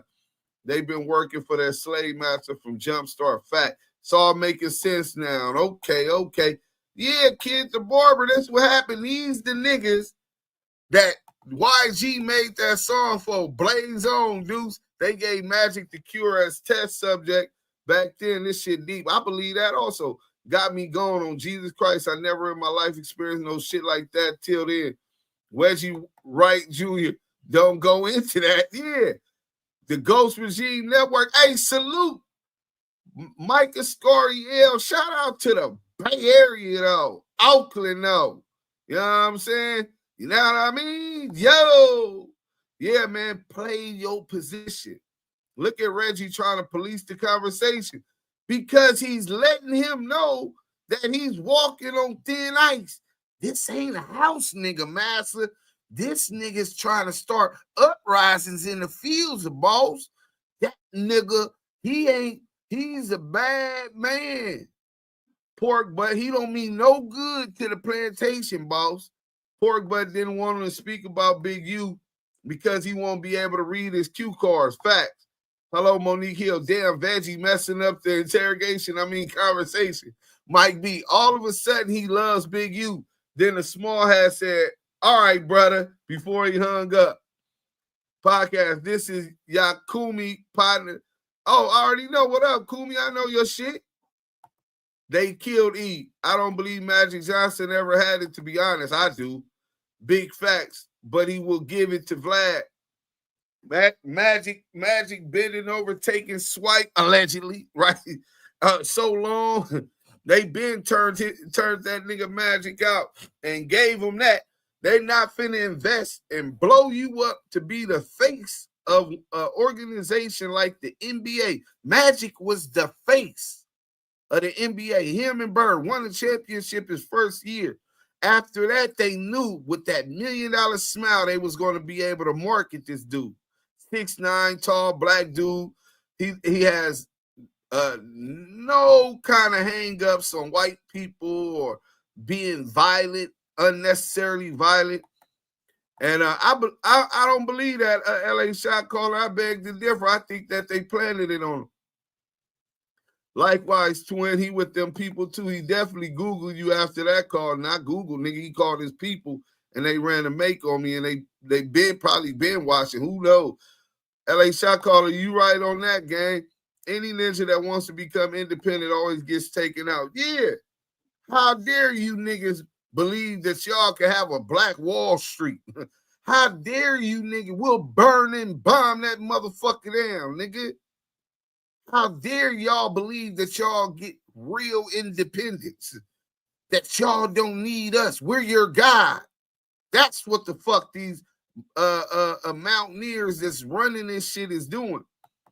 Excellent content, do Sim. Thank you for the content. Hey, Raider Q, cool. Zionism is a threat to all of us, man. Listen, they're injected easy with full-blown AIDS. They don't only hit Magic with HIV. Magic's still making money for them, so they give them a pill every month to keep them healthy and alive, right? That's what I believe. I don't know. I'm not his doctor, but that's what I believe. He didn't have to peach. Veggie gave him Deuce's foul, right? What's in the dark always come to the light, man. Facts, man. Deuce a fool. Nah, I'm telling you, this is hitting. Keep it up, Deuce. Man, I told y'all, imagine always being protected by the police. Nubian Queen Raider, what up? Hello, family and family members. How you doing, Nubian Queen Raider? What they hiding? Hey, Jerry Griffin, listen. A whole lot, nigga. All of the secrets. Nigga, Deuce, when Allen hung up, he called you Gom. What he called me? He needs to call me Nat Turner. Hello, Nubian Queen, Raider Nubian Queen. Did you say Grunblatt was openly gay? Yeah. Big Buffalo 100. Hey, but it'll be like having a wild wolf or a guard dog. Stop feeding it and it'll tear your throat out. Right. Pushed by Meeks. Peace and blessings. Salute. I ain't know Rick Ross and his people beat Vlad up for exposing them for being a correctional officer. They ain't fucked that boy up good enough. Yeah, they didn't. When they overshine, I let them know they let one slip through. Best fall back. Yeah, you let one slip through. You know, I didn't call for that. Deuce, this Damu Kiwe conversation is straight fire. Hey, man, Ricky, listen, bro. Only thing missing is my brother. I got to figure that shit out. I guess he had 2 accounts up here, and when I kicked it out, the motherfucker was to kick out or blocked him. So I got to make sure I can get this nigga back on here. My bad to everybody, and apologies to my brother, Yael. I sent them the link. He been having problems getting up here. I got to figure.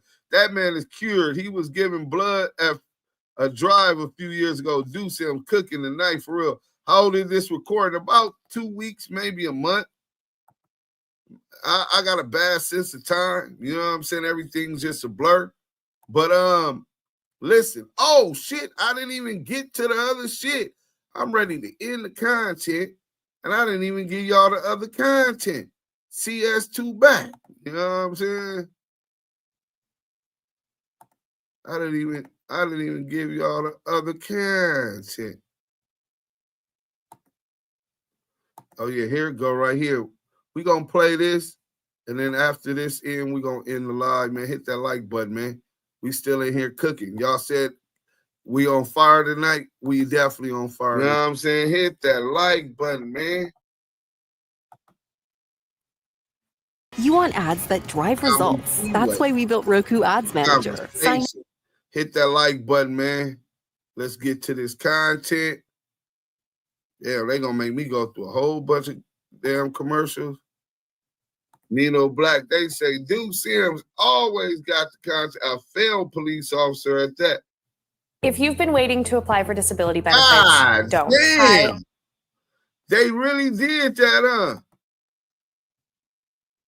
It's out there on blast and got nerve to hit somebody with a copyright strike.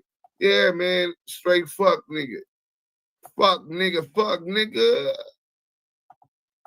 That nigga's a fuck boy. High rise. Active Chelsea. Yeah, you're right, Selena. I figured that might have been it. I'm gonna check it out. Reggie Light on the veggies, right? You real about Scandalous LA being Professor X? Yeah, I guess I'm one of his X-Men. You know what I'm saying?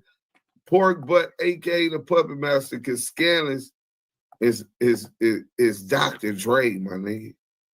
That's who Scandalous is. You know what I'm saying? We can come with the content, but what Scandalous gonna do is what Dre do when niggas come with good shit. But anyway, let's get into this. We're gonna revisit this when Wack lied about being C-blank Wack. Now cases along the way. Attempted murders. Okay, so you caught a couple of juvenile cases along the way. Attempted murders. You know, like all my whole record was violence. In there, you just really don't understand how that inner city. We don't fuck with. Listen, dog. Listen, the only police we fuck with is the crooked police, is power rules and Crips, is gang members that niggas don't know they. He fucks with Veggie wrong, a crooked police. Let's go. Gang members. We fuck with them police, them the homies. Yeah. They do everything we need them to do. And it's a lot of them out here. You know, they pull a nigga over and taking what we need to take. Them the police we fuck with. So we fuck with police. Welcome back to Scandalous Los Angeles TV, where we expose the exposers. Porky has really outdone himself this time. Reggie Wright and John, over at Bomb First, tried to help him. But somehow he still managed to throw himself under the bus. Just like every other time, we've caught Porky in another lie. And this time, it's serious. Today, we're about to prove that he really did go to jail. He really was picked up and brought in for questioning. Now, if you know Porky like we do, then you already know. He lies so much. We can't just focus on just this one. Before we even get into the jail story, we have to touch on some of the other lies he's told recently.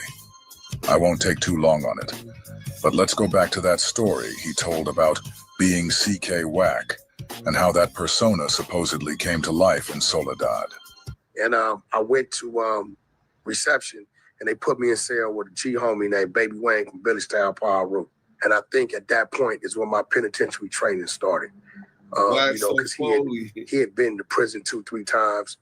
The good thing about Baby Wayne was a knockout artist.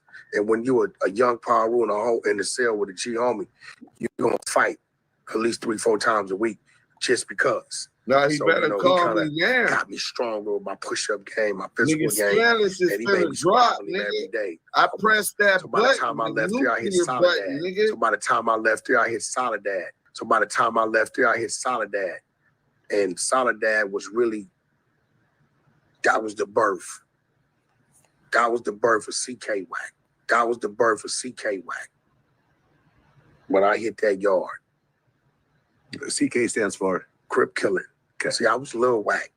From there, I went to CK Wack. According to Porky, he left Delano State Prison and was transferred to Soledad. And that's where the name CK Wack was born. The only problem with that is that in a separate interview from 8 years ago, Porky said he went straight to Soledad when he first hit the penitentiary at 16 years old.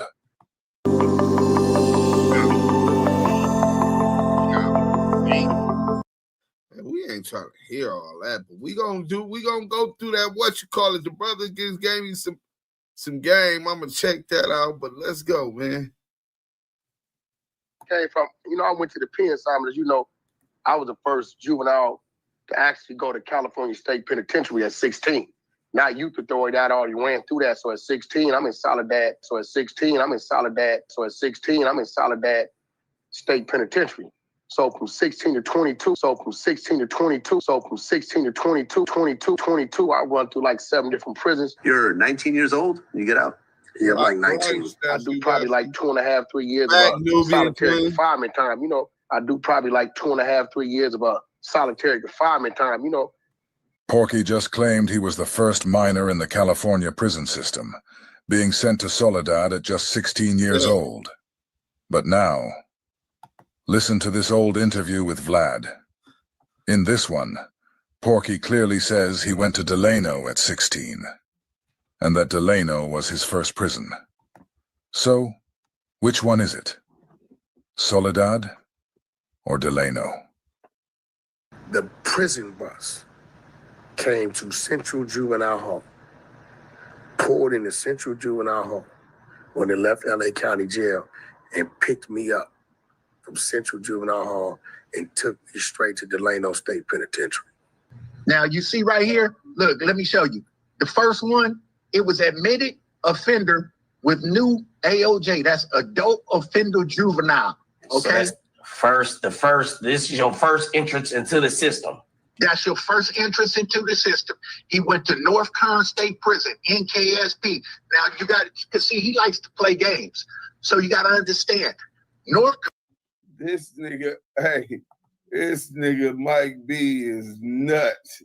He said, I think Wack Selly had him working out, then wrestled with him, got him tied and took his cheeks, and he couldn't do nothing about it. And that was the birth of 3-Finger Wack.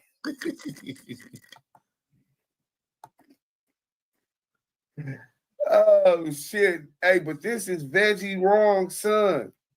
That's who birthed him in the game. Current State Prison is Delano, okay? That's old Delano. They have a new Delano, which is a level 4, okay? Hit that like button if you just coming in. Came to Central Juvenile Hall, pulled into Central Juvenile Hall when they left LA County Jail and picked me up from Central Juvenile Hall and took me straight to Delano State Penitentiary. He'll try to say, I went to Delano to make you think he'd been a higher level than he been. He was at reception, right? Then the next prison he went to was SATF, Substance Abuse Treatment Facility, which is the level 2, okay? That's where he paroled from. I thought Porky said he was 16 years old at Soledad. I thought he said he went to Soledad after he left Delano. See all the lies you have to sift through when dealing with this guy? He didn't go to 9 prisons like he alleges, okay? He got paroled. If you see, he got to prison on 131.95. He paroled 4/1/98. He got paroled. If you see, he got to prison on 131.95. He paroled 4/1/98. Okay? 95 to 98 is 3 years. I don't give a fuck what kind of arithmetic you try to use with it. Porky got to Delano in 1995 when he was 18 years old. He paroled in 1998 at 21. That timeline makes one thing crystal clear. It was impossible for him to be at Soledad at 16. If Porky never went to Soledad, then there was never a birth of CK Wack. The whole story was built on a lie. Just another chapter in Porky's book of fiction. Okay? But this is the kind of fraudulent dude that is out here on this internet trying to, you know what I'm saying, pretend to be somebody and something that he's not. You see what I'm saying? Go to the next one. It say return from parole, re-entry 3, which means the county jail. He never went back to the prison. You see what I'm saying? He was in the county jail from 6/2 to 7/25 of 98. Okay? He returned to parole. Then 3 days after Christmas in 1998, same year, he got another violation, returned from parole, re-entry 3. He went to the county jail. You see what I'm saying? He was returned to parole. Then he discharged on 2/25/2002 from Region 3. Discharged from sentence. Okay? All that talk about he was in there for all this shooting and attempted murders and all of this shit. This motherfucker got one charge of 245 PC A2, okay, which is assault with a firearm, okay? So as you just saw, Porky never set foot in Soledad. So all that talk about Soledad was just another lie. There was never a birth of C.K. Wack. That entire story was completely fabricated. Then there's the claim about spending 2 to 3 years in solitary confinement. Lie. Being the first minor in the California prison system. Lie. Being 16 years old at Soledad. Lie. That's 5 lies in one story. Back to back. But this is what Porky does. Now let me show you guys how Porky fell on his own sword. You won't find this next clip on YouTube anymore, because Porky had Cheeseburger Chuck take it down. Hey, Big Chuck, we just want to talk about when he gonna bring the audio from being talking to them people. We want to know what he said. We could clear all this up. Who's that, Chuck? That's Deuce. Yo, I just PCK always talking to me. We in the streets. We ain't got nothing to talk about. Every time he does this, it's a PC move. Always notice how Porky reacts when Deuce questions him. He can't stand it. He cuts him off, yells over him, Rampart, or accuses him of Reggie PCing for Wright, talking to him on a social platform. But when it comes to DZ from SBGB-TV, it's a whole different story. Porky gives him content and plays along. Oh, what's up, homie? Okay, yeah, as long as it's Wack on here, because if it's somebody else, we're not doing that. As long as it's Wack on here, because if it's somebody else, they not doing that. This nigga's a dick-sucking bitch, nigga. I got 2 watches. The niggas talk about he ain't working with CS2 back. Nigga. Listen, we're not doing that. Listen to me. Hey, listen to me. This is real shit, right? We always know what we're doing, right? We always know what we're doing. And believe it or not, right? We are the most supported people of our people on the internet, right? It's a lot we can do. Remember, I'm an industry guy. I'm tied in the labels. I'm tied in the YouTube, right? So what I'm telling you, brother, is like, I called in to you intentionally because I saw you was building. I didn't have to do that. People paid me to do that. I did it. I see it's a... With One Main Financial, I was able to get immediate relief. That was such a great feeling. You chopped it up. You been gone for 2 weeks. I'm not. Listen to the nigga. Damu Kiwe conversation. Hey, we got a super chat. Let me get to that real quick, and then we'll let him finish sucking Wack off. Bloody Main 5, $9.99 super chat. Salute to the Damu Kiwe conversations, man. Salute to you, brother. Everything given to the Damu Kiwe conversations is appreciated. Hey, man, salute to the Damu Kiwe conversation. The chat's where it's at. Hit that like button. He made that up on Invisible 64th floor on Wilshire, the FBI headquarters. But look, here go y'all boy. Especially when it comes to me as a public figure, right? I own me. You right? I haven't given you a verbal or signed anything, right? So what I'm saying is, as a brother, when I'm talking as a brother, fuck to people. When a brother is calling in to help you, because I'm giving you. You notice the content I gave you, you've been able to chop that shit up and run with it for about a month now, a couple weeks. Really? A month. Right? At least, right? But it gotta come to some point, bro, to where it's just not like an attack thing. Because then at that point in time, listen to me, you as a brother, I'm a businessman, right? At that point in time, just from friend to foe. I called in as a friend. No matter what our back and forth was, I chose to stay on the phone. I know, bro, I've been doing this social media shit forever. I know what I'm doing. If I don't fuck with you, I'll never say a word to you. I won't even utter your name. If you see a lot of people, I ignore them. I won't say their name because the minute I say something to them, I have a conversation with them, it helps them. You get what I'm saying? I know that. I know what I'm doing. If I don't fuck with you, I'll never say a word to you. I won't even utter your name. If you see a lot of people, I ignore them. I won't say their name because the minute I say something to them, I have a conversation with them, it helps them. You get what I'm saying? I know that. So I'm telling you, brother to brother, run your content, especially we gave you content. Listen,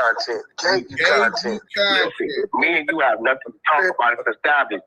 Chuck, this is what you call a PC move. Bro, stop talking. Why you keep warning the people? Leave our shit in the street. Listen, every time you do this, you saying fuck your neighborhood because you on some PC shit. It's in the street, bro. Leave it where it's at. Me and you don't talk like this. We leave it in the street, in the darkness. Why is everywhere? You're not in the street, You're not in the street. Stop it.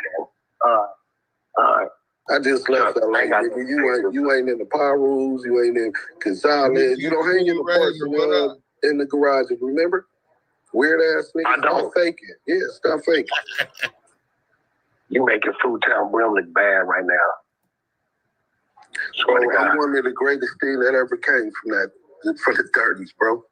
Food Town Brims, y'all know when it's street business and it's up to the disrespect level of me and him, he ain't supposed to do this shit. It's a PC move. I'm gonna mute up, Chuck. When he done doing the PC shit, I'll holler at you. Well, I didn't hear you when he done. Well, I didn't say nothing about me and you. I asked you about the statement that you made. If you waive your Miranda rights, that means that there's a statement in audio. You need to go get that and prove you ain't CS2 back. That got nothing to do with me and you. That's you trying to clear your name. Don't bring the police. The police came out to say that you not working with the police. You got Foot Town Brim looking bad right now, bro. We in the streets. You got, bro, stop PCing. Don't talk to me on no open platform. You got Foot Town Brim looking bad. It's real gangsters over there. Why you doing PC ass shit? I'm gonna mute up again, bro. What's that got to do with your paperwork? Bring the paperwork and the statement that you made to the task force and the FBI on the Main Street case and the Tupac and Biggie murder and clear your name. You say that the truth can never be considered different. Hey, Chuck, you know what would be funny, right? This would be funny. I'm talking to you, Chuck. I ain't talking. It's when people say dumbass shit, it makes them look dumb. Chuck, I was in the penitentiary from 1993 to 1999. When was Tupac and Biggie killed, Chuck? 96, right?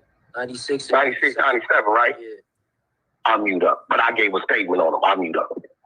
Let's make sure Wack knows that he ain't fooling nobody. Hey, Wack, the Tupac and Biggie murder are still unsolved. That means it's still being investigated right now.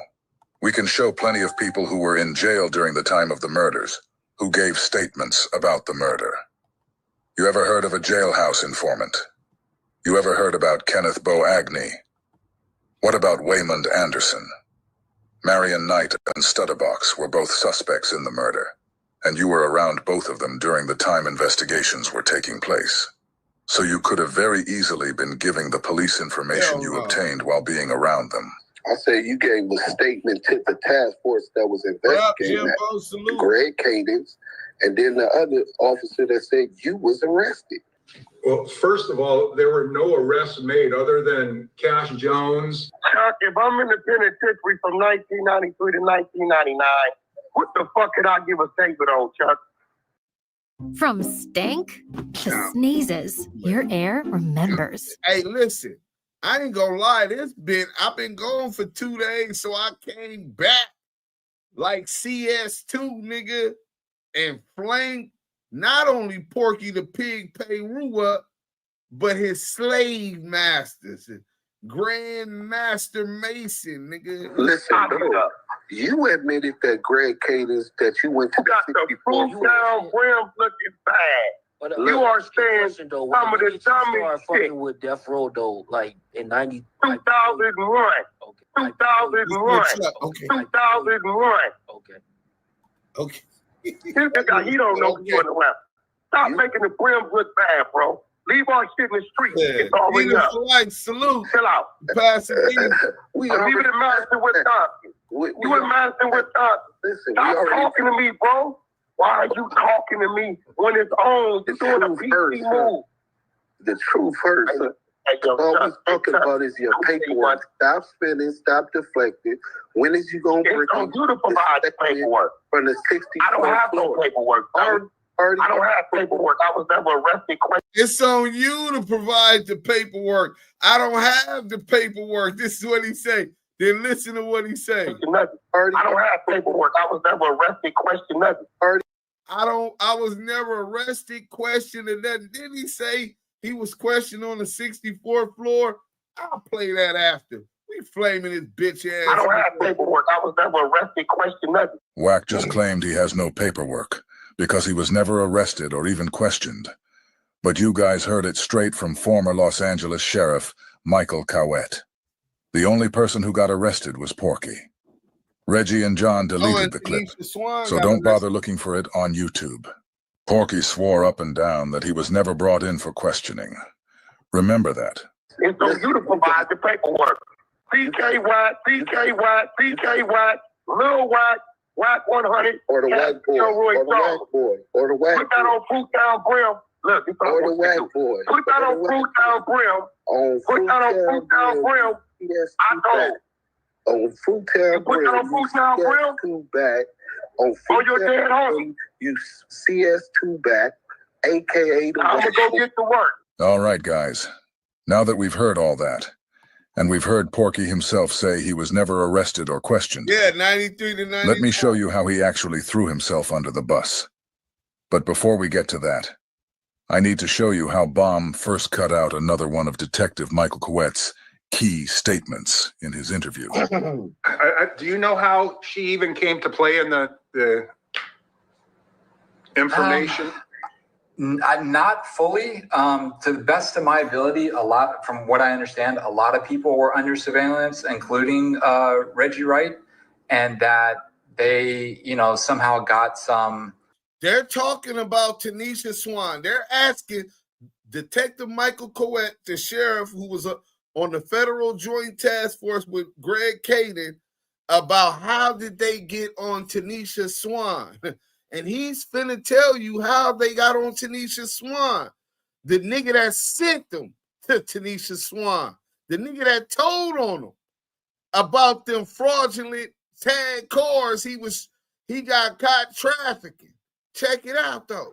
Information on Tanisha Swan, who was one of Suge's mothers to one of his kids, and that they basically wrote up a false confession letter and presented that to her to get her reaction, and then that pretty much prompted the confession. Am I accurate there, or am I off on some stuff?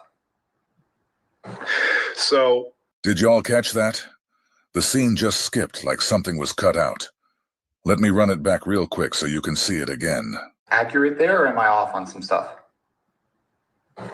So, Paul Fournier, myself, and Jeff Bennett. We already know Baum first removed the clip of Michael Cowett, clearly saying the only arrest made was. Did y'all hear the names that Detective Cowett is naming? Let's go back a little bit.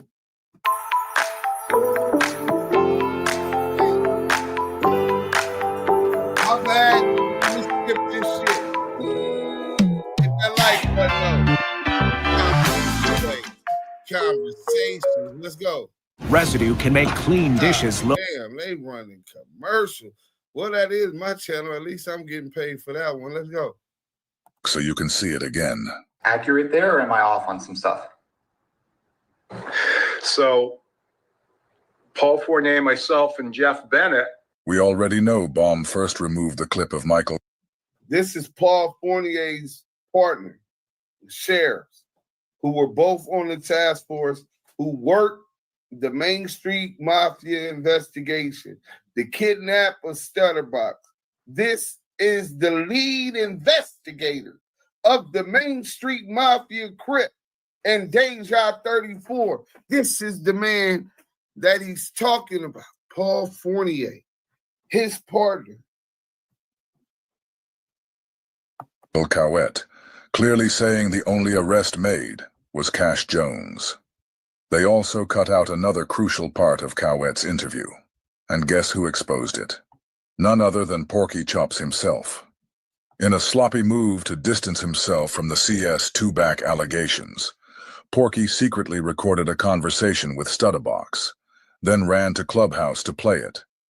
But while trying to clear his name, he ended up airing out a segment from Bomb First, the exact part Reggie and John edited out to protect him. Now, this next clip gonna make even more sense to y'all, right? You heard him say, I told the police, if y'all looking at Wack for doing anything illegal with them trucks, he ain't, which is a lie, because ain't no way they gonna spend $300,000-$400,000 watching my trucks if a nigga tell them that. Right? Play the next clip. Play that clip. Are you talking about Tanisha Swan? Yes. Tanisha Swan was. Do you know how she even came to play in the information? Do you even know how Tanisha Swan came into play? Suge's wife or baby mama came into play in this investigation. This is the question. Why would they start talking about Wack?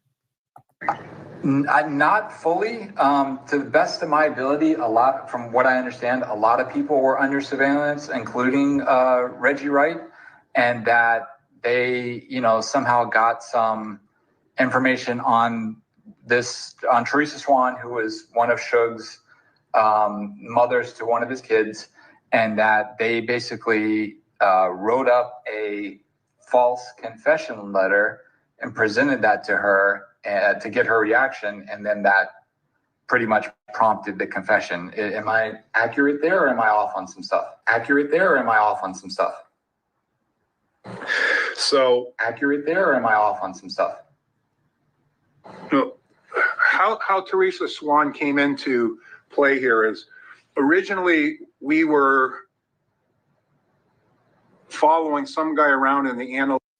How Tanisha Swan comes into play. Initially, we were following a guy throughout the Antelope Valley. I wonder who that was. Antelope Valley, and Greg had thought that this guy was going to be able to get us to Suge because he had some relationship with a not so famous rapper at the time, and he somehow thought this guy was going to get him into Suge. So we chased this guy around in the Antelope Valley for. The not so famous rapper at the time was Ray J. A lot of articles listed him as a rapper with the Main Street case.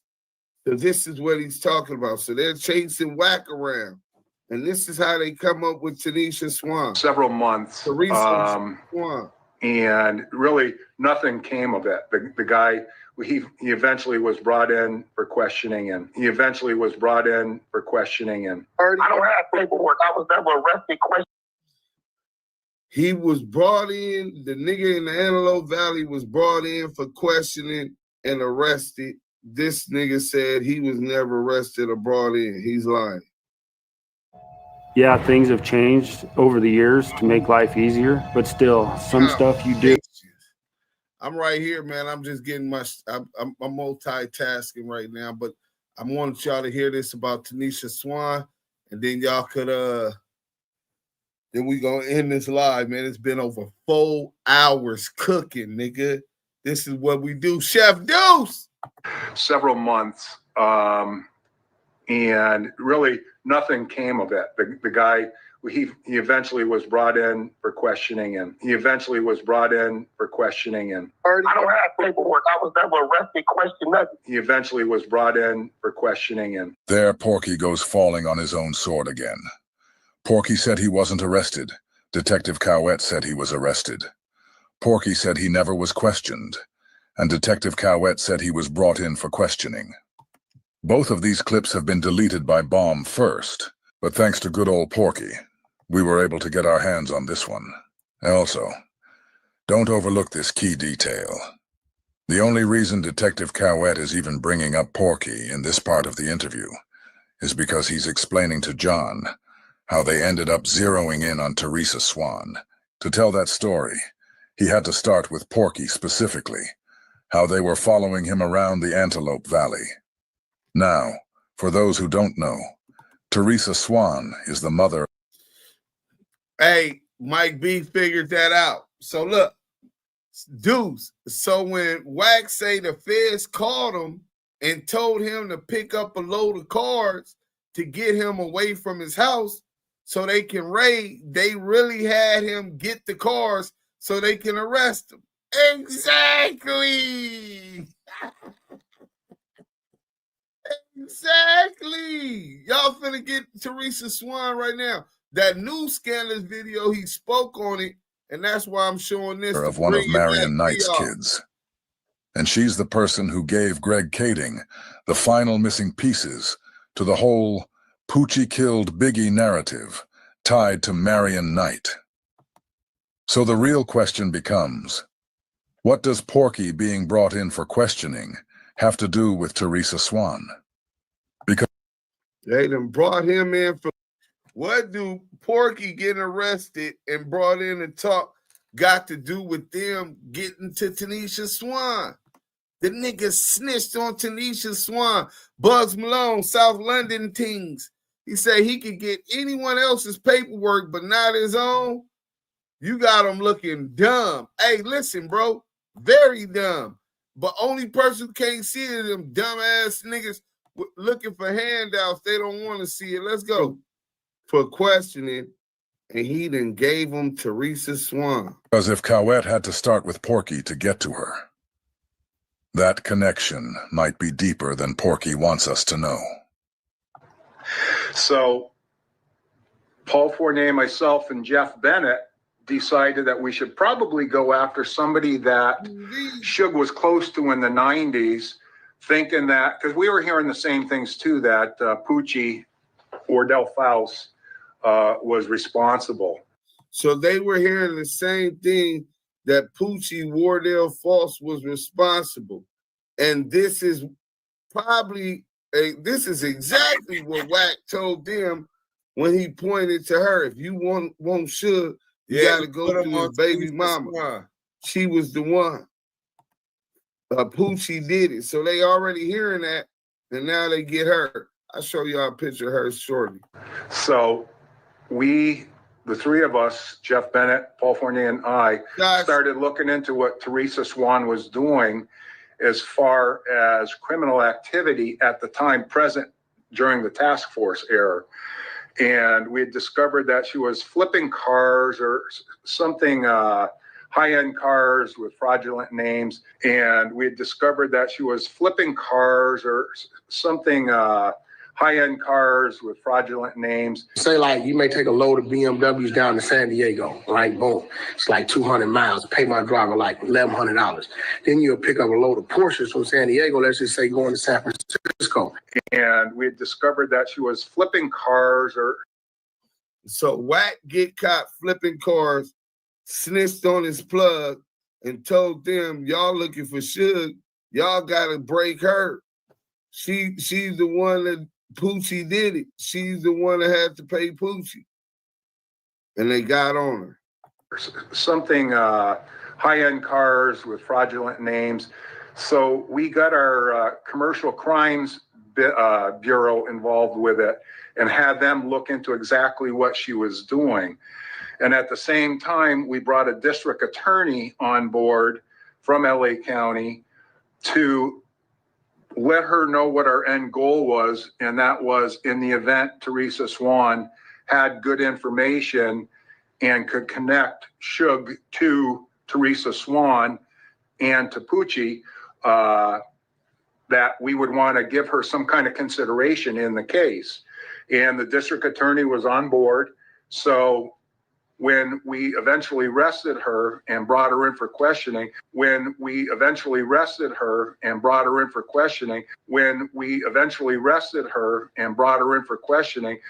According to Detective Cowett, Tanisha Swan was arrested and brought in for questioning, just like he said Porky was. Now think about everybody whose name was changed in Greg Kading's movie.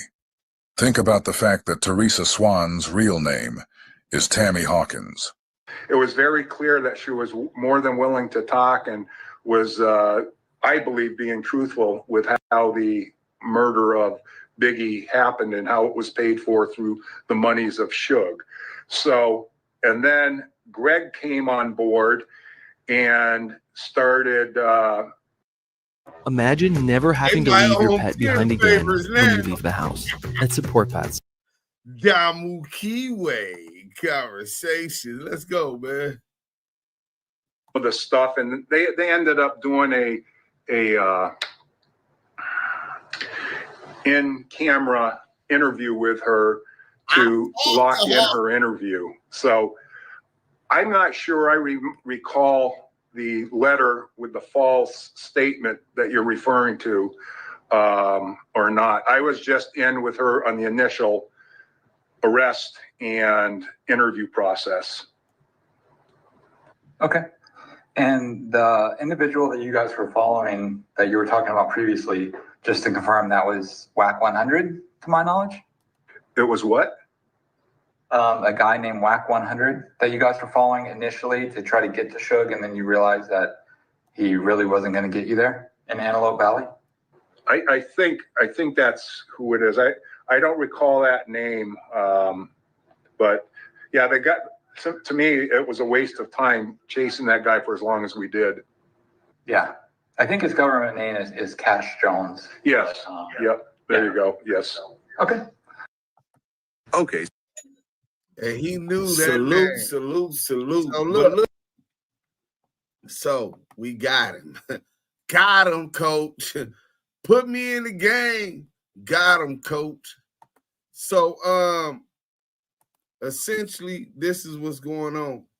The hierarchy, the institutionalized racism, those that control the institutions continue to stay in power, working with billions of money that they earned not from original slavery, but after chattel slavery, right?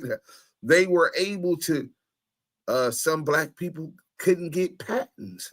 They were able to steal, bamboozle, and steal equity, ideas, intellectual property, and ownership from these people to keep them as workers, as the workforce for those who will remain in power and for the benefit of their people.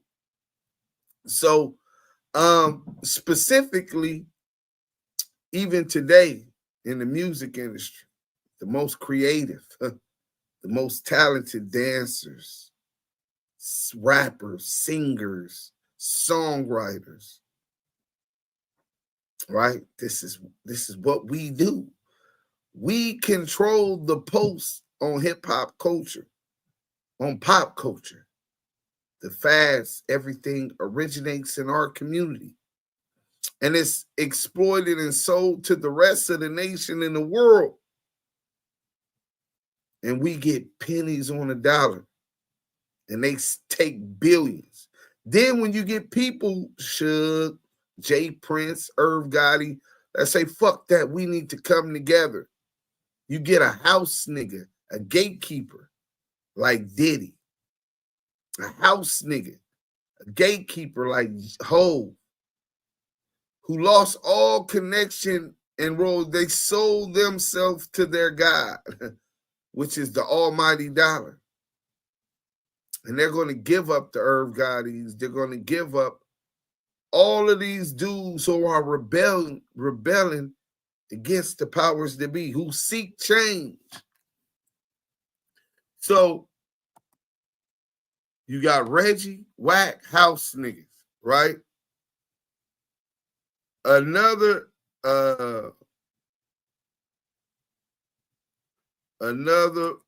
word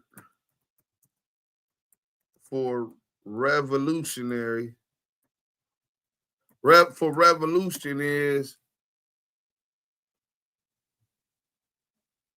let me see, synonym for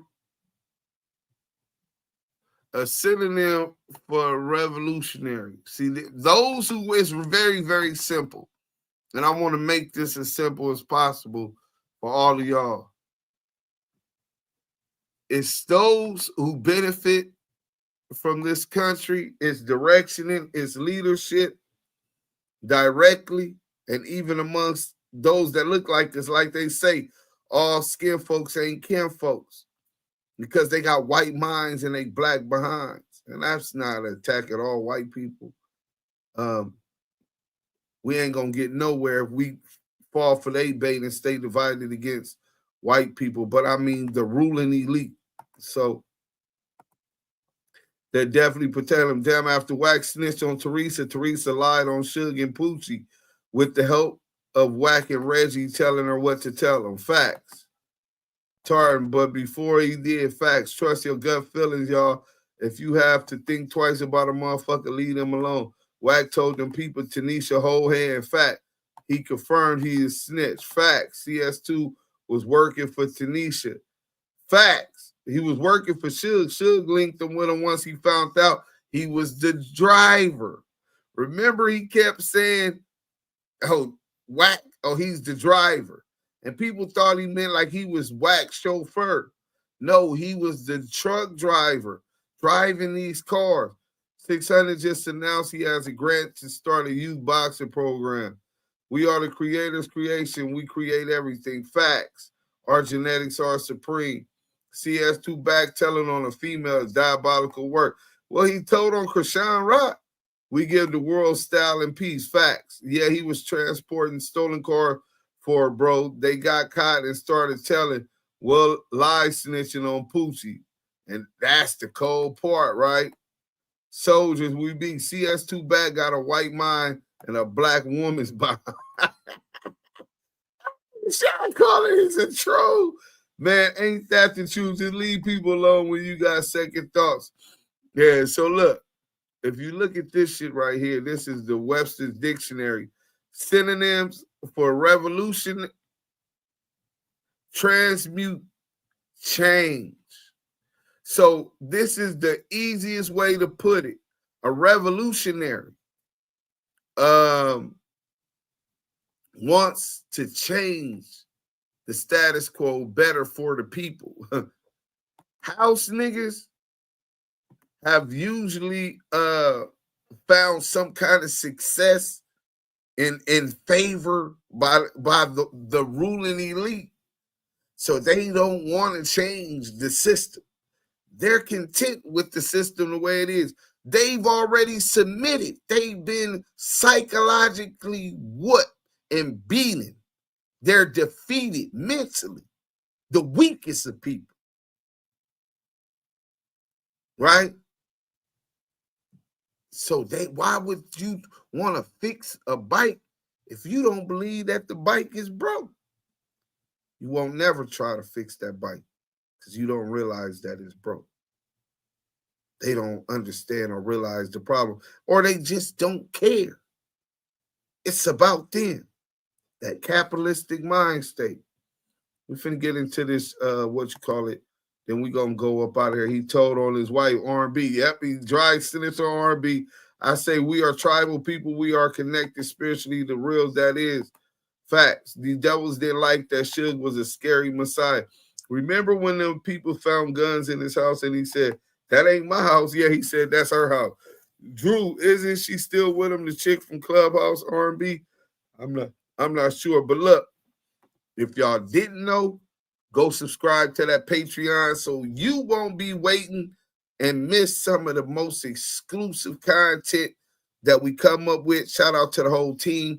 ETE, Scandalous Los Angeles TV, Smoked Out TV, Stand On It Media, A Dose of Reality TV, and my boy Fam West TV. Salute to the Blue Wrench mob in the chat. The chat is where it's at. Thank y'all for hanging out with me for 4 hours, 43 minutes, right? Yeah. Oh yeah, laugh out loud, that Krishan stuff. Yeah. Then when him and R&B was allegedly getting robbed while having date night, he said R&B pull out the blammer and let off on the would-be robbers. Yeah, definitely. He was dry snitching on her again. She might not have been the one that did it. He a cold nigga. W, do Sims, keep your foot on their neck. Hey, man, it's always a W. Unreal TV, salute. Unreal TV, if you're podcasting and doing the content, you might want to get with us, man. This ETE movement is running the game. But remember, change and evolution. Go subscribe to the Patreon. Also, you can get the Student of Life curriculum of how to properly register your intellectual property and everything you need to learn about that whole curriculum. $4.99 for the rest of the year. Go on this YouTube, subscribe to the Student of Life, because I'm a student of life. To the day I die, I'm continue learning. I don't know it all, right? But the day that I die, I'm going to find out my last life lesson. And that was how I die. So until then, salute to everybody. You know what I'm saying? Hit that like button if you ain't already hit it. Active Chucks, YouTube, subscribe to the Student of Life exclusive content. You have access to that. DM me if you do that so I can get your P.O. box and email you the pamphlet and study guide. Also, Patreon. Go subscribe so you get that exclusive.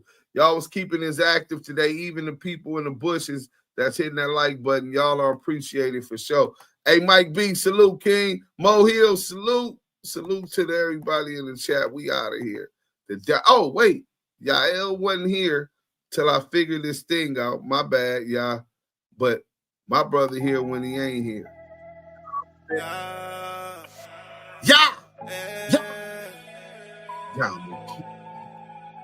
Conversation.